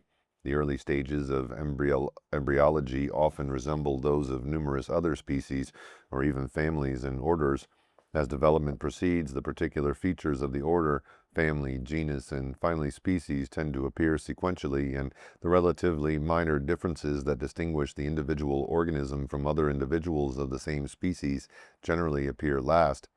This increasingly specific morphic resonance will tend to canalize development toward particular variants of the final form that were expressed in previous organisms. The detailed pathway of development will be affected by both genetic and environmental factors.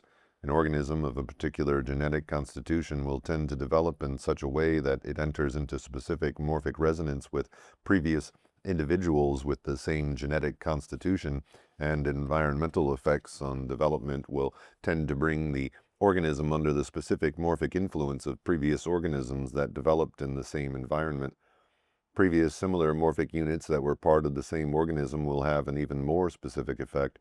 For example, in the development of leaves on a tree, the forms of previous leaves on the same tree are likely to make a particularly significant contribution to the morphogenetic field, tending to stabilize the leaf form characteristics of this particular tree. The maintenance and stability of forms. At the end of a process of morphogenesis, the actual form of a system comes into coincidence with the virtual form given by the morphogenetic field. The continued association of the system with its field is revealed most clearly in the phenomenon of regeneration.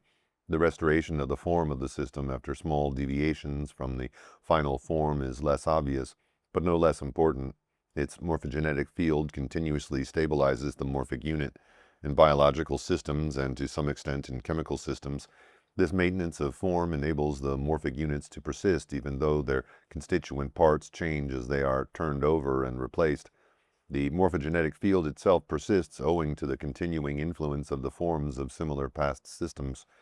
An extraordinarily interesting feature of the morphic resonance acting on a system with a persisting form is that this resonance will include a contribution from the past states of the system itself, insofar as a system resembles itself in the past more closely than it resembles any other past system.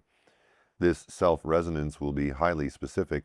It may in fact be of the most fundamental importance in maintaining the very identity of the system. Matter can no longer be thought of as made up of solid particles like tiny billiard balls that endure throughout time. Material systems are dynamic structures that are constantly recreating themselves. On the present hypothesis, the persistence of material forms depends on a continuously repeated actualization of the system under the influence of its morphogenetic field. At the same time, the morphogenetic field is continuously recreated by morphic resonance from similar past forms. The forms that are most similar and that will consequently have the greatest effect will be those of the system itself in the immediate past. This conclusion would appear to have profound physical implications. The preferential resonance of a system with itself in the immediate past could conceivably help to account for its persistence not only in time but also at a particular place. A note on physical dualism. All actual morphic units can be regarded as forms of energy. On the one hand, their structures and patterns of activity depend on the morphogenetic fields which they are associated and under the influence which they have come into being. On the other hand, their very existence and their ability to interact with other material systems is due to the energy bound within them. But although these aspects of form and energy can be separated conceptually, in reality they are always associated with each other. No morphic unit can have energy without form, and no material form can exist without energy. This physical duality of form and energy that is made explicit by the hypothesis of formative causation has much in common with the so-called wave-particle duality of quantum theory. According to the hypothesis of formative causation, there is only a difference of degree between the morphogenesis of atoms and that of molecules, crystals, cells, tissues, organs, and organisms. If dualism is defined in such a way that the orbitals of electrons and atoms involve a duality of waves and particles or of form and energy, then so do the more complex forms of higher-level morphic units. But if the former are not considered to be dualistic, then neither are the latter. In spite of their similarity, there is of course a difference in kind between the hypothesis of formative causation and the conventional theory. The latter provides no fundamental understanding of the causation of forms, unless equations or mathematical structures describing them are assumed to play a causal role. If so, a very mysterious dualism between mathematics and reality is implied. The hypothesis of formative causation overcomes this problem by regarding the forms of previous systems as the causes of subsequent similar forms. From the conventional point of view, this cure may seem worse than the disease insofar as it requires an action across time and space, unlike any known type of physical action. However, this is not a metaphysical proposition but a physical one, and is capable of being tested experimentally. If this hypothesis is supported by experimental evidence, then not only might it allow the various matter fields of quantum field theory to be interpreted in terms of morphogenetic fields, but it could also lead toward a new understanding of other physical fields. In the morphogenetic field of an atom, a naked atomic nucleus surrounded by virtual orbitals serves as a morphogenetic attractor for electrons. Perhaps the so-called electrical attraction between the nucleus and the electrons could be regarded as an aspect of this atomic morphogenetic field. When the final form of the atom has been actualized by the capture of electrons, it no longer acts as a morphogenetic attractor, and in electrical terminology it is neutral.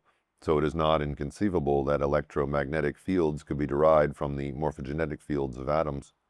In a comparable manner, it might eventually be possible to interpret the strong and weak nuclear forces in terms of the morphogenetic fields of atomic nuclei and nuclear particles. The morphogenetic fields are part of the larger category of morphic fields, which also include behavioral and social fields, Chapter 9. Much of this summary of the hypothesis of formative causation applies to morphic fields in general and not just to morphogenetic fields. A summary of the hypothesis of formative causation of the morphic unit, but also its internal structure.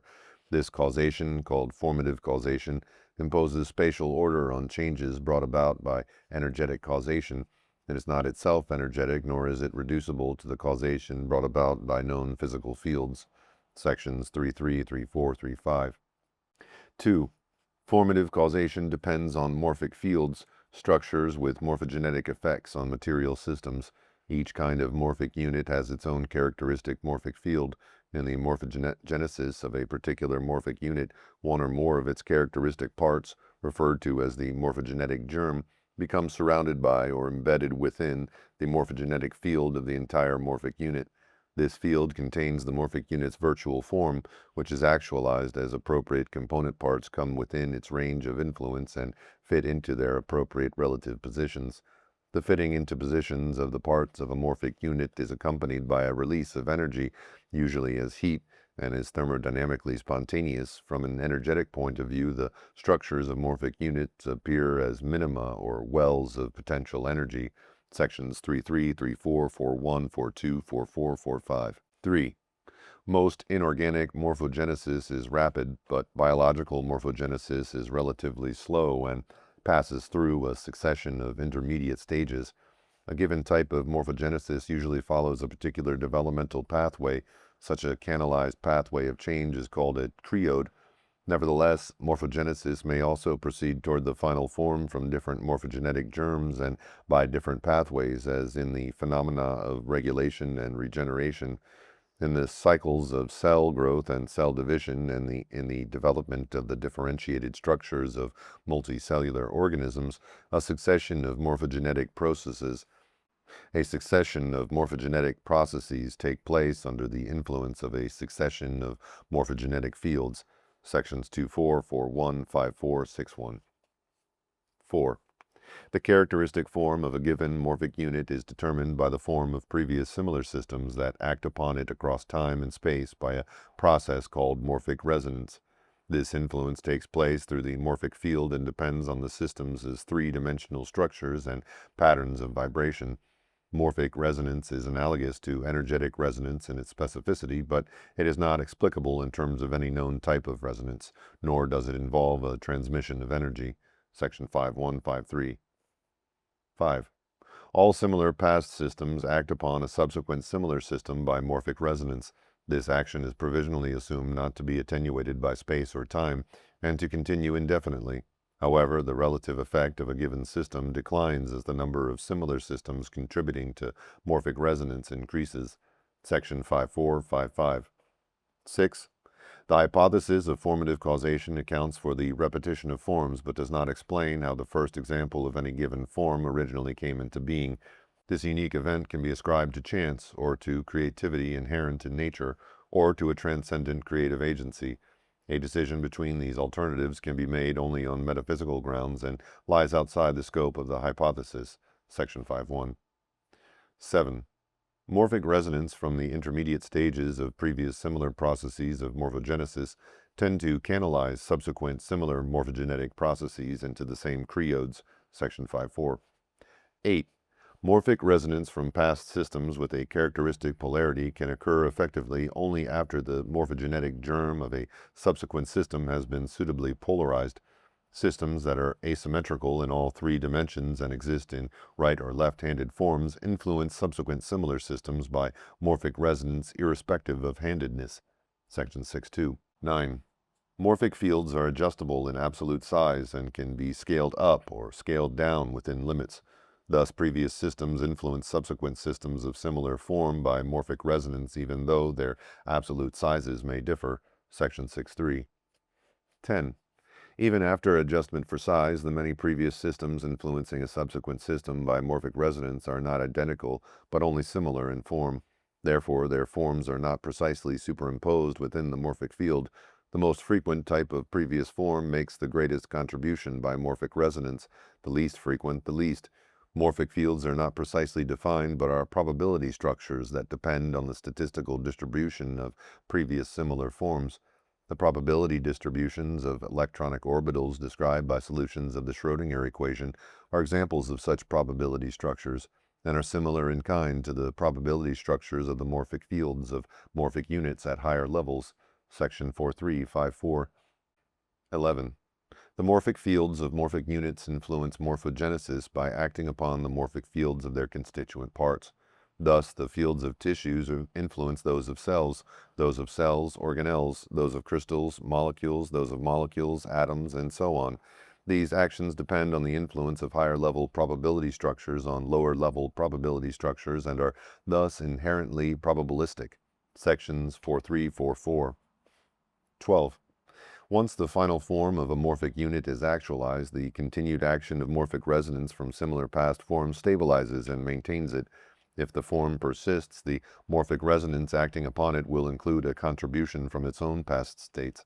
Insofar as the system resembles its own past states more closely than those of other systems, this self-resonance will be highly specific and may be of considerable importance in maintaining the system's identity. Section 6465. 13. The hypothesis of formative causation is capable of being tested experimentally. Section 56. Chapter 7. The inheritance of form. Genetics and heredity. Hereditary differences between otherwise similar organisms depends on genetic differences. Genetic differences depend on differences in the structure of DNA or in its arrangement within the chromosomes, and these differences lead to changes in the structure of proteins or to changes in the control of protein synthesis. In the 20th century, these fundamental discoveries, supported by a large body of detailed evidence, provided a satisfyingly straightforward understanding of the inheritance of proteins and of characteristics that depend more or less directly on particular proteins. For example, sickle cell anemia and hereditary defects of metabolism. By contrast, hereditary differences of form generally bear no immediate and obvious relationship to changes in the structure or synthesis of particular proteins. Nonetheless, such changes can affect morphogenesis in various ways through effects on metabolic enzymes, hormone-synthesizing enzymes, structural proteins, proteins in cell membranes, and so on. Many examples of these effects are already known, but granted that various chemical changes lead to alterations or distortions of the normal pattern of morphogenesis, what determines the normal pattern of morphogenesis itself? According to the mechanistic theory, cells, tissues, organs, and organisms take up their appropriate forms as a result of the synthesis of the right chemicals in the right places at the right times. Morphogenesis is supposed to proceed spontaneously as a result of complex physico-chemical interactions, but in a way that is not yet fully understood because of its complexity. The mechanistic theory leaves open the question of how self-assembly actually works. The hypothesis of formative causation suggests a new way of answering this question, insofar as it offers an interpretation of biological morphogenesis that stresses the analogy with physical processes such as crystallization, as well as ascribing an important role to energetically indeterminate fluctuations. It fulfills rather than denies the expectations of the mechanistic theory. But whereas the mechanistic theory attributes practically all the phenomena of heredity to the genetic inheritance embodied in the DNA, the hypothesis of formative causation enables organisms, in addition, to inherit the morphic fields of past organisms of the same species. This type of inheritance takes place by morphic resonance and not through the genes. So heredity includes both the genetic inheritance of proteins and morphic resonance from similar past forms. Consider the following analogy. The music that comes out of the loudspeaker of a radio set depends both on the material structures of the set and the energy that powers it, and on the transmission to which the set is tuned. The music can, of course, be affected by changes in the wiring, transistors, condensers, etc., and it ceases when the battery is removed. Someone who knew nothing about the transmission of invisible, intangible, and inaudible vibrations through the electromagnetic field might conclude that it could be explained entirely in terms of the components of the radio, the way in which they were arranged, and the energy on which their functioning depended. If he ever considered the possibility that anything entered from outside, he would dismiss it when he discovered that the set weighed the same switched on and switched off.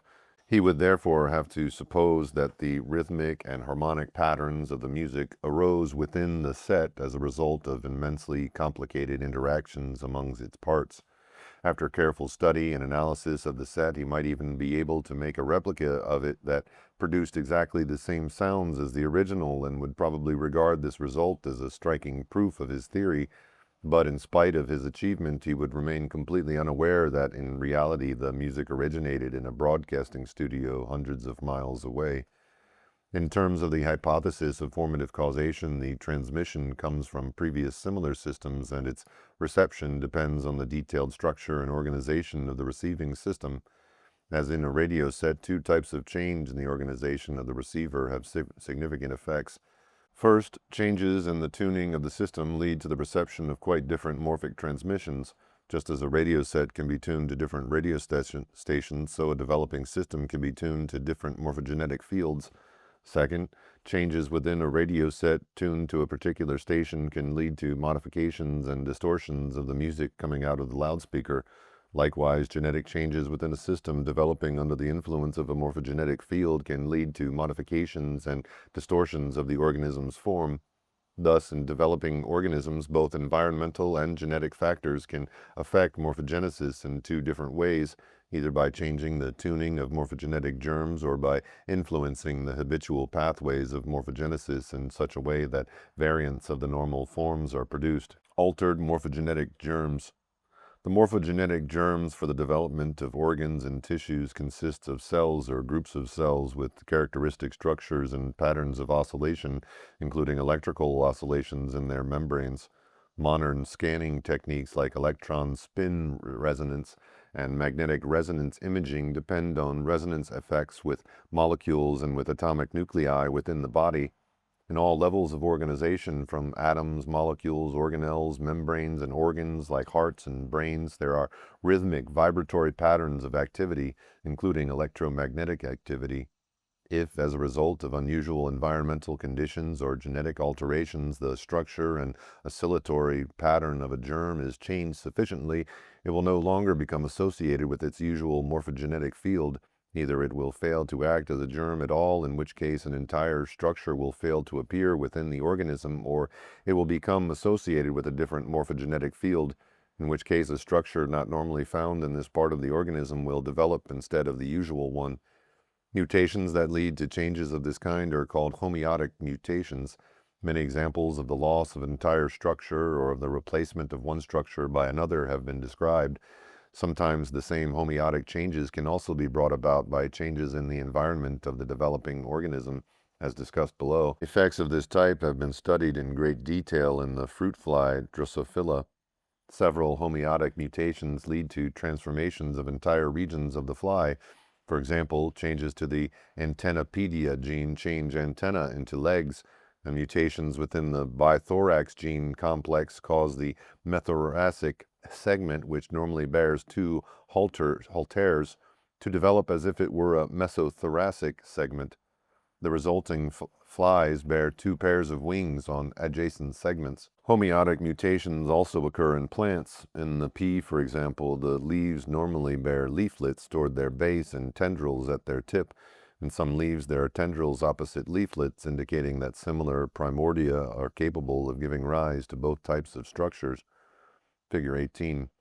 Presumably, cells within these primordia are influenced by factors within the embryonic leaf, causing them to take up the structure and oscillatory pattern characteristic of the morphogenetic germ, either of a tendril or of a leaflet. In one type of homeotic mutant, the formation of tendrils is suppressed and all the primordia give rise to leaflets. In another mutant, due to a gene on a different chromosome, the formation of leaflets is suppressed and all the primordia give rise to tendrils, figure 18. Homeotic genes code for transcription factors, which are proteins that bind to specific parts of DNA, affecting the activity of other genes. The pattern of gene activity they control affects a whole pathway of morphogenesis. In terms of the hypothesis of formative causation, these patterns of gene activity work by influencing morphogenetic germs, affecting their tuning to particular morphogenetic fields. There are many conceivable ways in which they might do this, for example, by coding for proteins that modify the properties of cell membranes, affecting the structures or patterns of activities in the cells of the morphogenetic germ in such a way that they no longer resonate with the usual morphogenetic field, but tune into a different one. This is analogous to changing the tuning circuit of a television set. A mutation in a transistor or condenser in this circuit could cause the TV set to be tuned to a different channel or to lose the ability to tune into any channel at all. Significantly, in evolutionary developmental biology, these homeotic genes are often referred to as field-specific selector genes. Altered pathways of morphogenesis. Whereas the factors affecting morphogenetic germs have qualitative effects on morphogenesis, resulting in the absence of a structure on the substitution of one structure for another, many environmental and genetic factors bring about quantitative modifications of the final forms of structures through their effects on the processes of morphogenesis. For example, in plants of a given cultivated variety grown under a range of environmental conditions, the overall shape of the shoot and root systems, the morphology of the leaves, and even the anatomy of various organs differ in detail, but nevertheless the characteristic varietal form remains recognizable, or when different varieties of the same species are grown in the same environment, the plants differ from each other in many details, although they are all recognizably variants of a characteristic specific form. Genetic and environmental factors influence development through various quantitative effects on structural components, enzymic activities, hormones, etc. Section 7.1. Some of these influences are relatively unspecific and affect several different pathways of morphogenesis. Others may perturb the normal course of development but have little effect on the final form owing to regulation. While certain striking genetic effects may be traceable to particular genes, most depend on the combined influence of numerous genes, the individual effects of which are small and difficult to identify and analyze. According to the hypothesis of formative causation, organisms of the same variety or breed resemble each other not only because they are genetically similar and therefore subject to similar genetic influences during morphogenesis, but also because their characteristic creodes are reinforced and stabilized by morphic resonance from past organisms of the same kind. The morphogenetic fields of a species are not fixed, but changed as the species evolves. The greatest statistical contribution to the probability structures of the morphogenetic fields is from the most common morphological types, which are also those that develop under the most usual environmental conditions. In the simplest cases, the automatic averaging effect of morphic resonance will stabilize the morphogenetic fields around a single, most probable form or wild type. If the species inhabits two or more geographically or ecologically distinct environments in which characteristic growth habits have evolved, the morphogenetic fields of the species will not contain a single most probable form, but a multimodal distribution of forms, depending on the number of morphologically distinct varieties or races and the relative sizes of their past populations. Dominance. At first sight, the idea that varietal forms are stabilized by morphic resonance from past organisms of the same variety may appear to add little to the conventional explanation in terms of genetic similarity alone. However, its importance becomes apparent in considering hybrid organisms that are subject to morphic resonance from two distinct parental types. To return to the radio analogy, under normal circumstances, a set is tuned to only one station at a time, just as an organism is normally tuned to similar past organisms of the same variety. But if the radio is tuned into two different stations simultaneously, the sound it produces depends on the relative strength of their signals. If one is very strong and the other very weak, the latter has little noticeable effect, but if both are of similar strength, the set produces a mixture of sounds from both sources. Likewise, in a hybrid produced by crossing two varieties, the presence of genes and gene products characteristic of both will tend to bring the developing organism into morphic resonance with past organisms of both parental types. The overall probability structures within the morphogenetic fields of the hybrid will depend on the relative strength of the morphic resonance from the two parental types. If both parents come from varieties represented by comparable numbers of past individuals, both will tend to influence morphogenesis to similar extents, giving a combination or resultant of the two parental forms, figure 19a. But if fewer individuals have represented one variety than the other, their smaller contribution to the overall probability structure will mean that the form of the other parental variety will tend to predominate, figure 19b. And if one of the parents comes from a mutant line of recent origin, morphic resonance from the small number of past individuals of this type will make an insignificant contribution to the probability structure of the hybrids, figure 19c. These expectations are in harmony with the facts. First, hybrids between well-established varieties or species usually combine features of both, or are of indeterminate form. Second, in hybrids between a relatively recent variety and a long-established variety, the characters of the latter are usually more or less dominant. And third, recent mutations affecting morphological characters are nearly always recessive. Significantly, mechanistic theories of dominance are both vague and speculative, except in the case of characteristics that depend more or less directly on particular proteins. If a mutant gene leads to a loss of function, for example, by giving rise to a defective enzyme, it will be recessive because in hybrids the presence of a normal gene enables the normal enzyme to be produced, and hence the normal biochemical reactions occur. However, in some cases, the defective gene product might be positively harmful, for example, by interfering with the permeability of membranes, in which case the mutation would tend to be both dominant and lethal. These explanations for dominance in terms of molecular biology are satisfactory as far as they go, but in the absence of any mechanistic understanding of morphogenesis, the attempt to account for dominance in the inheritance of form by extrapolation from the molecular level inevitably begs the question. The conventional genetic theories of dominance are more sophisticated than the purely biochemical theory. They emphasize that dominance is not fixed, but rather evolves, in order to account for the relative uniformity of wild populations, in which most non-lethal mutations are recessive. They assume that the dominance of the wild type has been favored by natural selection. One theory postulates the selection of genes that modify the dominance of other genes, and another theory the selection of increasingly effective versions of the genes that control the dominant characters in question. But apart from the fact that there is little evidence in favor of either and some against both, these theories suffer from the defect that they presuppose rather than explain dominance. They provide only hypothetical mechanisms by which it could be maintained or increased. According to the hypothesis of formative causation, dominance would evolve for a fundamentally different reason. Types favored by natural selection would be represented by larger numbers of individuals than types of lower survival value. As time went on, the former would become increasingly dominant through the cumulative effect of morphic resonance. This hypothesis could in principle be distinguished experimentally from all conventional theories of dominance.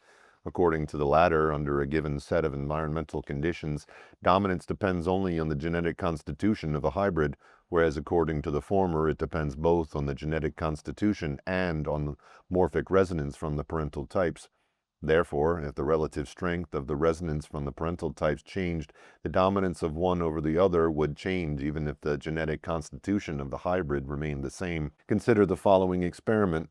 Hybrid seeds are obtained from a cross between plants of a well-defined variety, P1, and a mutant line, P2. Some of these hybrid seeds are placed in cold storage while others are grown under controlled conditions. The characteristics of the hybrid plants are carefully observed, and the plants themselves are preserved. In these plants, the P1 morphology is completely dominant, figure 19c. Then, very large numbers of plants of the mutant type P2 are grown in the field. Subsequently, some of the hybrids are again grown under the same conditions as they were before from the same batch of seeds. Because P2 now makes a greater contribution by morphic resonance, P1 may be only partially dominant, figure 19b. After growing many more P2 plants, the form of the hybrids may be intermediate between the two parental types, that figure 19a. Then still more plants of the P2 type are grown in large numbers. Subsequently, the hybrids are again grown under the same conditions as the previous hybrids from the same batch of seeds. Now the P2 type will make a greater contribution by morphic resonance than P1, and the P2 morphology will be dominant. This result would strongly support the morphic resonance hypothesis of dominance and would be completely incomprehensible from the point of view of orthodox genetic theory. The only problem with this experiment is that it might be difficult to perform in practice, since if P1 is a well-established variety that has existed for a very long time, in the case of a wild variety, perhaps for many thousands or even millions of years, it would not be practicable to grow comparable numbers of the P2 type. The experiment would be feasible only if P1 were a recent variety of which only a relatively small number of individuals had been grown in the past. Family resemblances. Within a given variety, organisms differ from each other in all sorts of minor ways. In an interbreeding population, each individual is more or less unique genetically, and thus tends to follow its own characteristic path of development under the various quantitative influences of its genes.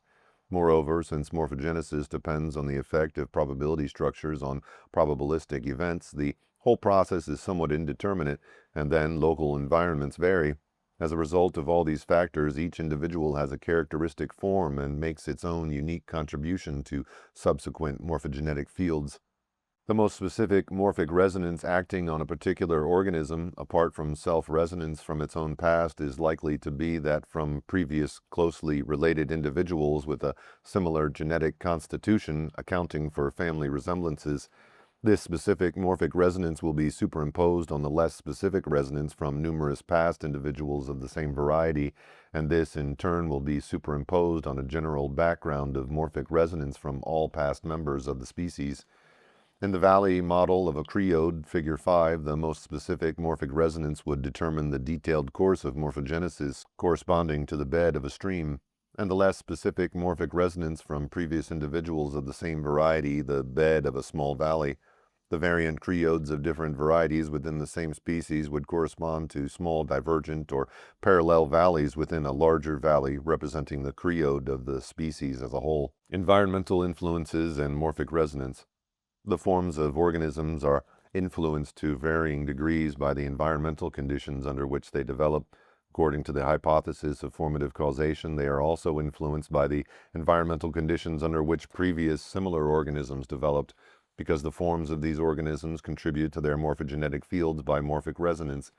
In terms of the radio analogy, the music coming out of the loudspeaker is affected not only by changes within the receiver, but also by changes within the broadcasting studio. If an orchestra starts playing a different piece of music, the radio set produces different sounds, even though its tuning and internal structures remain the same. Consider, for example, a new variety of a cultivated species. If very large numbers of plants of this variety are grown in one environment and very few in others, the former will make a much larger contribution to the probability structures of the varietal morphogenetic fields. Their form will be the most probable form of the variety and will therefore tend to influence the morphogenesis of all subsequent plants of the same variety, even when they are grown in different environments. In order to test this prediction, it would be best to use a new variety of a self-pollinated crop. The plants would be very similar to each other genetically, and there would be no danger of their outcrossing with other varieties. To start with, a few plants would be grown in two very different environments, X and Y, and their morphological characters carefully recorded. Some of the original batch of seeds would be placed in cold storage. Then very large numbers of plants would be grown in environment Y, either in one season or over several generations. Subsequently, using some of the original seeds that had been kept in cold storage, a few plants would once again be grown in environment X. Their morphogenesis should now be influenced by morphic resonance from the large numbers of genetically similar plants grown in environment Y. Consequently, they should show more resemblance to the Y-type morphology than did the original X-type plants. Of course, for a valid comparison of plants grown on different occasions, it would be necessary to ensure that the conditions were practically identical. This would be impossible in the field, but could be achieved relatively easily with an artificially controlled environment in a phytotron. If this result were actually obtained, it would provide positive evidence for the hypothesis of formative causation and would be inexplicable in terms of the conventional theories. The inheritance of acquired characteristics. The influence of previous organisms on subsequent similar organisms by morphic resonance would give rise to effects that could not conceivably occur if heredity depended on only the transfer of genes and other material structures from parents to their progeny. This possibility enables the question of the inheritance of acquired characteristics to be seen in a new light. In the fierce controversy at the end of the 19th and in the early part of the 20th century, both the Lamarckians on the one hand and the followers of Weismann and of Mendel on the other assumed that heredity depended only on the germplasm in general or the genes in particular. Therefore, if characteristics acquired by organisms in response to the environment were to be inherited, the germplasm or the genes would have to undergo specific modifications. The anti-Lamarckians emphasized that such modifications seemed extremely unlikely, if not impossible. Even the Lamarckians themselves were unable to suggest any plausible mechanisms by which these changes could be brought about. On the other hand, the Lamarckian theory seemed to provide a plausible explanation for hereditary adaptations in animals and plants. For example, camels have callosities on their knees. It is easy to understand how these are acquired in response to abrasion of the skin as the camel kneels down, but baby camels are born with them. Facts of this type would make good sense if acquired characteristics somehow became hereditary. However, the neo-Darwinians deny this possibility and offer an alternative interpretation in terms of random mutations. If organisms with the acquired characteristics in question are favored by natural selection, random mutations that happen to produce the same characteristics without the need to acquire them will also be favored by natural selection, and thus the characteristics will become hereditary. This hypothetical simulation of the inheritance of acquired characteristics is sometimes called the Baldwin effect, after one of the evolutionary theorists who first suggested it. In the early part of the 20th century, dozens of scientists claimed to have demonstrated an inheritance of acquired characteristics in various species of animals and plants. The anti-Lamarckians replied with counterexamples, citing the well-known experiment of Weismann in which he chopped the tails off mice for 22 successive generations and found that their progeny still developed tails. Another argument drew attention to the fact that after many generations of circumcision, Jewish men are still born with foreskins. After the suicide of one of the leading Lamarckians, Paul Kammerer, in 1926, Mendelism became established in the West as the almost unchallenged orthodoxy. Meanwhile, in the Soviet Union, believers in the inheritance of acquired characteristics, led by Trofim Lysenko, gained control of the biological establishment in the 1930s and remained dominant until 1964. During this period, many of their Mendelian opponents were cruelly persecuted. This polarization resulted in bitterness and dogmatism on both sides. Epigenetic inheritance. There's now good evidence that acquired characteristics can indeed be inherited. Despite the taboo against Lamarckian inheritance in the West, more and more examples of the inheritance of acquired characteristics continued to accumulate.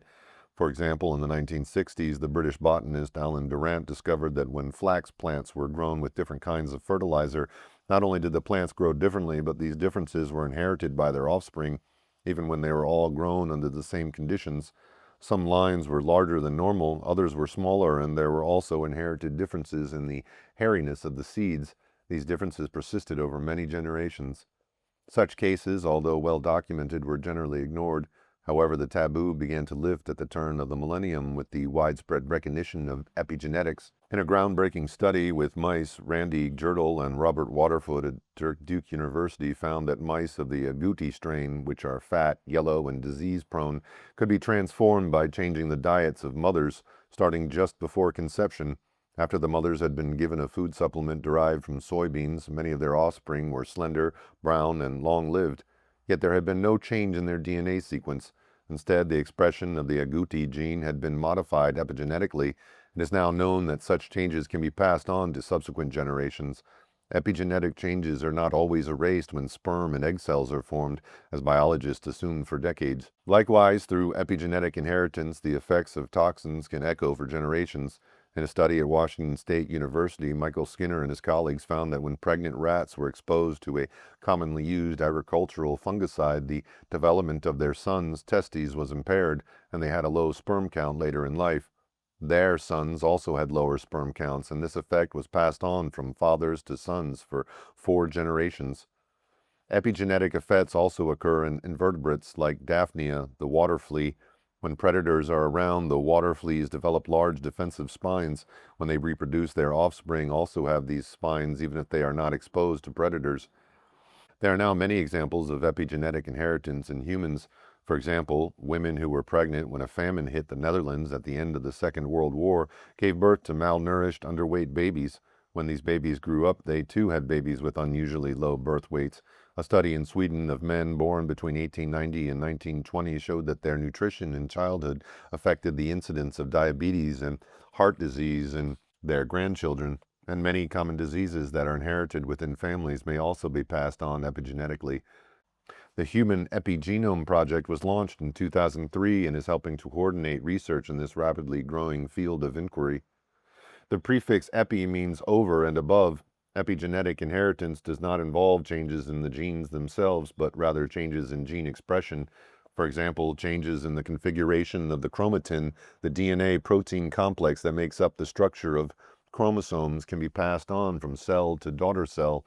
When these changes are transmitted through eggs or sperm, they are inherited. In other words, gene activity can be modified heritably without mutation. Another kind of epigenetic change, sometimes called genomic imprinting, involves the methylation of DNA molecules. There is a heritable chemical change in the DNA itself, but the underlying genes remain the same.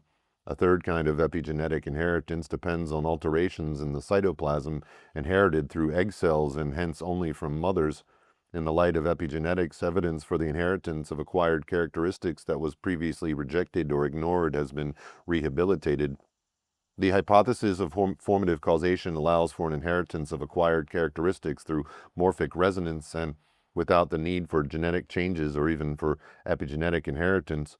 It complements rather than contradicts both these kinds of inheritance and can be distinguished from them by experiment as discussed below. In general, when pathways of morphogenesis are altered by either environmental or genetic factors, similar processes of morphogenesis and subsequent similar organisms will tend to be canalized and stabilized by morphic resonance. The strength of this influence will depend on the specificity of the resonance and on the number of previous similar organisms whose morphogenesis have been altered. This number will tend to be large if the alterations are favored by natural or artificial selection, and small if they are not. Mutilations of fully formed structures do not alter their pathways of morphogenesis unless they regenerate. Hence, mutilations of non-regenerating structures would not be expected to influence the development of subsequent organisms by morphic resonance.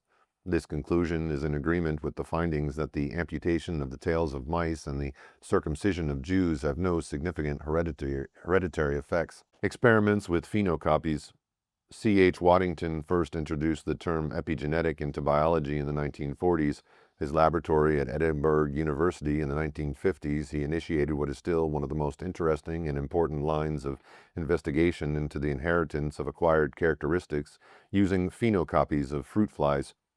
Phenocopies are organisms whose characteristics resemble those produced as a result of genetic mutations, but which arise in response to a change in the environment instead. For example, the four-winged fruit fly shown in figure 17b has a mutation in the bithorax gene complex, exposing the eggs of normal two-winged fruit flies to fumes of either 3 hours after they are laid can produce similar four-winged flies, also known as bithorax flies. This effect occurred not because ether induced specific mutations in the DNA, but because it disturbed the normal pathway of development, much as exposing human embryos to thalidomide resulted in abnormal limbs. Waddington found that by exposing fruit fly eggs to ether generation after generation, the proportion of bithorax flies increased. The phenocopies became more frequent. After 29 generations, some of the offspring of these flies showed the bithorax character without any exposure to ether at all. Waddington called this phenomena genetic assimilation. A characteristic that was acquired in response to a changed environment had become hereditary.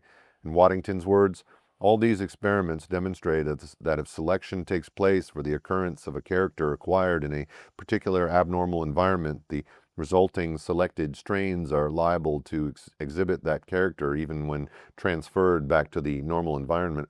As well as this orthodox-sounding interpretation in terms of natural selection, Waddington considered the possibility that some physical or chemical influence from the altered structures in the abnormal flies could have induced heritable modifications in their genes, but he rejected it because the then prevalent doctrines of molecular biology provided no plausible mechanism by which such modifications could occur. His final interpretation emphasized both the role of selection for the genetic potential to respond to the environmental stress by developing abnormally and the canalization of development involved in the modified morphogenesis. To use somewhat picturesque language, one might say that the selection did not merely lower a threshold, but determined in what direction the developing system would proceed once it got over the threshold. Wadding himself coined the word creode to express the notion of directed, canalized development. Figure 5. He thought of the determination of the direction taken by a creode in terms of its tuning, but he did not explain how this canalization and tuning came about, apart from making the vague suggestion that they somehow depended on the selection of genes. The hypothesis of formative causation complements Waddington's interpretation. The creodes and the final forms toward which they are directed depended on morphic resonance from previous similar organisms. The inheritance of acquired characteristics of the kind studied by Waddington depends both on genetic selection and on the direct influence by morphic resonance from the organisms whose development was modified in response to abnormal environments. Epigenetic inheritance may also play a part. Mai Wan Ho and her colleagues at the Open University in Britain repeated Waddington's experiments in the 1980s, but unlike Waddington, they used an inbred strain of fruit flies with very little genetic variability, so there was very limited scope of genetic selection effects. They did not select bithorax flies as the parents of the next generation either. The great majority of the parents were normal-looking. Nevertheless, in the absence of genetic selection effects, they found that treating eggs with ether generation after generation led to an increase in the proportion of bithorax flies. After 10 generations, some of the flies that grew from untreated eggs were bithorax, and so were their descendants, again without ether treatment. The more often that flies developed abnormally, the more probable the bithorax phenocopies became. Experiments at Stanford University in the 1990s also showed that the proportion of bithorax phenocopies increased progressively in successive generations treated with ether. The most remarkable finding in Ho's laboratory was that when the experimental flies had been treated with ether for 6 generations, new batches of flies whose parents had never been exposed to ether reacted more strongly to the same ether treatment. In the first generation, 10% of the progeny were bithorax, and in the second, 20%, compared with 2% and 6% in the first and second generations of the original experimental line. In other words, phenocopies became more probable after similar flies had already developed the bithorax phenocopy, even in flies whose ancestors had never been exposed to ether. This result would be expected on the basis of morphic resonance, but not on any other hypothesis. In setting up new experiments to test for morphic resonance with fruit flies, 2 lines could be compared. In one of them, E, the flies would be descended from stressed parents and the eggs would be treated with ether in every generation. In the other, F, the eggs treated with ether would come from unstressed parents, all of whose ancestors were also unstressed. See Figure 20.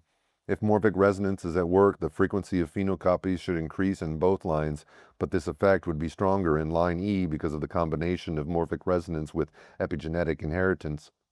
In the 1930s, Richard Goldschmidt, one of the most brilliant geneticists of his generation, found that in fruit flies it is possible to produce practically every known type of mutant as phenocopy by the action of different degrees of heat shock during the sensitive periods of the pupa. Waddington followed up Goldschmidt's observations by studying the effects of heat shocks on fruit fly pupae, looking at the development of veins in the wings. He found that exposing 22-hour-old pupae to a temperature of 40 degrees Celsius caused some of them to develop into cross-veinless phenocopies. In successive generations, the proportion increased.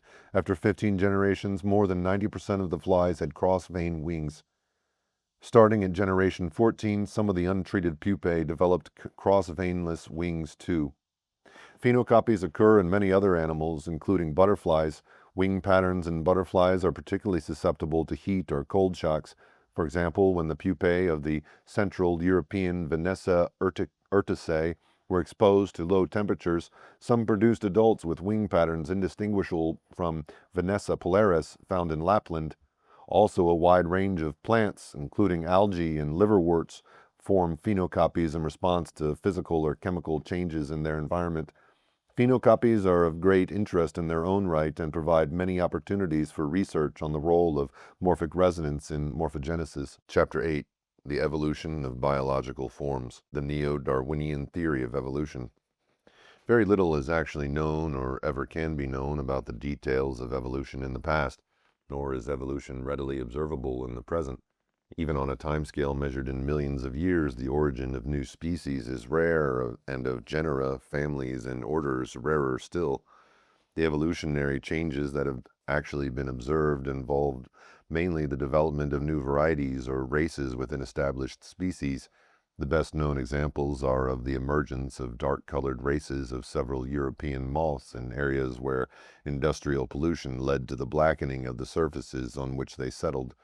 Dark mutants were said to be favored by natural selection because they were better camouflaged and hence less subject to predation by birds. But even the textbook example of the peppered moth turns out to be questionable. The often cited evidence includes deceptive photographs and flawed experiments. With such scanty direct evidence and with so little possibility of experimental tests, any interpretation of the mechanism of evolution is bound to be speculative. Unconstrained by detailed facts, it will largely consist of an elaboration of its initial assumptions about the nature of inheritance and the sources of heritable variation. The orthodox interpretation is provided by the Neo-Darwinian theory, which differs from the original Darwinian theory in two major respects. First, it denies the inheritance of habits, which Darwin accepted. It asserts that heredity is essentially genetic. Second, it assumes that the ultimate source of heritable variability is random mutations of the genetic material. Most neo-Darwinian theorists assume that divergent evolution under the influence of natural selection over long periods of time will lead to not only the development of new varieties and subspecies, but also new species, genera, and families. This view has been disputed on the grounds that the differences between these higher taxonomic divisions are too great to have arisen by gradual transformations. Apart from anything else, the organisms often differ in the number and structure of their chromosomes. Several authors have suggested that these large-scale evolutionary changes occur suddenly as a result of macro-mutations. Monstrous animals and plants in which structures have been transformed, reduplicated, or suppressed provide contemporary examples of such sudden changes. Occasionally, in the course of evolution, hopeful monsters could have survived and reproduced. One argument in favor of this view is that whereas gradual changes under selection pressure should result in forms with a definitive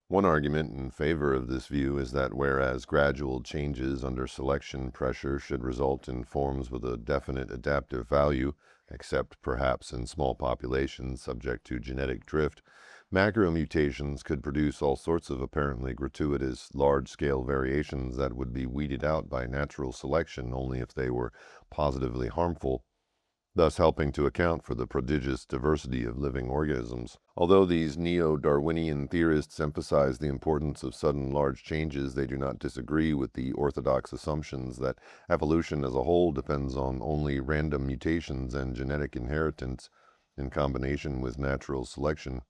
More radical critics object to the implicit or explicit mechanistic assumption that evolution as a whole is entirely purposeless. The metaphysical denial of any creative agency or purpose in the evolutionary process follows from the philosophy of materialism, with which the neo-Darwinian theory is so closely associated.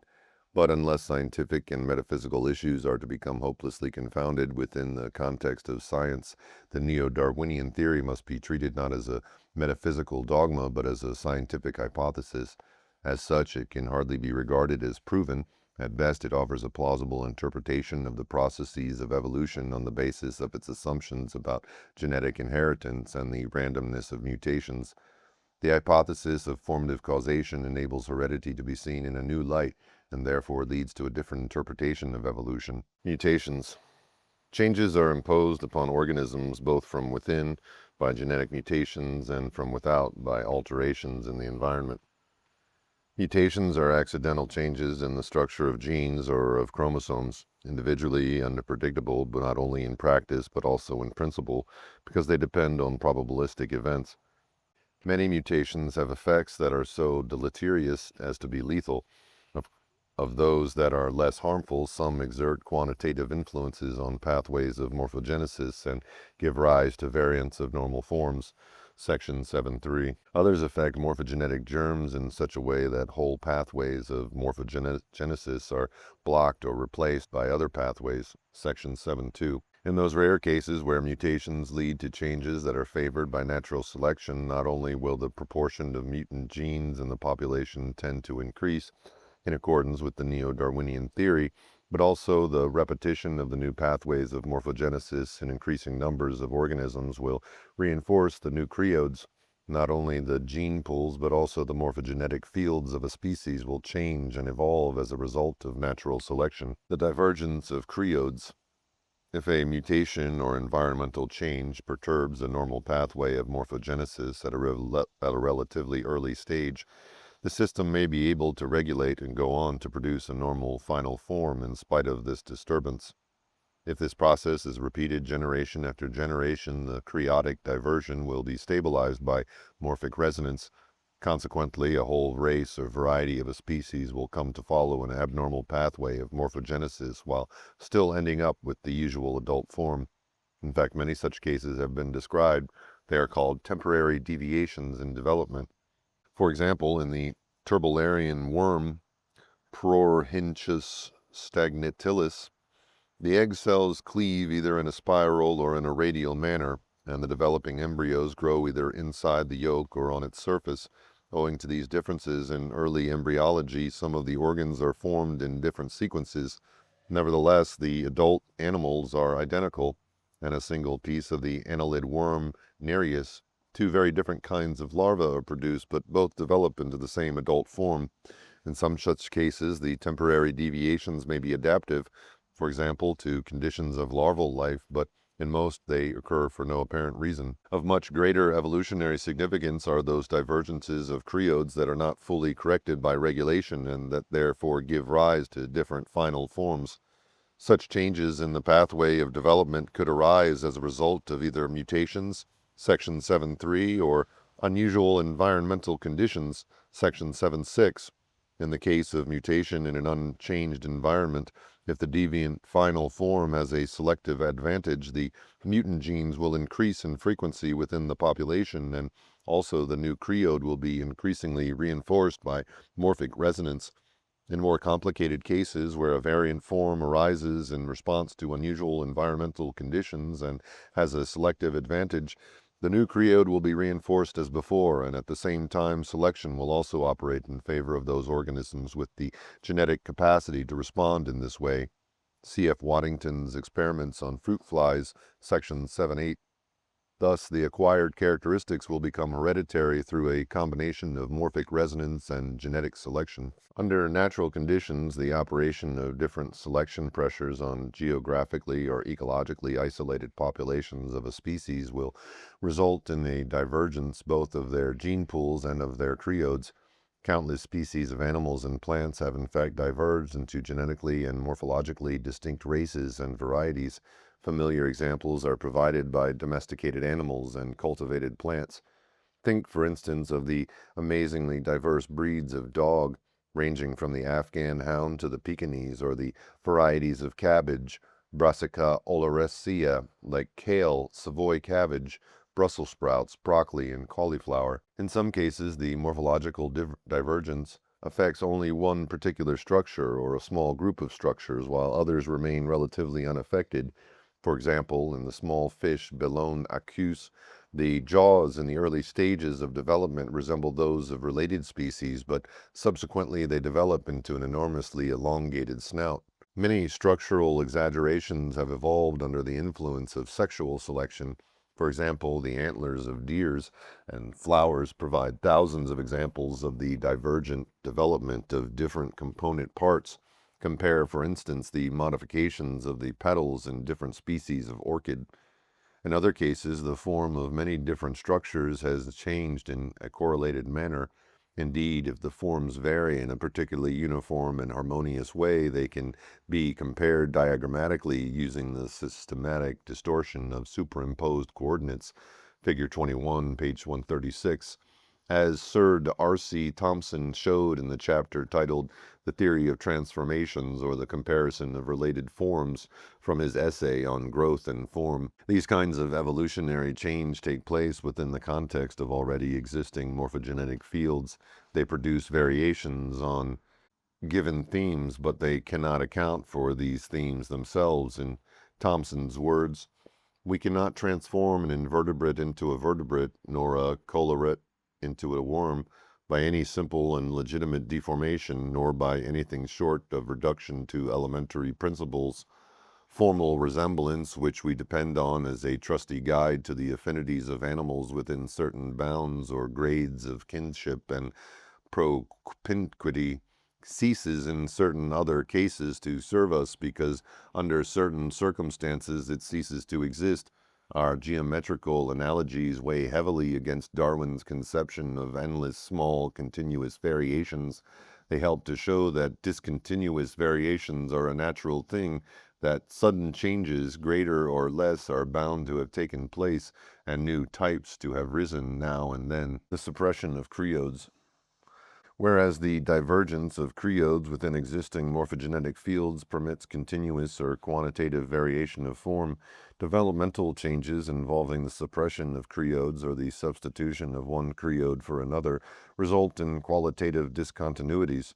According to the hypothesis of formative causation, these effects are caused by homeotic mutations or environmental factors that alter morphogenetic germs. Section 7.2.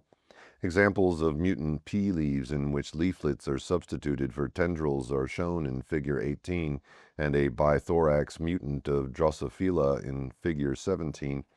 Changes of these types probably occurred frequently in the course of evolution. For example, in certain species of acacia, the leaves have been suppressed and their role taken over by flattened leaf stalks. This process can actually be seen in seedlings where the first formed leaves are typically pinnate. See Figure 22.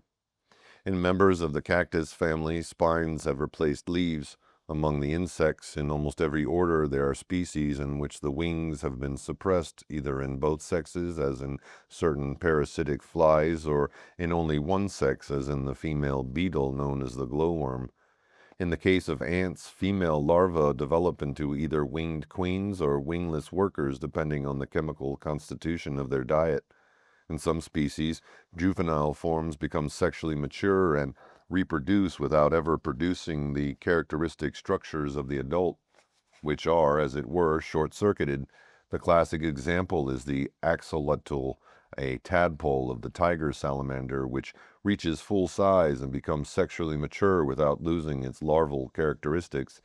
If axolotls are supplied with thyroid hormone, they metamorphose into the air-breathing adult form and move out of the water onto land.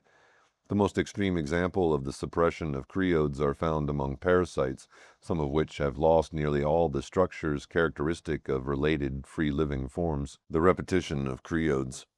In all multicellular organisms, some structures are repeated several or many times. The tentacles of hydra, the arms of the starfish, the legs of the centipede, the feathers of birds, the leaves of trees, and so on.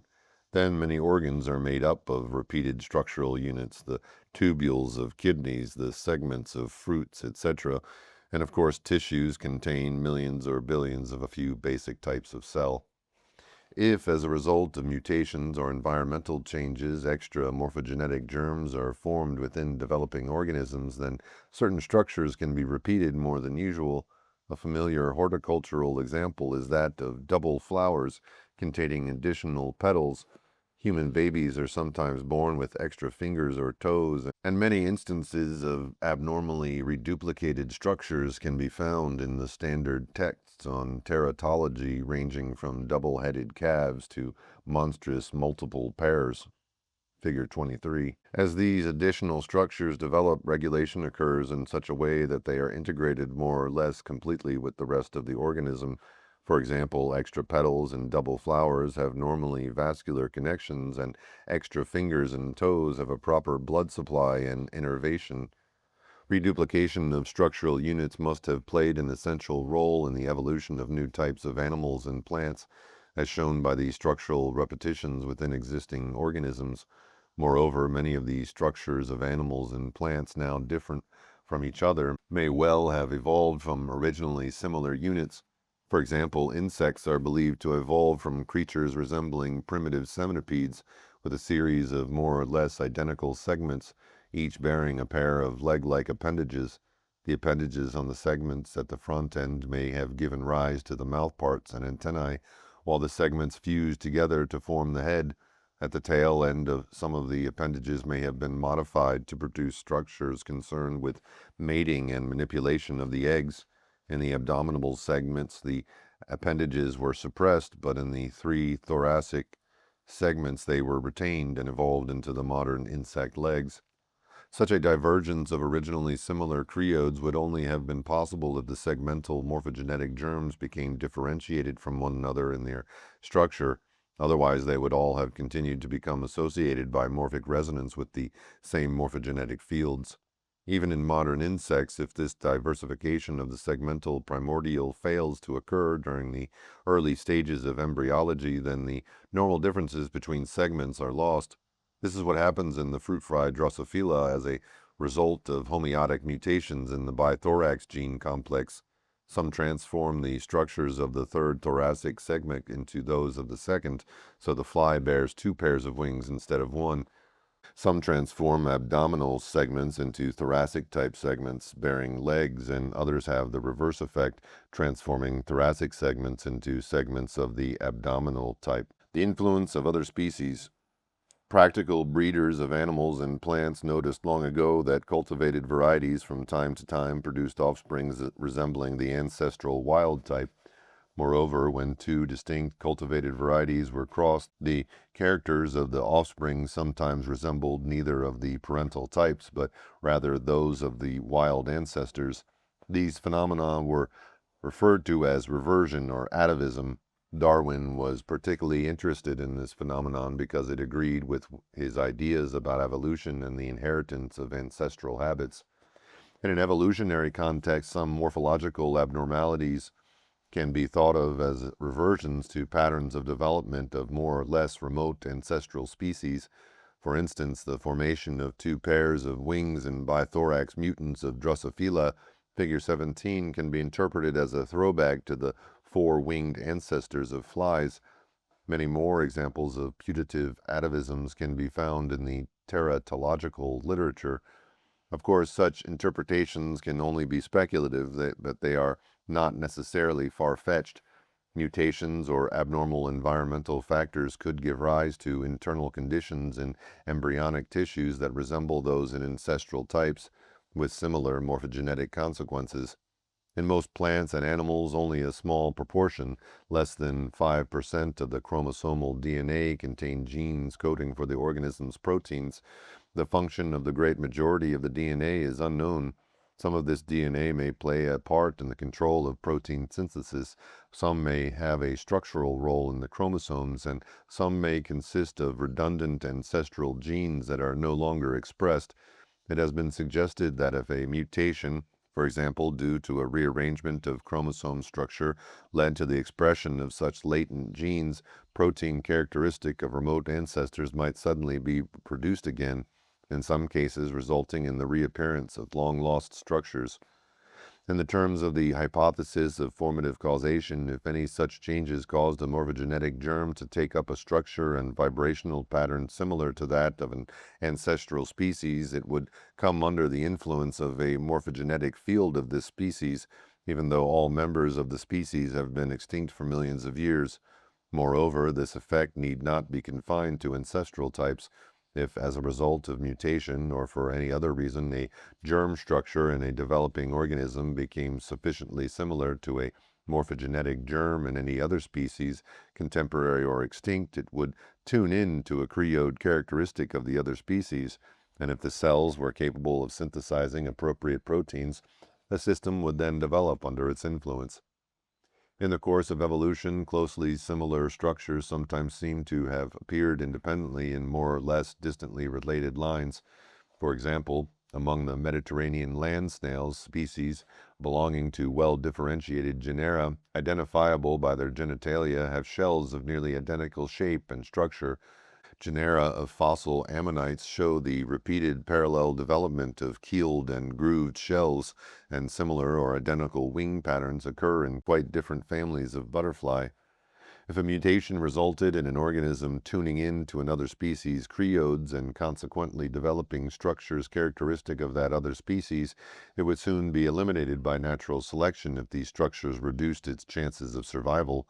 On the other hand, if it were favored by natural selection, the proportion of such organisms in the population would tend to increase. The selection pressures that favored its increase might well resemble those that favored the original evolution of this particular character in the other species, and sometimes the structural resemblance might even be favored for its own sake, precisely because it enabled the organism to mimic members of another species. Thus, evolutionary parallelisms may depend on both one species picking up the morphogenetic fields of another and parallel selection pressures. The origin of new forms. According to the hypothesis of formative causation, morphic resonance and genetic inheritance together account for the repetition of characteristic patterns of morphogenesis in successive generations of plants and animals. Characteristics acquired in response to the environment can become hereditary through a combination of morphic resonance, epigenetics, and genetic selection. The morphology of organisms can be changed through the suppression or repetition of creodes, and some striking instances of parallel evolution can be attributed to the transfer of creodes from one species to another. However, neither the repetition, modification, addition, subtraction, nor permutation of existing morphogenetic fields can explain the origin of these fields themselves. During the course of evolution, entirely new morphic units together with their morphogenetic fields must have come into being. Those of the basic types of cells, tissues, and organs of fundamentally different kinds of lower and higher plants and animals such as mosses, ferns, conifers, spiders, birds, and mammals, and of structures such as feathers and eyes. As discussed in Chapter 12, the origin of new forms can be ascribed to the creative activity of an agency pervading and transcending nature, or to a creative impetus immanent in nature, or to blind and purposeless change. From the point of view of natural science, the question of evolutionary creativity can only be left open. Chapter 9, Movements and Behavioral Fields, Introduction. The discussion in the preceding chapters concerned the role of formative causation in morphogenesis. The subject of this and the following two chapters is the role of formative causation in the control of movement and behavior. Some of the movements of plants and animals are spontaneous, that is to say, they take place in the absence of any particular stimulus from the environment. Other movements take place in response to environmental stimuli. Of course, organisms respond passively to gross physical forces. A tree may be blown over by the wind, or an animal may be carried away by a strong current of water, but many responses are active and cannot be explained as gross physical or chemical effects of the stimuli on the organism as a whole. They reveal the organism's sensitivity to the environment. This sensitivity generally depends on specialized receptors or sense organs. The physical and chemical basis of the excitation of these specialized receptors by stimuli from the environment has been worked out in considerable detail. So has the physiology of nerve impulses, and so has the functioning of the muscles and other motor structures. But very little is known about the control and coordination of behavior. In this chapter, I suggest that just as formative causation organizes morphogenesis through the probability structures of fields that impose pattern and order on energetically indeterminate processes, so it organizes movements and hence behavior. The similarities between morphogenesis and behavior are not immediately obvious, but are easiest to understand in the case of plants and unicellular animals such as amoeba, whose movements are essentially morphogenetic. These are considered first. The movements of plants. Plants generally move by growing. This fact becomes easier to appreciate when they are seen on speeded up films. Shoots stretch out and curve toward the light. Taproots thrust downward into the soil, and the tips of tendrils and climbing stems sweep out wide spirals in the air until they make contact with a solid support and coil around it. The growth and development of plants takes place under the control of their morphogenetic fields, which give them their characteristic forms, but the orientation of this growth is determined to a large extent by the directional stimuli of gravity and light. Environmental factors also influence the type of development. For example, in dim light, plants become etiolated. Their shoots grow relatively rapidly in a spindly manner until they get into brighter light. Gravity is sensed through its effects on starch grains, which roll downward and accumulate in the lowest part of the cells. The direction from which light is coming is detected by the differential absorption of radiant energy on the illuminated and shaded sides of organs by a yellow carotenoid pigment. The sense of touch by which climbing shoots and tendrils locate solid supports may involve the release of a simple chemical, ethylene, from the surface cells when they are mechanically stimulated. The changeover from etiolated to normal growth depends on the absorption of light by a blue protein pigment called phytochrome. The responses to these stimuli involve complicated physical and chemical changes within the cells and tissues, and in some cases depend on the differential distribution of hormones such as auxin.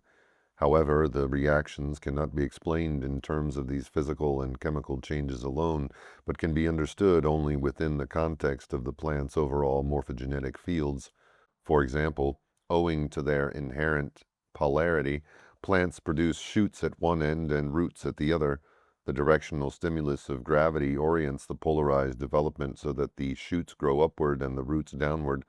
The action of the gravitational field on starch grains within the cells and consequent changes in hormonal distribution are indeed causes of these oriented growth movements, but cannot in themselves account for the pre-existent polarity, nor for the fact that the main shoots and roots respond in exactly opposite senses, nor for the fact that some plants grow into trees, while others are annual or perennial herbs, climbers, or creepers, nor for the particular pattern of branching in the shoot and root systems of different species, such as the patterns in which they spread. The upright form of a Lombardy poplar is very different from the shape of an English oak. All these characteristics depend on the morphogenetic fields. Although most of the movements of plants occur only in young growing organs, some structures retain the ability to move even when they are mature. For example, flowers that open and close again daily and leaves that fold up at night. These movements are influenced by the intensity of the light and other environmental factors.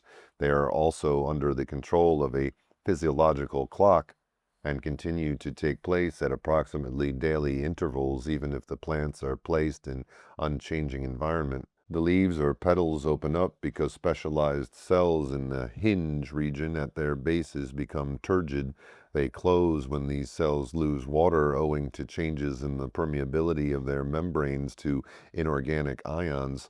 The regaining of turgor in an active, energy-requiring process comparable to growth.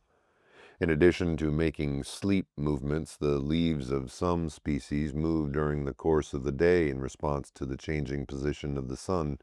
For example, in the pigeon pea, Cajanus cajan, the leaflets exposed to the sun are oriented approximately parallel to the sun's rays, exposing the minimum surface area to the intense tropical radiation, but leaves in the shade orient themselves at right angles to the incident radiation, thus intercepting the maximum amount of light. These responses depend on the direction and intensity of light falling on the specialized leaf joints, the pulvini. Throughout the day, the leaves and leaflets are continuously adjusting their positions as the sun moves across the sky. At night, they take up their vertical sleep positions. The pulvini are sensitive to gravity as well as light. In the sensitive plant Mimosa pudica, the leaflets close up and the leaves point downward at night, as they do in many other leguminous plants. But these movements also occur rapidly during the daytime in response to mechanical stimulation, figure 24. The stimulus causes a wave of electrical depolarization similar to a nerve impulse to pass down the leaf. If the stimulus is strong enough, the impulse spreads to other leaves which also fold up. Similarly, in the Venus flytrap, Dionea muscipula, mechanical stimulation of the sensitive hairs on the surface of the leaf causes an electrical impulse to travel to the turgid hinge cells, which rapidly lose water. The leaf closes like a trap around hapless insects, which are then digested. These movements of leaves and leaflets in response to light, gravity, and mechanical stimulation are made possible by the fact that specialized cells are able to lose water and then grow again. They consequently retain a simplified morphogenetic potential, while that of most other tissues is lost when they mature and cease to grow. The reversible movements of these specialized structures are limiting cases of morphogenesis in which the changes of form have become stereotyped and repetitive, but their quasi-mechanistic simplicity is evolutionarily secondary, not primary. It has evolved from a background in which sensitivity to environmental stimuli is associated with the growth and morphogenesis of the plant as a whole. Amoeboid movement. Amoeba move by the bulk flow of their cytoplasm into growing projections, the pseudopodia. They normally creep along the surface of solid objects by the continued extension of their front ends, but if the pseudopodia are touched, or if they encounter heat or strong solutions of various chemicals, they stop growing. Others develop instead, and so the cell changes course. If the new pseudopodia again encounter any potentially harmful stimuli, they too stop, and the amoeba move off in yet another direction. This system of trial and error continues until they find a pathway without obstacles or unfavorable stimuli. In free-floating amoeba not exposed to any particular directional stimulus, there is no consistent orientation of growth. Pseudopodia keep developing in various directions until one of them comes in contact with a surface along which it can creep. Figure 25. The extension of pseudopodia presumably occurs under the influence of a specific polarized morphogenetic field. The orientation in which new pseudopodia start to form may depend to a large extent on chance fluctuations within the cell. The virtual pseudopodia projected outward from the cell body are then actualized through the organization of contractile filaments and other structures within the cytoplasm. This process continues until the development of the pseudopodia is inhibited by stimuli from the environment or by competition from pseudopodia growing in other directions.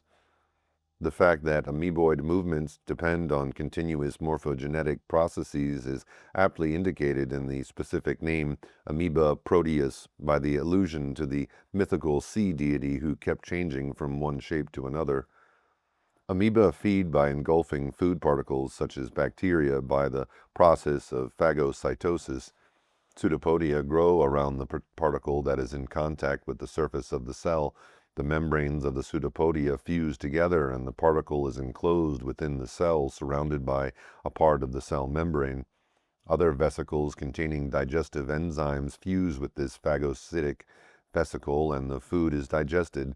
This type of morphogenesis is distinct from that of cellular locomotion and presumably takes place under the influence of a different morphogenetic field, the orientation of which depends on the contact of the potential food particle with the membrane.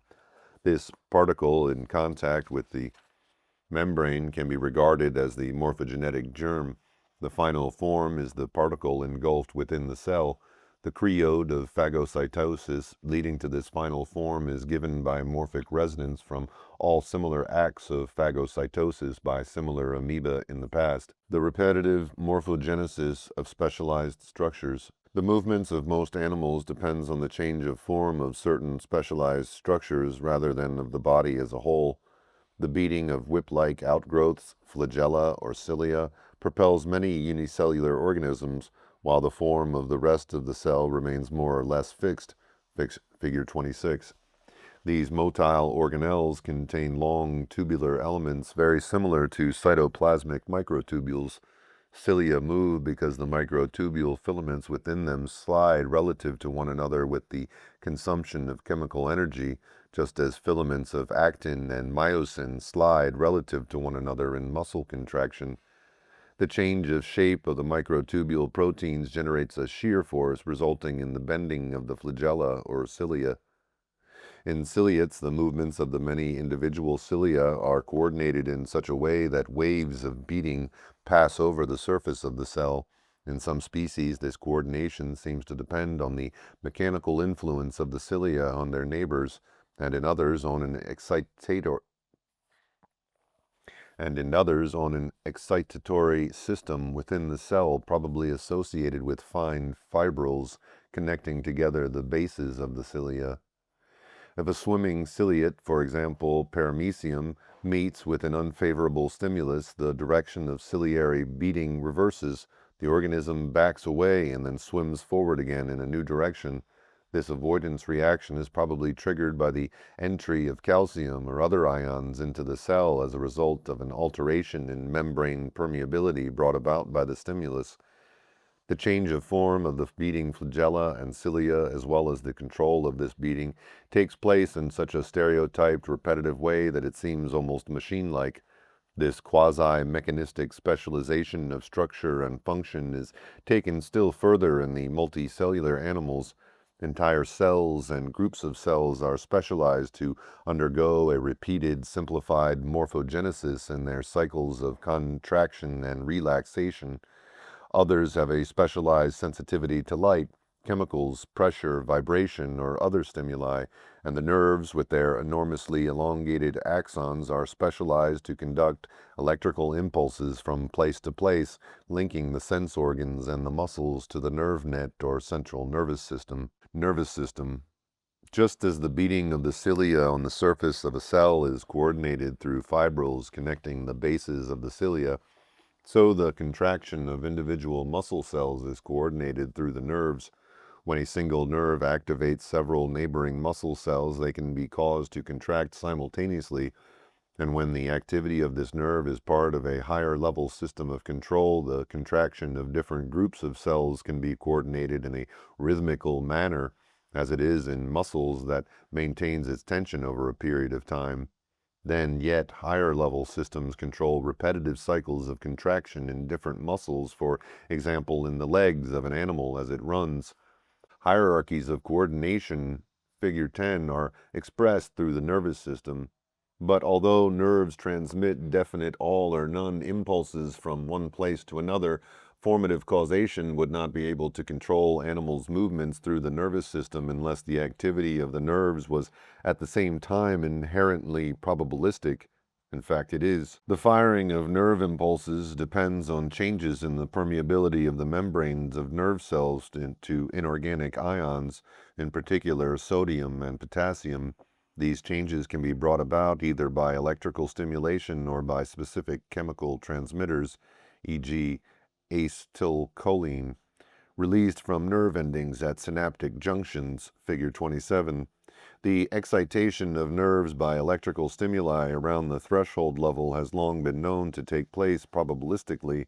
The main reason for this is that the electrical potential across the membrane fluctuates in a random manner.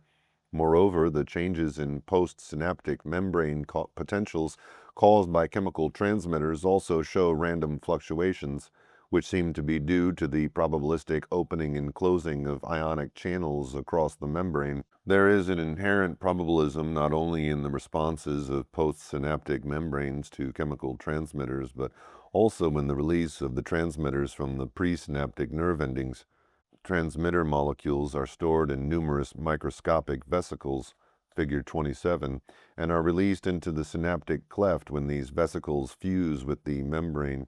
This process occurs spontaneously at random intervals, giving rise to discharges of so-called miniature end plate potentials. The rate of secretion is greatly increased when an impulse arrives at the nerve ending, but here again the fusion of the vesicles with the membrane takes place probabilistically. Within the brain, a typical nerve cell has thousands of fine thread-like projections that end in synaptic junctions on other nerve cells, and conversely, projections from hundreds or thousands of other nerve cells end in synapses on its own surface. Figure 27. Some of these nerve endings release excitatory transmitters that tend to promote the firing of an impulse. Others are inhibitory and reduce the tendency of the nerve to fire. The triggering of impulses depends on a balance of excitatory and inhibitory influences from hundreds of synapses. At any given time in many of the nerve cells in the brain, this balance is poised so critically that firing either occurs or does not occur as a result of probabilistic fluctuations within the cell membranes or synapses. Thus, the deterministic propagation of nerve impulses from place to place within the body is combined with a high degree of indeterminism within the central nervous system, which, on the present hypothesis, is ordered and patterned by formative causation. Morphogenetic fields, motor fields, and behavioral fields. Although the fields controlling the changes of form of the specialized motor structures of animals are in fact morphogenetic fields, they bring about movements rather than net changes of form. For this reason, it seems preferable to call them motor fields. The word motor is used here as an adjective of the noun motion. Motor fields, like morphogenetic fields, depend on morphic resonance from previous similar systems and are concerned with the actualization of virtual forms. Canalized pathways toward a final form or state can be referred to as creodes in the context of motor fields, just as they can in the context of morphogenetic fields. Motor fields, like morphogenetic fields, are hierarchically organized and are in general related to development, survival, or reproduction. Whereas in plants these processes are almost entirely morphogenetic, in animals they also depend on movement. Indeed, in most animals, even the maintenance of the normal functions of the body involves continual movement of internal organs such as the gut, the heart, and the breathing system. Unlike plants, animals need to feed on other organisms in order to develop and maintain their forms. Hence, an important high-level motor field in all animals is that of feeding. At this point, the motor field becomes a behavioral field responsible for organizing inherited or learned patterns of behavior. Behavioral fields are organized in a nested hierarchy or holarchy, figure 10, with higher-level fields coordinating the activity of lower-level fields right down to the motor fields that organize the activity of groups of muscle cells. The behavioral field of feeding organizes subsidiary behavioral fields responsible for finding, securing, and eating the plants or animals that serve as food. Some animals are sedentary and cause food to move toward them in water currents. Some simply move around until they find plants they can eat. Some stalk and hunt other animals. Some make traps to catch their prey. Some are parasitic. Others are scavengers. All these methods of feeding depend on hierarchies of specific creodes. Another fundamental type of motor field is concerned with the avoidance of unfavorable conditions. Amoeba and paramecium show the simplest type of reaction, backing or turning away from the unfavorable stimulus and setting off in some other direction.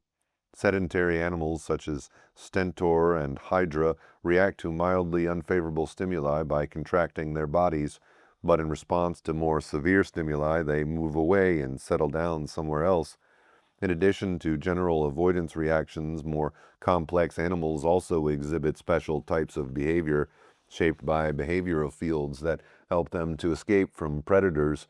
For example, they may run away swiftly or stand their ground and somehow frighten the predator, or freeze in such a way that they are less easily seen. The overall fields of development and survival have as their final form the fully grown animal under optimal conditions. Whenever this state is reached, there is no need for the animal to do anything in particular, but deviations from this state bring the animal under the influence of the various behavioral fields directed towards its restoration. In fact, some deviations are frequent. The animal's continuous metabolism depletes its reserves of food. Changes in the environment expose it to unfavorable conditions, and predators approach it unpredictably. These and other changes are detected by the sensory structures and result in characteristic modifications of the nervous system, either directly or through the release of hormones such as adrenaline. These modifications of the activity of the nervous system provide the germ structures for particular behavioral fields which enter into morphic resonance with previous similar patterns of activity in the same animal or in other similar animals. Both individual and collective memory depends on morphic resonance. The attractor for the overall field of reproduction is the establishment of viable progeny in unicellular organisms and in simple multicellular animals such as Hydra. This is achieved by a morphogenetic process. The organisms divide into two or bud off new individuals. Likewise, primitive methods of sexual reproduction are essentially morphogenetic. Many lower animals, e.g. sea urchins, as well as lower plants, e.g. the seaweed fucus, simply release millions of ova and sperm cells into the water around them. In more complex animals, the sperm are released in the vicinity of the ova as a result of specialized mating behavior. Thus, the overall field of reproduction comes to cover the behavioral fields of searching for a mate, of courtship, and of copulation. Organisms may come under the influence of the first motor field in the sequence as a result of internal physiological changes mediated by hormones as well as olfactory, visual, or other stimuli from potential mates. The end point of the first field constitutes the germ for the second, and so on. Searching for a mate is followed by courtship, which, if successful, leads to the copulation period. In the simplest cases, the final form of the whole sequence is for the male ejaculation and for the female the laying of eggs. In many aquatic organisms, they are simply released into the water, but in land animals, the deposition of eggs often involves complex and highly specific patterns of behavior.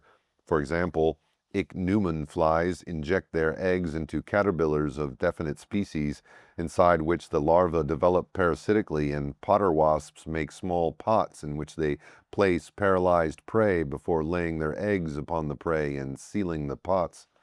In some viviparous species, the young are simply released and abandoned at birth, but when the young are cared for after they are born or hatched, a new range of behavioral fields comes into play, still under the overall field of reproduction of the parents, but at the same time serving the field of development and survival of the young. Consequently, the behavior of the animals takes on a social dimension. In the simplest cases, the societies are temporary and disintegrate when the offspring become independent. In others, they persist, with a consequent increase in the complexity of behavior. Special behavioral fields control the various types of communication between individuals and the differentiated tasks that different individuals perform, but the overall field that organizes the society is a field at a higher level.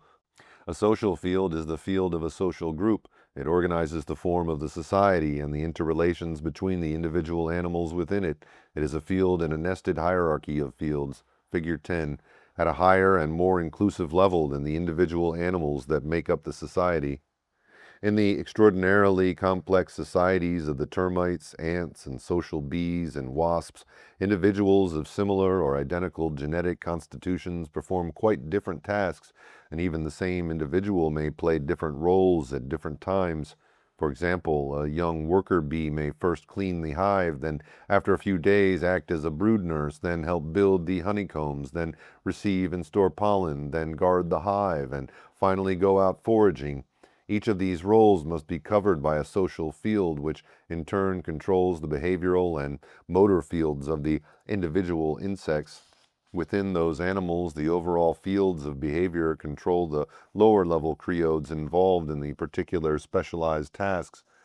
Changes in the insect's nervous system bring it under the influence of one or other of these higher level fields by causing it to enter into morphic resonance with previous workers that filled that particular role. Such changes depend to some extent on alterations in the physiology of the insect as it grows older, but they are also strongly influenced by the society as a whole. The roles of individuals change in response to disturbances of the hive or society the whole system regulates. The behavioral fields of feeding, avoidance, reproduction, etc. generally control a series of lower level fields that act in sequence, the final form of one providing the germ structure for the next. motor fields still lower in the hierarchy often act in cycles to give repetitive movements, such as those of the legs in walking, the wings in flying, and the jaws in chewing. At the lowest level are those fields concerned with the detailed control of the contraction of the cells within the muscles. Behavioral fields embrace the sense organs, the nervous system, and the muscles, but also extend beyond the surface of the animal, linking it to objects outside the animal in the external world. Consider, for example, the field of feeding. The overall process, the capture and ingestion of food, is in fact a special type of aggregative morphogenesis, section 4.1. The hungry animal is the germ structure that enters into morphic resonance with previous fields of feeding. In the case of a predator, these fields are concerned with the capture and ingestion of prey. The field of capture projects into the space around the animal and includes within it the virtual form of the prey. Figure 11. This virtual form is actualized when an entity corresponding to this virtual form is near the predator. The prey is recognized and the capture create initiated. Theoretically, the behavioral field could affect probabilistic events in any or all of the systems it embraces, including the muscles, the perceptual system, and the prey itself. But in most cases, its influence is concerned primarily with the modification of probabilistic events in the central nervous system, directing the movements of the animal toward the achievement of the final form, in this case, the capture of the prey. Behavioral fields and the senses. Through morphic resonance, an animal comes under the influence of specific behavioral fields as a result of its characteristic structure and internal patterns of rhythmic activity. These patterns are modified by changes arising within the body of the animal and by influences from the environment. If different stimuli brought about the same changes within the animal, then the same motor and behavioral fields would come into play. This is what seems to happen in unicellular organisms that give the same avoidance reaction to a wide variety of physical and chemical stimuli. Probably all of them have similar effects on the physical and chemical state of the cell, for example, by modifying the permeability of the cell membrane to calcium or other ions. In simple multicellular animals with relatively little sensory specialization, the range of reactions to stimuli is not much greater than in unicellular organisms. Hydra, for instance, shows the same avoidance reactions to many different physical and chemical stimuli, and it responds to objects such as food particles only as a result of mechanical contact. However, as in certain unicellular organisms, its response to solid objects is modified by chemical stimuli. This can be demonstrated by a simple experiment. Small pieces of filter paper are supplied to the tentacles of a hungry hydra. They evoke no reaction, but if they are first soaked in meat juice, the tentacles carry them toward the mouth where they are swallowed. By contrast, animals possessing image-forming eyes can sense objects while they are still some distance away. Consequently, the behavioral fields project farther outward into the environment. The range and scope of the animal's behavior is greatly increased. The detection of these fields by potential prey animals may underlie the sense of being stared at. The sense of hearing enables distant objects to be detected and permits an extension of the spatial range of the motor fields even into regions that cannot be seen.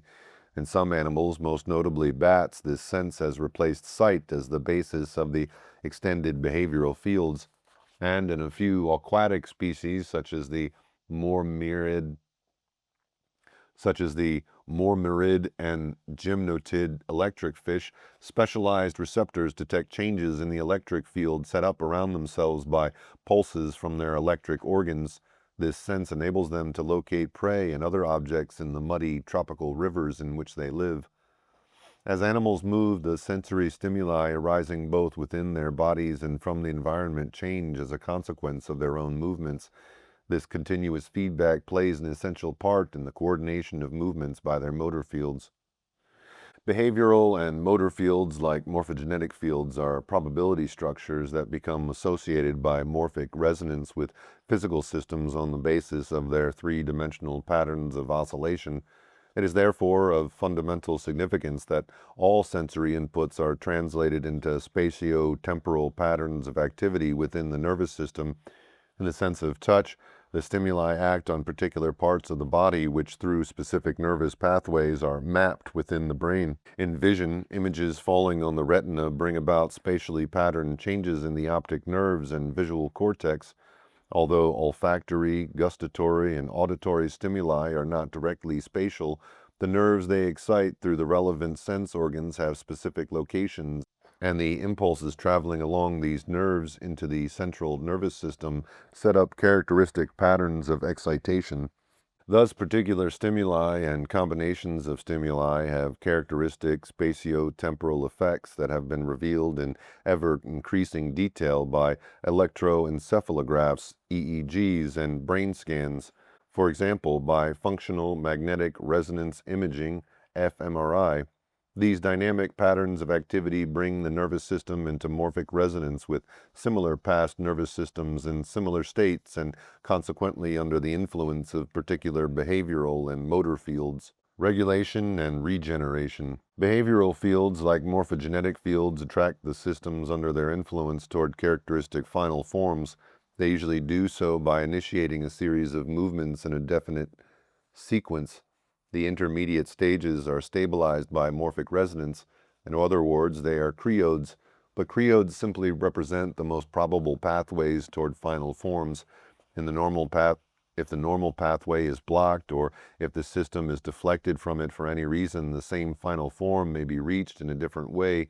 The system regulates, section 4.1. Many, but not all, morphogenetic systems are capable of regulation, and so are social, behavioral, and motor systems. Regulation occurs under the influence of behavioral and motor fields at all levels in the hierarchy. For example, if a few muscles or nerves in a dog's leg are damaged, the pattern of contraction in the other muscles adjusts so that the limb functions normally. If the leg is amputated, the movements of the remaining legs change in such a way that the dog can still walk, although with a limp. If parts of its cerebral cortex are damaged, after some time it recovers more or less completely. If it is blinded, its ability to move around gradually improves as it comes to rely more on its remaining senses. And if its normal route towards its home, its food, or its puppies is blocked, it changes its habitual sequence of movement until it finds a new way to reach its goal. The behavioral equivalent of regeneration occurs when the final form of a creode has been actualized but is then disrupted. Think, for instance, of a cat that has caught a mouse, the end point of the capture creode. If the mouse escapes from its clutches, then the cat's movements are directed toward recapturing it. Out of all the examples of behavioral regeneration, the homology with morphogenetic regeneration is shown most clearly in morphogenetic behavior. Concern with the making of nests and other structures. In some cases, animals mend these structures after they have been damaged. For example, potter wasps can fill in holes made by the experimenter in the walls of their pots, sometimes using actions never normally performed when the pots are being constructed, and termites repair damages to their galleries and nests through the cooperative and coordinated activities of many individual insects. Activities such as these have sometimes been interpreted as evidence of intelligence on the ground that animals behaving in a rigidly fixed instinctive manner would not be able to respond so flexibly to unusual situations. But by the same token, regulating sea urchin embryos and regenerating flatworms could also be said to exhibit intelligence. However, this extension of psychological terminology is more confusing than helpful. From the point of view of the hypothesis of formative causation, the similarities can be recognized but interpreted the other way around. Seen against the background of morphogenetic regulation and regeneration, the ability of animals to reach behavioral goals in unusual ways raises no fundamentally new principles, and when in higher animals certain types of behavior no longer follow standard creodes, when behavioral regulation becomes, as it were, the rule rather than the exception, this flexibility can be seen as an extension of the possibilities inherent in morphogenetic and motor fields by their very nature. Morphic fields. Morphogenetic fields organize morphogenesis. Motor fields organize movements. Behavioral fields organize behavior, and social fields organize societies. These fields are hierarchically ordered in the sense that social fields include and organize the behavioral fields of animals within the society. The animal's behavioral fields organize their motor fields, and the motor fields depend for their activity on the animal's nervous system and bodies organized by morphogenetic fields. These are all different kinds of morphic field. Morphic field is a generic term that includes all kinds of fields that have an inherent memory given by morphic resonance from previous similar systems. Morphogenetic, motor, behavioral, and social fields are all morphic fields, and they are all essentially habitual. Chapter 10. Instinct and Learning. The Influence of Past Actions. Behavioral fields, like morphogenetic fields, are given by morphic resonance from previous similar systems. The detailed structure of an animal and the patterns of oscillatory activity within its nervous system will generally resemble itself more closely than any other animal. Thus, the most specific morphic resonance acting upon it will be that from its own past, section 6.5. The next most specific resonance will come from genetically similar animals that lived in the same environment, and the least specific from animals of other races living in different environments. In the valley model of the creode, figure 5, the latter will stabilize the general outline of the valley, while the more specific resonance will determine the detailed topology of the valley bottom. The contours of the creotic valley depend on the degree of similarity between the behavior of similar animals of the same race or species. If their patterns of movement show little variation, morphic resonance will give rise to deep and narrow creodes, represented by steep-walled valleys. Figure 28a, page 164. These will have a strongly canalized effect on the behavior of subsequent individuals, which will therefore tend to behave in very similar ways. Stereotyped patterns of movement brought about by such creodes at lower levels appear as reflexes, and at higher levels as instincts. On the other hand, if similar animals reach the final forms of their behavioral fields by different patterns of movement, the creodes will not be so well defined. Figure 28b. There will therefore be more scope for individual differences in behavior, but once a particular animal has reached the behavioral goal in its own way, its subsequent behavior will tend to be canalized in the same way by morphic resonance from its own past states, and the more often these actions are repeated, the stronger will this canalization become. Such characteristic individual creodes reveal themselves as habits. Thus, from the point of view of the hypothesis of formative causation, there is difference only of degree between instincts and habits. Both depend on morphic resonance, the former from countless previous individuals of the same species, and the latter mainly from past states of the same individual. Reflexes and instincts depend on the very specifically patterned morphogenesis of the nervous system in the first place, itself dependent on morphic resonance.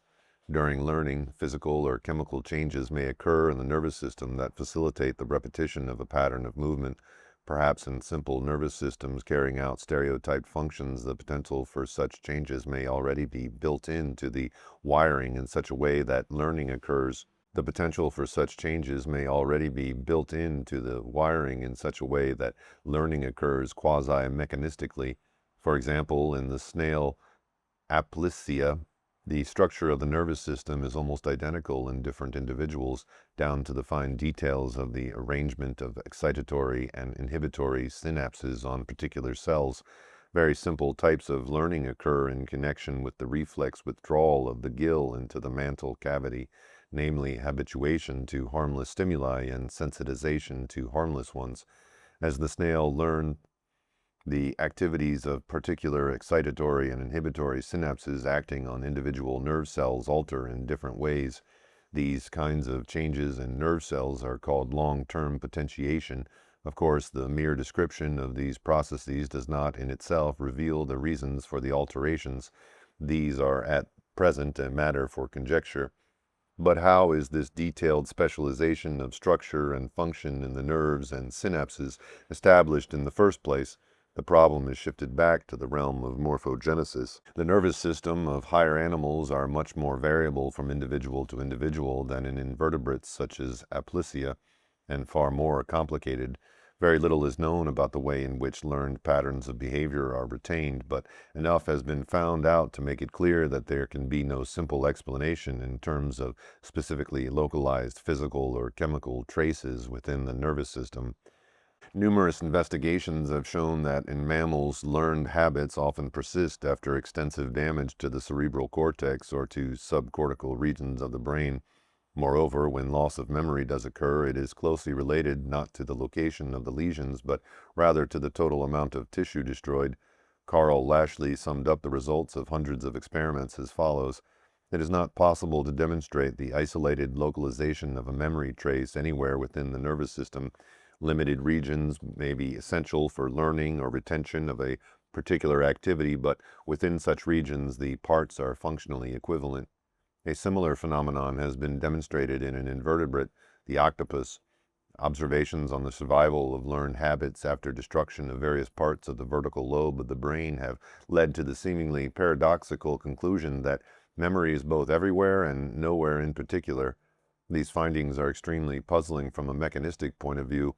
In an attempt to account for them, the neuroscientist Carl Pribram has suggested that memory traces are somehow distributed within the brain in a manner analogous to the storage of information in the form of interference patterns in a hologram, but this remains no more than a vague speculation. The hypothesis of formative causation provides an alternative interpretation, in the light of which the persistence of learned habits in spite of damage to the brain is far less puzzling. The habits depend on behavioral fields that are not stored within the brain at all, but rather are given directly from its past states of morphic resonance. Some of the implications of the hypothesis of formative causation in relation to instinct and learning are considered in the following sections, and experimental tests are discussed in Chapter 11. Instinct. In all animals, some patterns of motor activity are inborn. The hypothesis of formative causation provides an alternative interpretation, in the light of which the persistence of learned habits in spite of damage to the brain is far less puzzling. The habits depend on behavioral fields that are not stored within the brain at all, but rather are given directly from its past states of morphic resonance. Some of the implications of the hypothesis of formative causation in relation to instinct and learning are considered in the following sections, and experimental tests are discussed in Chapter 11. Instinct. In all animals, some patterns of motor activity are inborn rather than learned. The most fundamental are those of the internal organs, such as the heart and gut, but many of the patterns of movement of limbs, wings, and other motor structures are also innate. This is most clearly apparent when animals are able to move around competently almost as soon as they are born or hatched. It is not always easy to make the distinction between inborn and learned behavior. In general, characteristic behavior that develops in young animals reared in isolation can usually be regarded as innate. However, behavior that appears only when they are in contact with other members of their species may also be innate, but require stimuli from the other animals for its expression. Studies of the instinctive behavior of a wide range of animals have led to several general conclusions, which constitute the classical concepts of ethology. These can be summarized as follows. 1. Instincts are organized in a hierarchy of systems or centers superimposed upon one another. Each level is activated primarily by a system at the level above it. The highest center of each of the major instincts may be influenced by a number of factors, including hormones, sensory stimuli from the viscera of the animal, and stimuli from the environment. 2. The behavior that occurs under the influence of the major instincts often consists of chains of more or less stereotyped patterns of behavior called fixed action patterns. When such a fixed action pattern constitutes the endpoint of a major or minor chain of instinctive behavior, it is called a consummatory act. The behavior in the earlier part of an instinctive chain of behavior, e.g. searching for food, may be more flexible and is usually called appetite behavior. 3. Each system requires a specific stimulus in order to be activated or released. This stimulus or releaser may come from within the animal's body or from the environment. In the latter case, it is often referred to as a sign stimulus. A given releaser or sign stimulus is presumed to act on a specific neurosensory mechanism called the innate releasing mechanism, which releases the reaction. These concepts harmonize remarkably well with the ideas of behavioral and motor fields developed in the previous chapter. The fixed action patterns can be understood in terms of creodes, and the innate releasing mechanisms as the germ structures of the appropriate motor fields. Sign stimuli. The instinctive responses of animals to sign stimuli show that they somehow abstract certain specific and repeatable features from their environments. As the ethologist Nico Tinberger put it, An animal responds blindly to only part of the total environmental situation and neglects other parts, although its sense organs are perfectly able to receive them. These effective stimuli can easily be found by testing the response to various situations differing in one or other of the possible stimuli. Moreover, even when a sense organ is involved in releasing a reaction, only part of the stimuli that it can receive is actually effective. As a rule, an instinctive reaction responds to only very few stimuli, and the greater part of the environment has little or no influence, even though the animal may have the sensory equipment for receiving numerous details. The following examples illustrate these principles. The aggressive reaction of male stickleback fish during the breeding season to other male sticklebacks is released mainly by the sign stimulus of the red belly. Models with very crude shapes but with red bellies are attacked much more than models with the correct shape but no red coloration. Similar results have been obtained in experiments with red-breasted robin. A territory-holding male threatens very approximate models with red breasts or even a mere bundle of red feathers, but responds much less to accurate models without red breasts. Young ducks and geese react instinctively to the approach of birds of prey in a manner that depends on the shape of the bird in flight. Studies with cardboard models have shown that the most important feature is a short neck, a characteristic of hawks and other predatory birds, while the size and shape of the wings and tail are relatively unimportant. In certain moths, the sex odor or pheromone normally produced by females causes males to accept to copulate with any object bearing it. In locusts of the species Ephipiger, males attract females willing to mate by their song. Females are attracted to singing males from a considerable distance, but ignore silent males even when quite near. Males that are silenced by gluing their wings together are incapable of attracting females. Hens come to the rescue of chicks in response to their distress call, but not if they simply see them in distress, for example, behind a soundproof glass barrier. According to the hypothesis of formative causation, recognition of these sign stimuli depends on morphic resonance from previous similar animals exposed to similar stimuli. Owing to the process of automatic averaging, this resonance will emphasize only the common features of the spatio-temporal patterns of activity brought about by these stimuli in the nervous system. The result will be that only certain specific stimuli are abstracted from the environment, whereas others are ignored. Consider, for example, the stimuli acting on hens whose chicks are in distress. Imagine a collection of photographs taken of chicks in distress on many different occasions. Those taken at night will show nothing. Those in the daytime will show chicks of different sizes and shapes, seen from the front, the rear, the side, or from above. Moreover, they may be near to other objects of all shapes and sizes, or even concealed behind them. Now, if all these photographs are superimposed to produce a composite image, no features whatever will be reinforced. The result will simply be a blur. By contrast, imagine a series of tape recordings made at the same time the photographs were taken. All bear the record of distress calls, and if these sounds are superimposed, they reinforce each other to give an automatically averaged distress call. This superimposition of photographs and tape recordings is analogous to the effect of morphic resonance from the nervous system of previous hens on a subsequent hen exposed to stimuli from a chick in distress. The visual stimuli result in no specific resonance and evoke no instinctive reaction. However pathetic the chick may look to a human observer, whereas the auditory stimuli do. This example serves to illustrate what seems to be a general principle. Shapes are very often ineffective as sign stimuli. The probable reason is that they are highly variable because they depend on the angle from which things are seen. By contrast, colors are much less critically dependent on viewpoint, and sounds and odors hardly at all. Significantly, colors, sounds, and odors play important roles as releasers of instinctive reactions, and in those cases where shapes are effective, there is a certain constancy of viewpoint. For example, young birds on the ground see predators flying above them in silhouette and do indeed respond to such shapes. And when shapes or patterns serve as sexual sign stimuli, they do so in courtship displays or presentations in which animals take up definite stances or postures in relation to their potential mates. The same is true of displays of submission and aggression. Learning can be said to occur when there is any relatively permanent adaptive change in behavior as a result of past experience. 4 general categories can be distinguished.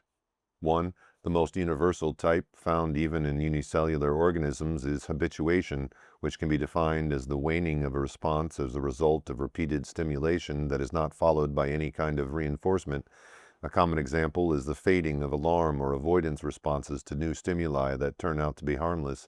Animals get used to them. This phenomenon implies the existence of some sort of memory, which enables the stimuli to be recognized when they recur. On the hypothesis of formative causation, this recognition is due primarily to the morphic resonance of the organism with its own past states, including those brought about by new sensory stimuli.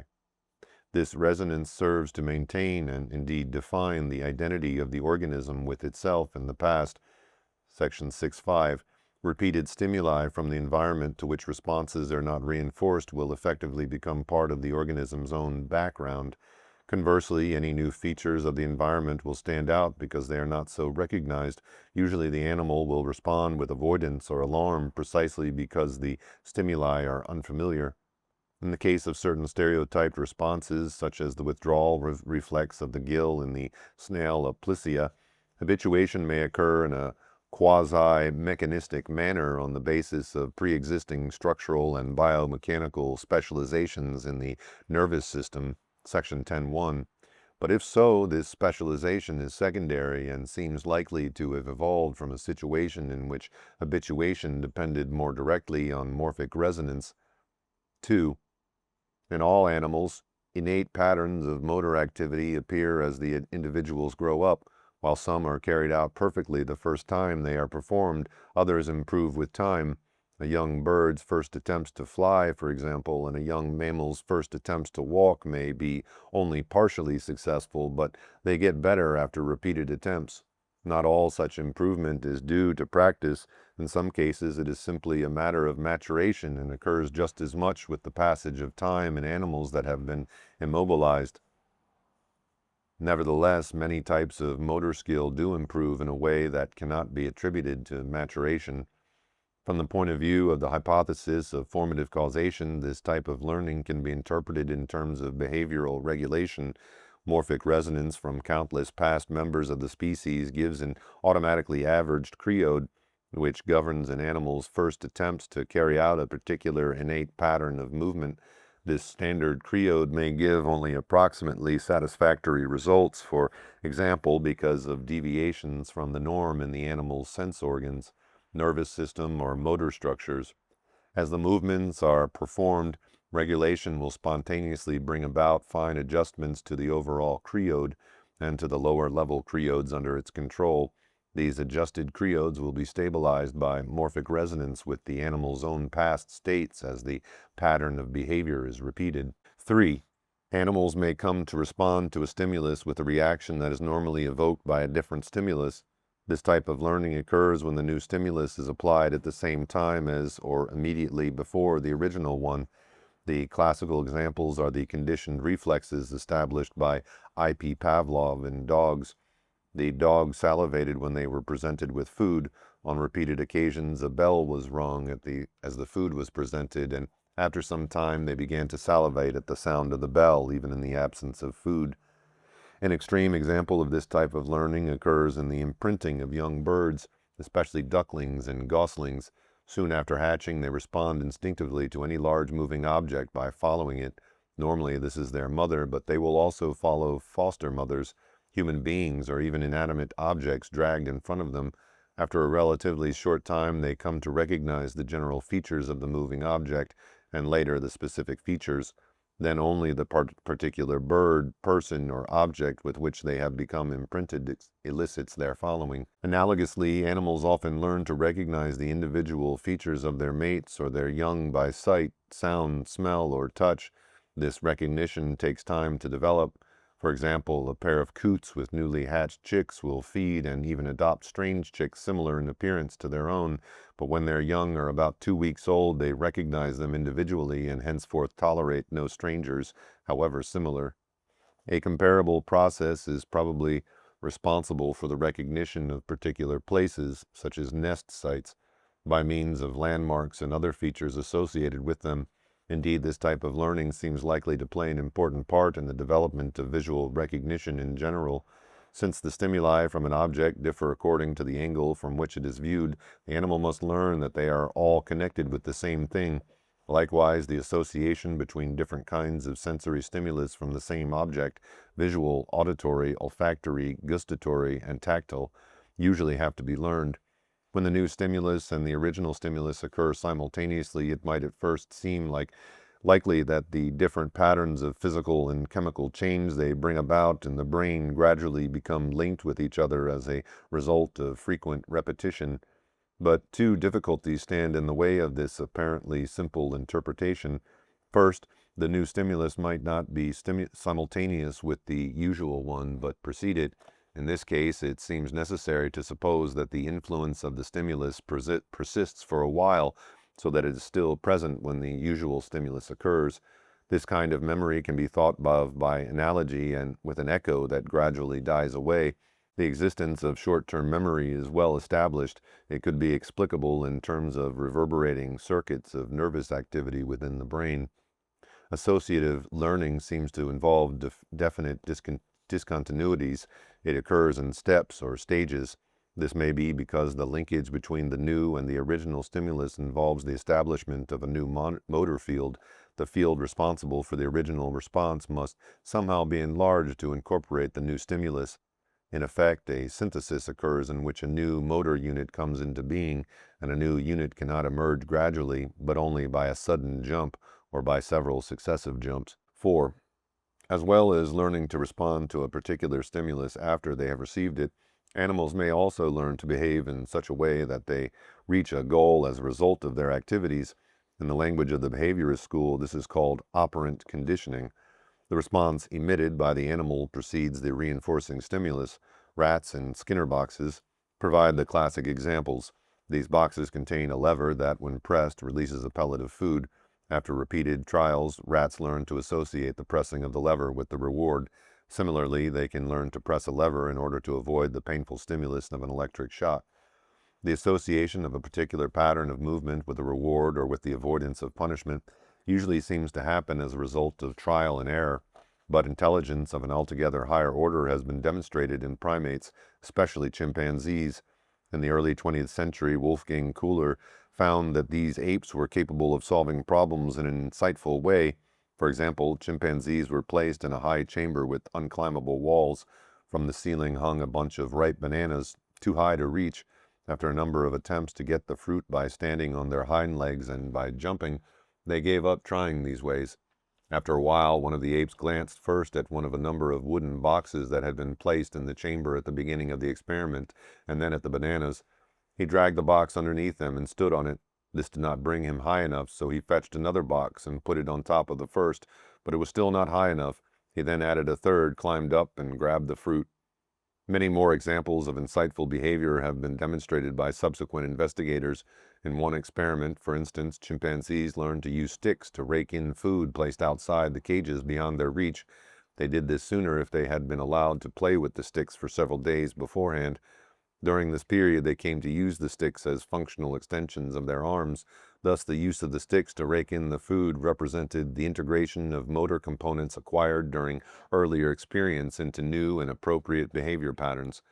In both trial and error and insight learning, existing creodes are integrated within new, higher-level motor fields. These syntheses can come about only by sudden jumps. If the new patterns of behavior are successful, they will tend to be repeated. Hence, the new motor fields will be stabilized by morphic resonance as the learned behaviors become habitual. Innate tendencies to learn. The originality of learning may be absolute.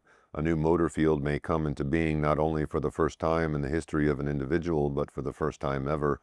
On the other hand, an animal may learn something that other members of its species have already learned in the past. In this case, the emergence of the appropriate motor field will be facilitated by morphic resonance from previous similar animals. If a motor field becomes increasingly well established through repetition in many individuals, learning will become progressively easier. There will be a strong innate disposition toward acquiring this particular pattern of behavior. Thus, learned behavior that is repeated very frequently will tend to become semi-instinctive. By a converse process, instinctive behavior may come to be semi-learned. The songs of birds illustrate the intergradations between instinctive and learned behavior particularly clearly. In some species, such as the wood pigeon and the cuckoo, the pattern of song varies little from bird to bird and is almost completely innate. But in others, for example, the chaffinch, the song has a general structure characteristic of the species, but in its final detail it differs from individual to individual. These differences can be recognized by other birds and play an important part in the bird's family and social life. Birds raised in isolation produce simplified and rather featureless versions of the chaffinch song, showing that its general structure is innate. However, under normal conditions, they develop and improve their singing by imitating other chaffinches. This process is taken much further in mockingbirds, for example, which borrow elements from the songs of other species, and some kinds of birds, notably parrots and minnows, when kept in captivity, often imitate their human foster parents. In species whose songs are almost entirely innate, the lack of individual variation is both an effect and a cause of the well-defined and highly stabilized motor creodes, figure 28a. The more the same pattern of movement is repeated, the greater will be its tendency to be repeated in the future. But in species with individual differences in song, morphic resonance will give less well-defined creodes, figure 28b. The general structure of the creode will be given by the process of automatic averaging, but the details will depend on the individual and its own experience and habits, remembered through morphic resonance with itself in the past. Chapter 11. The Inheritance and Evolution of Behavior. The inheritance of behavior.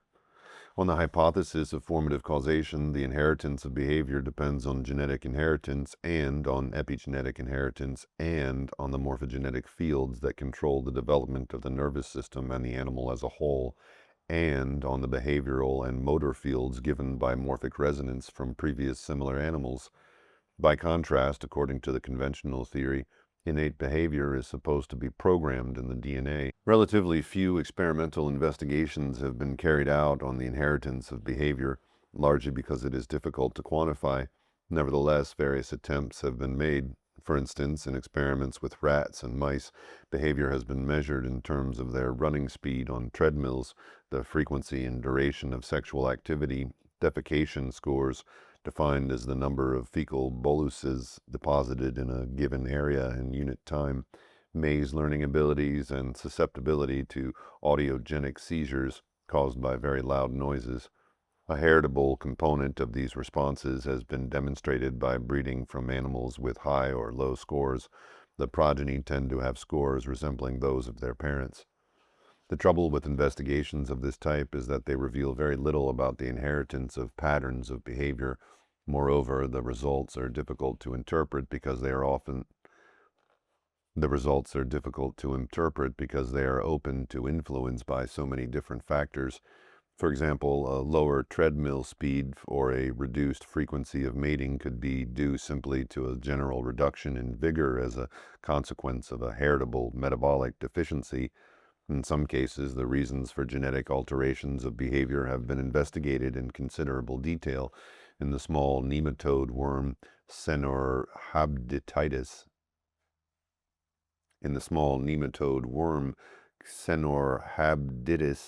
certain mutants that wriggle abnormally show structural changes in their nervous systems. In Drosophila, various behavioral mutations that abolish the normal response to light have been found to affect the photoreceptors or the peripheral visual neurons. In mice, a number of behavioral mutations are known to affect the morphogenesis of the nervous system, leading to defects of whole regions of the brain. In human beings, various congenital abnormalities of the nervous system are associated with abnormal behavior, for example, in Down syndrome. And then behavior can also be affected by hereditary physiology and biochemical defects. For instance, in humans, the condition of phenylketonuria associated with mental retardation is due to a deficiency of the enzyme phenylalanine hydroxylase. The fact that innate behavior is affected by genetically determined alterations in the structure and function of the sense organs, nervous system, etc., does not, of course, prove that its inheritance is explicable in terms of genetic factors alone. It shows only that a normal body is necessary for normal behavior. Think again of the radio analogy. Changes within the set affect its performance, but this does not prove that the music comes out of the loudspeakers, originates inside the set itself. In the realm of behavior, biochemical, physiological, and anatomical changes may prevent the appearance of germ structures, and hence whole motor fields may fail to act, or they may have various quantitative effects on the movements controlled by these fields. And in fact, investigations on the inheritance of fixed action patterns shows that it is not difficult to find variations that affect the performance in a minor fashion, but the unit still appears in a clearly recognizable form if it appears at all. The inheritance of behavioral and motor fields is probably dependent on the factors already discussed in connection with the inheritance of morphogenetic fields, Chapter 7. Generally speaking, in hybrids between two races or species, the dominance of the behavioral fields of one over those of the other is likely to depend on the relative strength of the morphic resonance from the parental types, Figure 19. If one belongs to a well-established race or species and the other to a relatively new one with a small past population, the behavioral fields of the former would be dominant. But if the parental races of species were equally well established, the hybrids would come under the influence of both to a similar extent. This is in fact what seems to happen. In some cases, the results are bizarre because the patterns of behavior of the parental types are incompatible with each other.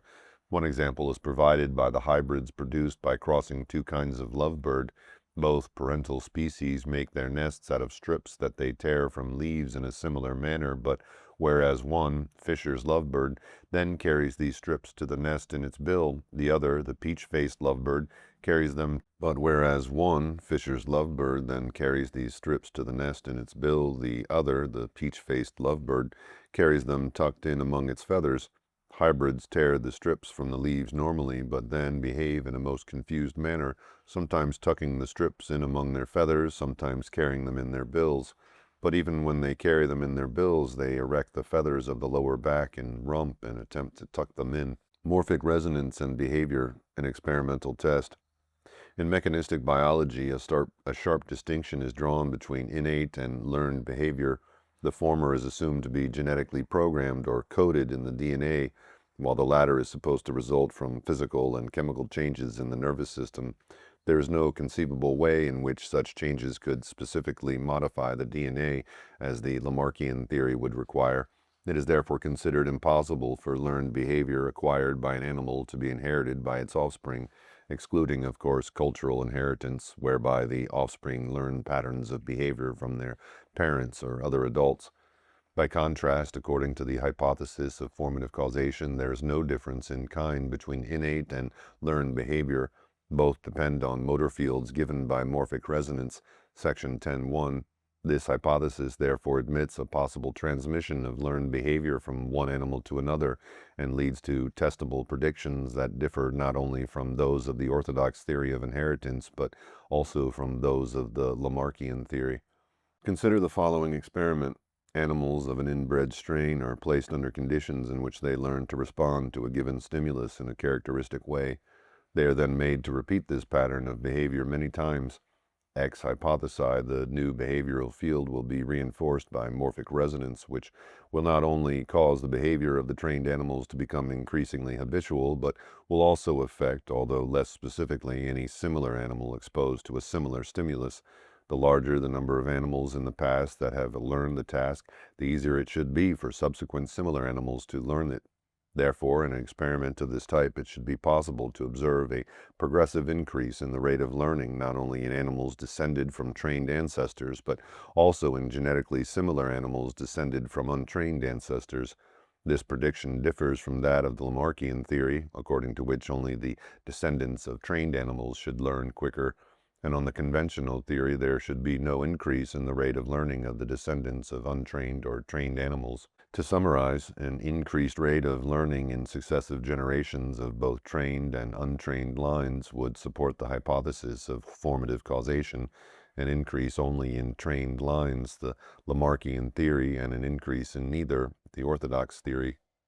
Tests of this type have in fact already been performed. The results support the hypothesis of formative causation. William McDougall started the original experiment at Harvard in 1920. In the hope of providing a thorough test of the possibility of Lamarckian inheritance, the experimental animals were white rats of the Wistar strain that had been carefully inbred under laboratory conditions for many generations. Their task was to learn to escape from a specially constructed tank of water by swimming to one of the two gangways that led out of the water. The wrong gangway was brightly illuminated, while the right gangway was not. If the rat left by the illuminated gangway, it received an electric shock. The two gangways were illuminated alternately, one on one occasion, the other on the next. The number of errors made by a rat before it learned to leave the tank by the non-illuminated gangway gave a measure of its rate of learning. Some of the rats required as many as 330 immersions, involving approximately half that number of shocks before they learnt to avoid the bright gangway. The process of learning was in all cases one that suddenly reached a critical point.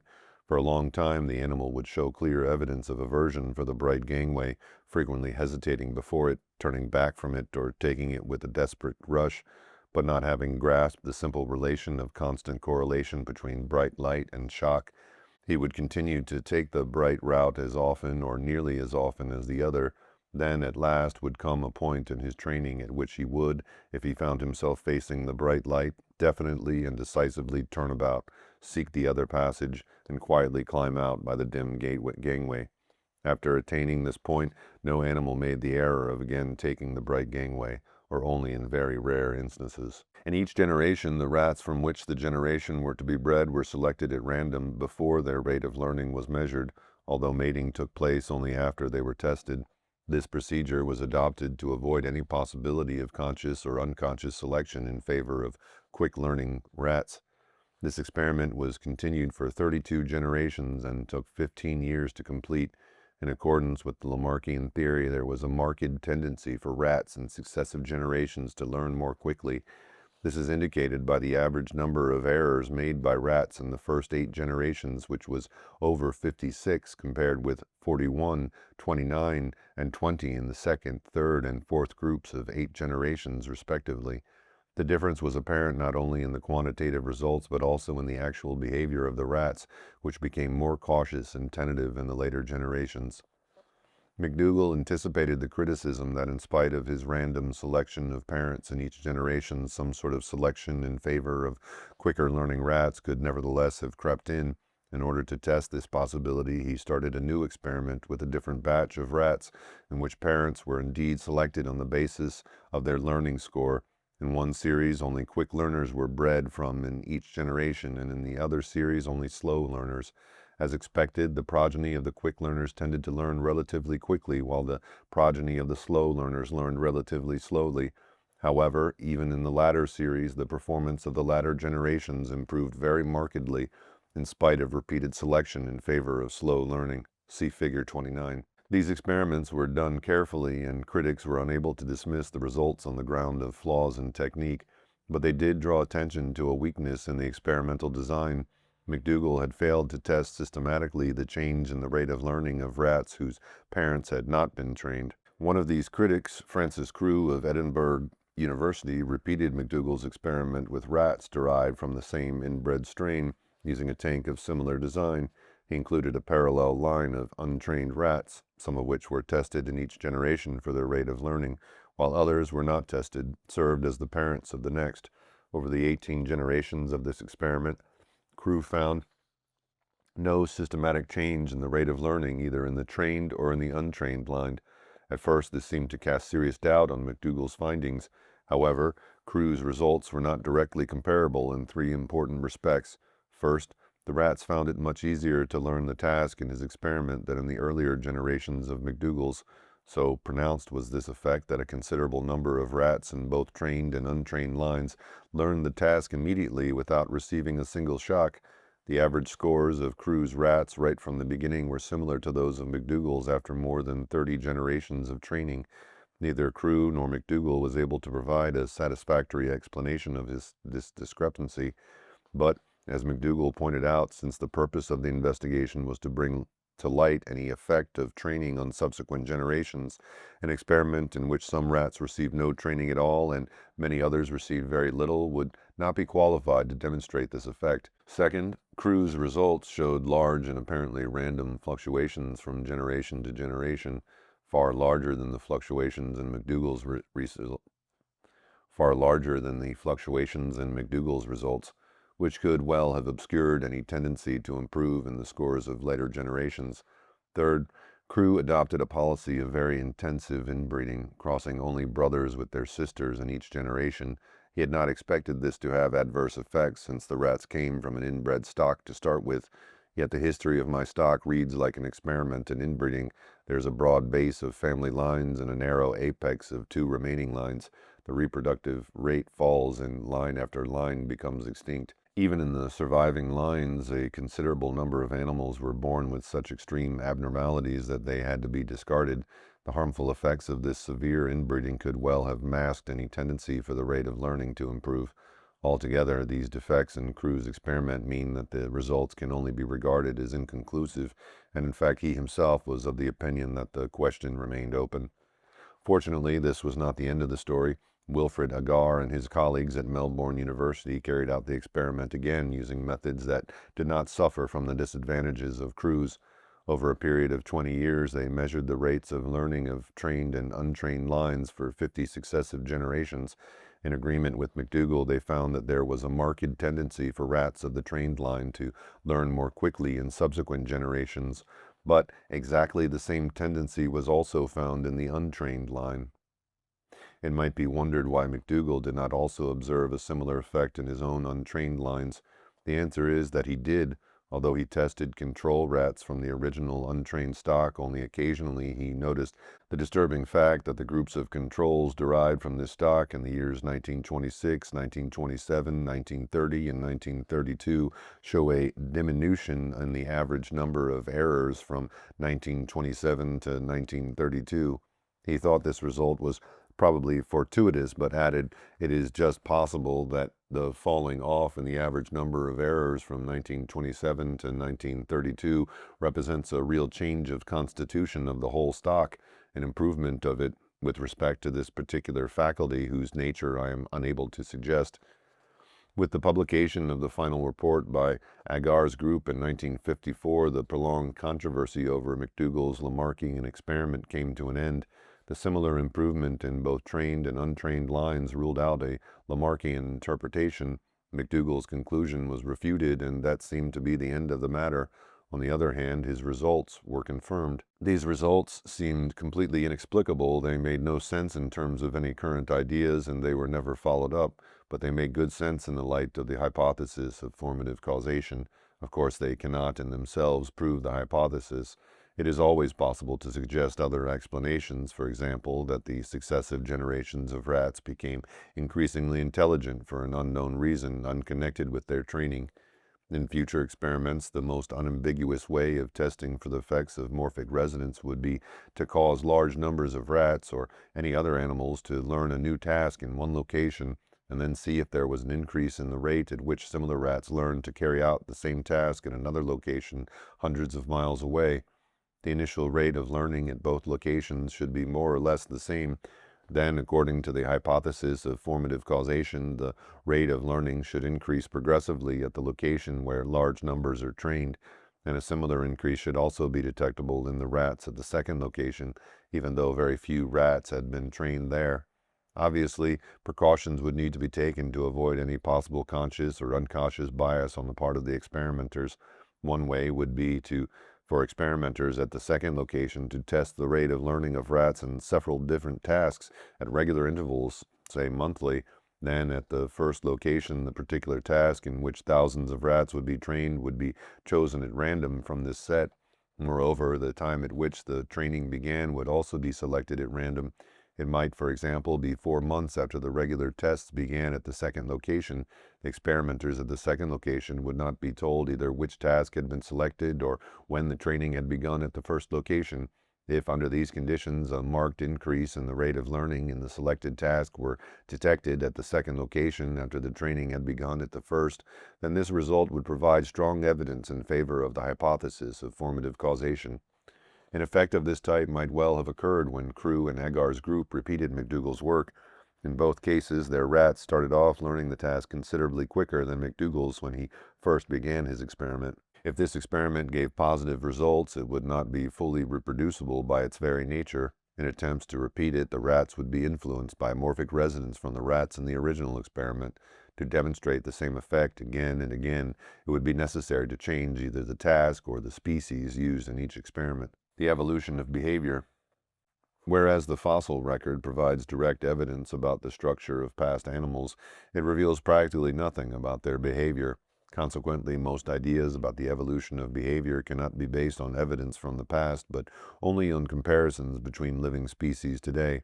Thus, for example, theories can be constructed about the evolution of social behavior in bees by comparing existing social species with solitary and colonial species, which are presumed to be more primitive. But however reasonable such theories may seem, they can never be more than speculative. Moreover, theories of behavioral evolution depend on assumptions about the way in which behavior is inherited, since so little is actually known. The neo-Darwinian theory assumes that innate behavior is programmed or coded in the DNA, and that new types of behaviors are caused by chance mutations. These natural selection favors favorable mutants, hence instincts evolve. Chance mutations are also assumed to give animals capacity for particular types of learning, that animals whose survival and reproduction benefit from these capacities are favored by natural selection. Hence, capacities for learning evolve. Even a tendency for learned behavior to become innate can be attributed to chance mutations by the hypothetical Baldwin effect. Animals may respond to new situations by learning to behave in appropriate ways. Chance mutations that cause this behavior to appear without the need for learning will be favored by natural selection. Hence, behavior that was at first learned may become innate, not because of an inheritance of acquired characteristics, but because appropriate mutations happen by chance and are selected for. There seems to be practically no limit to what can be accounted for by the invocation of favorable chance mutations that change the genetic programming of behavior. These neo-Darwinian theories can be developed in a mathematical form by calculations based on the formulae of theoretical population genetics, but insofar as these speculations are untestable, they have no independent value. They merely elaborate the mechanistic assumptions from which they start. The hypothesis of formative causation leads to very different interpretations of the evolution of behavior. To the extent that genetic changes influence behavior, natural selection would still be expected to lead to alterations in the gene pools of populations, but the specific patterns of behavior themselves depend on the inheritance of behavioral fields by morphic resonance. The more a given pattern of behavior is repeated, the stronger will this resonance become. Thus, the repetition of instinctive behavior will tend to fix the instincts more and more. On the other hand, if patterns of behavior vary from individual to individual, morphic resonance will not produce well-defined creodes, hence the behavior will be less stereotyped. The greater the variety of behavior, the greater will be the scope for variation in future generations. This kind of evolution, permitting the emergence of intelligence, has taken place to some extent among the birds, more so in the mammals, and most of all in humans. In some cases, behavior that is semi-learned may have evolved from a background in which it was fully instinctive. One way in which this could have happened is through the hybridization of races with different creodes, giving rise to composite motor fields with more scope for individual variation. Conversely, semi-instinctive behavior could have evolved from behavior that was originally learned as a result of frequent repetition. Consider, for example, the behavior of different breeds of dog. Sheepdogs have been trained and selected over many generations for the ability to round up sheep, retrievers to retrieve, pointers to point, foxhounds to chase foxes, and so on. Dogs often show an innate tendency toward the behavior characteristics of their breed even before they are trained. Perhaps these tendencies are not quite strong enough to be called instincts, but they are strong enough to show that there is only a difference of degree between instincts and a hereditary predisposition to learn particular types of behavior. Of course, breeds of dogs have evolved under conditions of artificial rather than natural selection, but the same principles apply in both cases. While it is relatively easy to imagine how some types of instinctive behavior could have developed by the repetition of learned behavior generation after generation, this cannot feasibly account for the evolution of all types of instinct, especially in animals with a very limited capacity for learning. Possibly some new instincts emerged from new permutations and combinations of pre-existing instincts. One way in which this could occur would be through hybridization between races or species with different patterns of behavior. Another way in which new combinations might come about is through the incorporation of displacement activities, the seemingly irrelevant actions performed by animals torn between conflicting instincts. Certain elements of courtship rituals may well have originated in this way.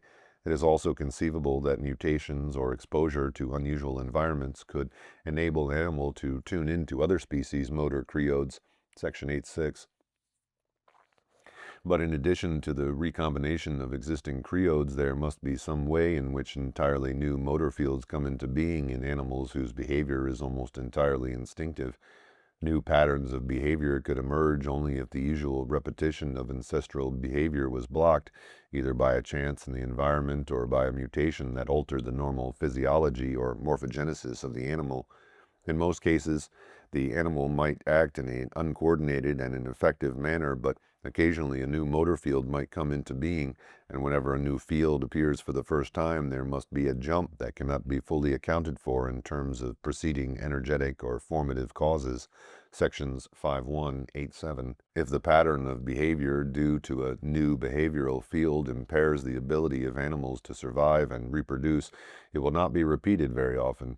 Animals that persist in this behavior will be eliminated by natural selection, but if the new pattern of behavior helps animals to survive and reproduce, it will tend to be repeated and reinforced by morphic resonance. Human behavior.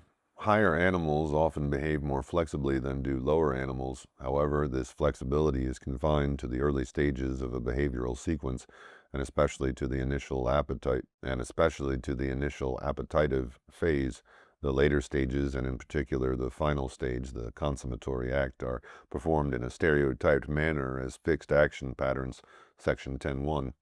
In terms of the landscape model, a major motor field can be represented by a broad valley, which then narrows down and becomes increasingly steep-walled, finally ending up in a deep canyon, figure 28b. The broad valley corresponds to the appetitive phase in which many alternative pathways can be followed. These pathways then converge as they are funneled toward the final, highly canalized creode of the consummatory act. In human behavior, the ranges of ways in which behavioral goals are reached are far wider than in any other species, but the same principles seem to apply. Under the influence of the higher-level behavioral fields, patterns of action are funneled toward stereotyped consummatory acts that are generally innate. For example, people obtain their food by all sorts of different methods, either directly by hunting, gathering, fishing, herding, or farming, or earn it indirectly by performing various tasks or jobs. Then the food is prepared and cooked in many different ways and placed in the mouth by a variety of means, for instance by hand or with chopsticks or a spoon. But there is little difference in the way the food is chewed, and the consummatory act of the whole motor field of feeding, swallowing is similar in all people. Likewise, in the behavior governed by the motor field of reproduction, methods of courtship and systems of marriage differ widely, but the consummatory act of copulation toward which they lead is more or less stereotyped. In the male, the final fixed action pattern, that of ejaculation, proceeds automatically and is in fact innate. Thus, the very varied patterns of human behavior are usually directed toward a limited number of goals given by the motor fields inherited from past members of the species by morphic resonance. In general, these goals are related to the development, maintenance, or reproduction of the individual or social group. Even play and exploratory activity not immediately directed toward such goals often help achieve them later on, as they do in other species, for neither play nor generalized exploratory appetitive behavior in the absence of immediate reward is confined to humans. Rats, for example, explore their environment and investigate objects even when they are satiated. However, not all human activity is subordinated to the motor fields that canalize it toward biological or social goals. Some is explicitly directed toward transcendent ends. This kind of behavior is shown in its purest form in the lives of saints. Although the range of variation in human behavior is very wide when the species as a whole is considered, in any given society the activities of individuals tends to fall into a limited number of standard patterns.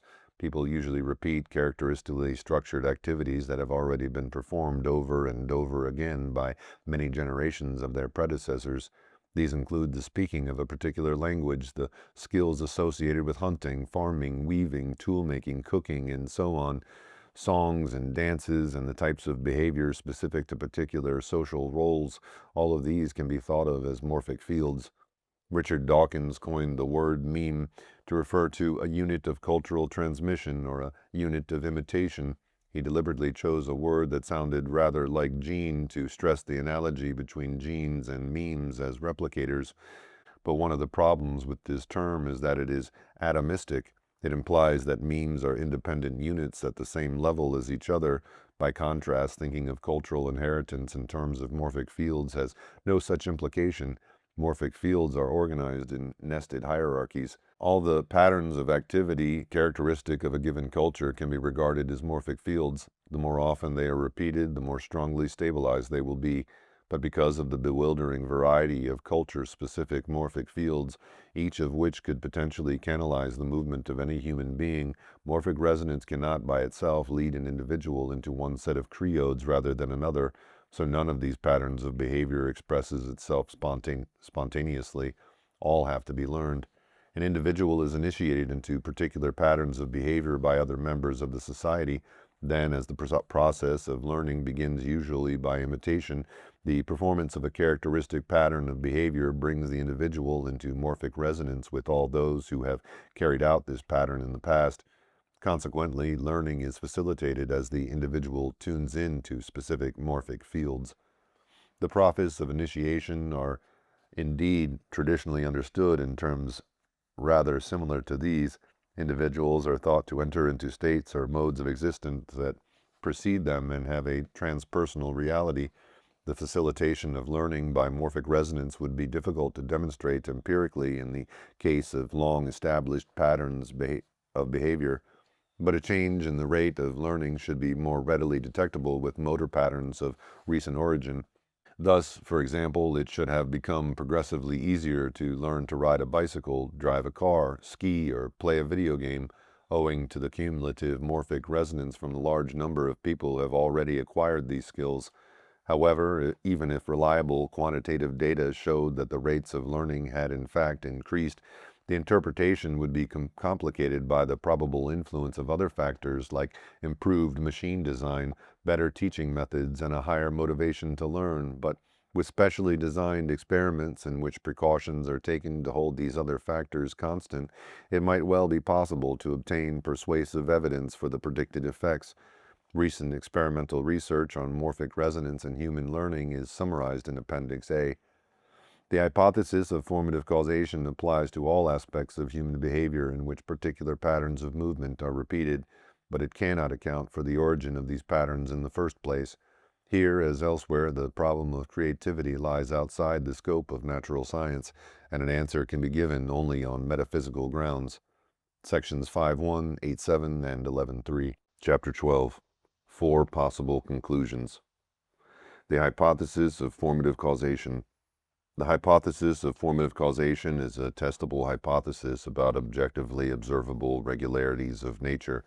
It cannot explain the origination of new forms and new patterns of behavior, nor can it explain subjective experience. Such explanations can be given only by theories of reality more far-reaching than those of natural science, in other words, by metaphysical theories. At present, scientific and metaphysical questions are frequently confused with each other because of the close connection between the mechanistic theory of life and the metaphysical theory of materialism. The latter would still be defensible if the mechanistic theory were to be superseded within biology by the hypothesis of formative causation, or indeed by any other hypothesis, but it would lose its privileged position. It would have to enter into free competition with other metaphysical theories. In order to illustrate the important distinction between the realms of science and of metaphysics, in the following sections 4 different metaphysical theories are briefly outlined. All 4 are compatible with the hypothesis of formative causation. From the point of view of natural science, the choice among them is open. Modified materialism. Materialism starts from the assumption that only matter is real, hence everything that exists is either matter or entirely dependent upon matter for its existence. However, the concept of matter has no fixed meaning. In the light of modern physics, it has already been extended to include physical fields, and material particles have come to be regarded as forms of energy. The philosophy of materialism has been modified accordingly and is sometimes called physicalism to reflect this change. Morphic fields are associated with material systems. They too can be regarded as aspects of matter. Section 3.5. Thus, materialism or physicalism could be further modified to incorporate the idea of formative causation. In the following discussion, this new form of the materialist philosophy will be referred to as modified materialism. Materialism denies a priori the existence of any non-material causal agency. The physical world is causally closed. Hence, there can be no such thing as a non-material self that acts upon the body, as there seems to be from a subjective point of view. Rather, conscious experience is either in some sense the same thing as material states of the brain, or it simply runs parallel to these states without affecting them.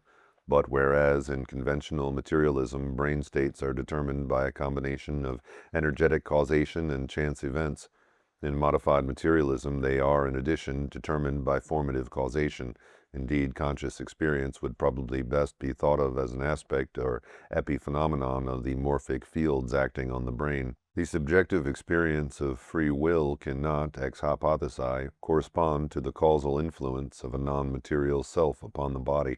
However, it is conceivable that some of the random events within the brain might be subjectively experienced as free choices, but this apparent freedom is nothing but an aspect or epiphenomenon of the chance activation of one morphic field rather than another. If all conscious experience is simply an accompaniment of or runs parallel to the morphic fields acting upon the brain, then conscious memory, like the memory of habits, section 10.1, must depend on morphic resonance from past states of the brain. Neither conscious nor unconscious memories would be stored within the brain.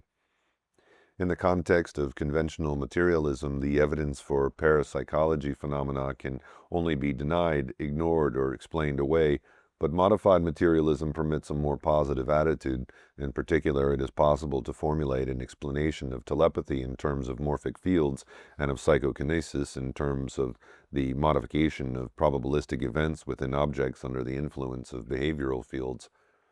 The origin of new forms, new patterns of behavior, and new ideas cannot be explained in terms of pre-existing energetic and formative causes, sections 5.1, 8.7, 11.3, and 11.4. Moreover, materialism denies the existence of any non-material creative agency that could have given rise to them, hence they have no cause.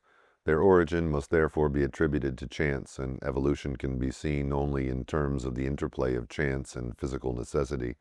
In summary, according to modified materialism, conscious experience is either an aspect of or runs parallel to the morphic fields acting on the brain. All human creativity, like evolutionary creativity, must ultimately be ascribed to chance. Human beings adopt their beliefs, including the belief in materialism, and carry out their actions as a result of chance events and physical necessities within their brains.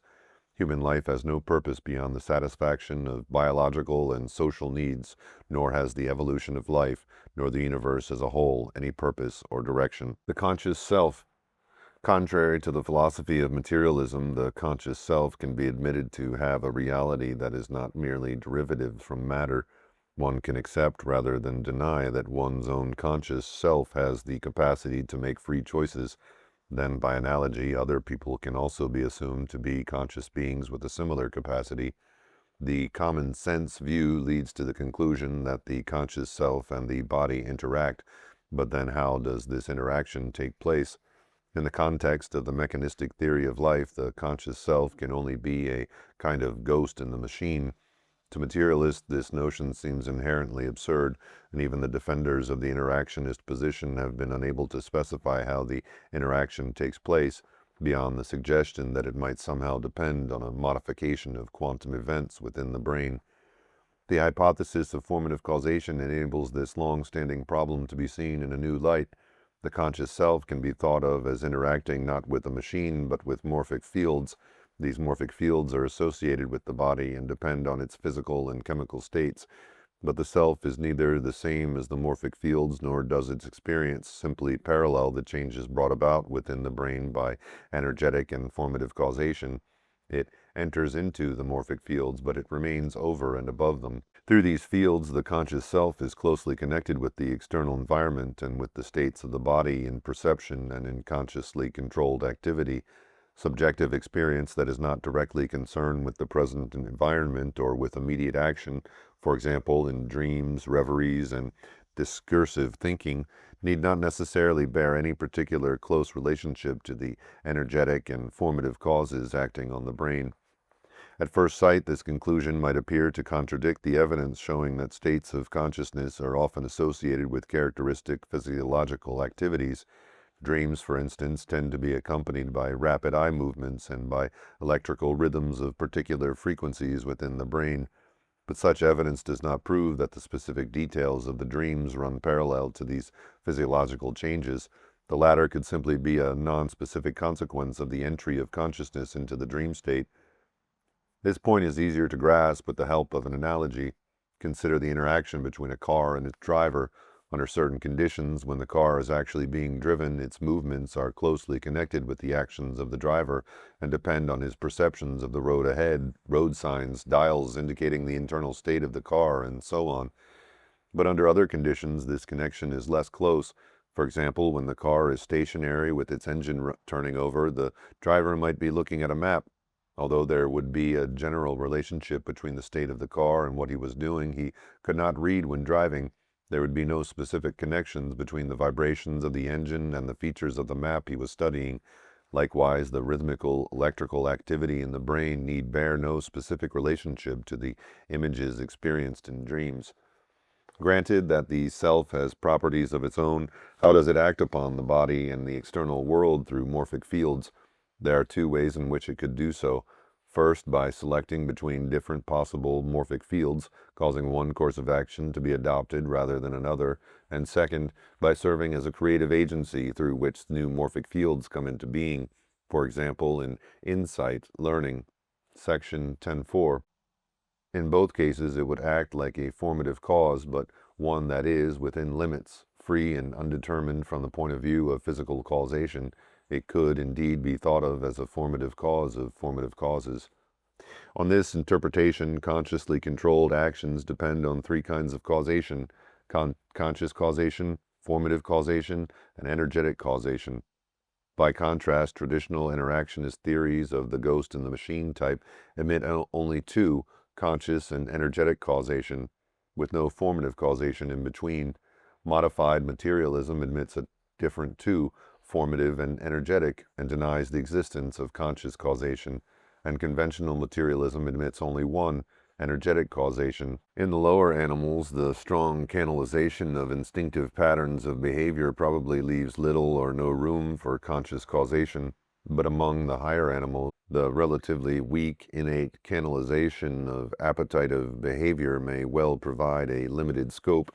In humans, the enormous range of possible actions gives rise to many ambiguous situations in which conscious choices can be made, both at lower levels between possible methods of reaching goals already given by higher level morphic fields, and at higher levels between competing morphic fields. On this view, consciousness is directed primarily toward the choice between possible actions, and its evolution has been intimately connected with the increasing scope of conscious causation. At an early stage in human evolution, this scope must have increased enormously with the development of language, both directly through the capacity to produce an indefinite number of patterns of sounds in the speaking of phrases and sentences, and indirectly through all those actions made possible by this detailed and flexible means of communication.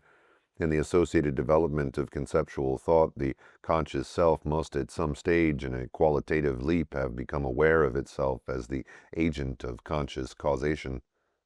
Although conscious creativity reaches its highest development in the human species, it probably also plays an important part in the development of new patterns of behavior in the higher animals, and may even be of some significance in the lower animals.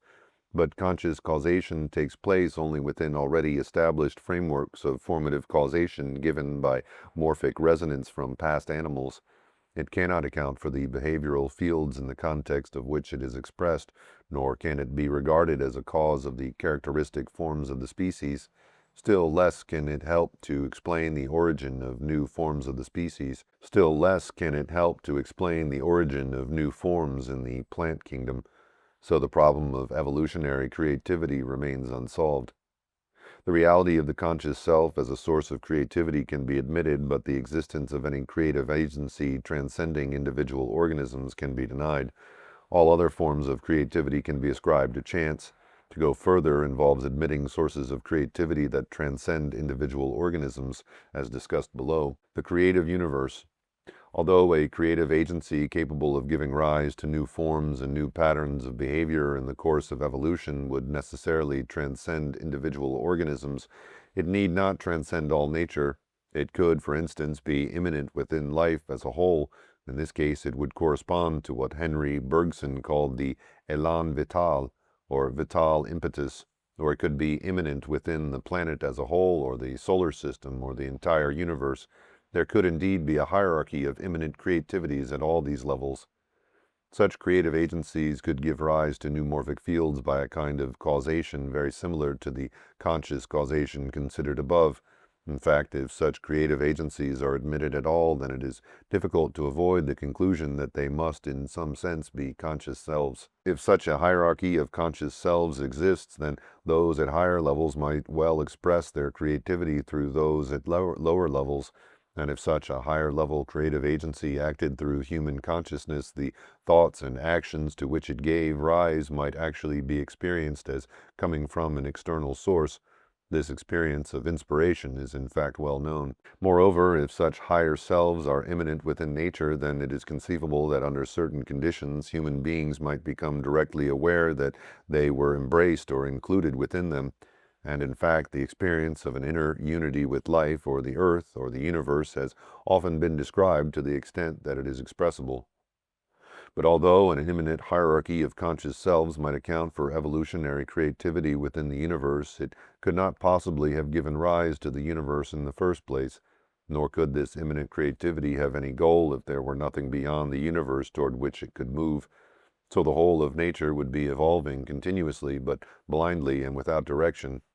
This metaphysical position admits the causal efficacy of the conscious self and the existence of creative agencies transcending individual organisms, but immanent within nature. However, it denies the existence of any ultimate creative agency transcending the universe as a whole. Transcendent reality. The universe as a whole could have a cause and a purpose only if it were itself created by a conscious agent that transcended it. If this transcendent conscious being were the source of the universe and of everything within it, all created things would in some sense participate in its nature. The more or less limited wholeness of organisms at all levels of complexity could then be seen as a reflection of the transcendent unity on which they depended and from which they were ultimately derived. Thus, this fourth metaphysical position affirms the causal efficacy of the conscious self and the existence of a hierarchy of creative agencies immanent within nature, and the reality of a transcendent source of the universe.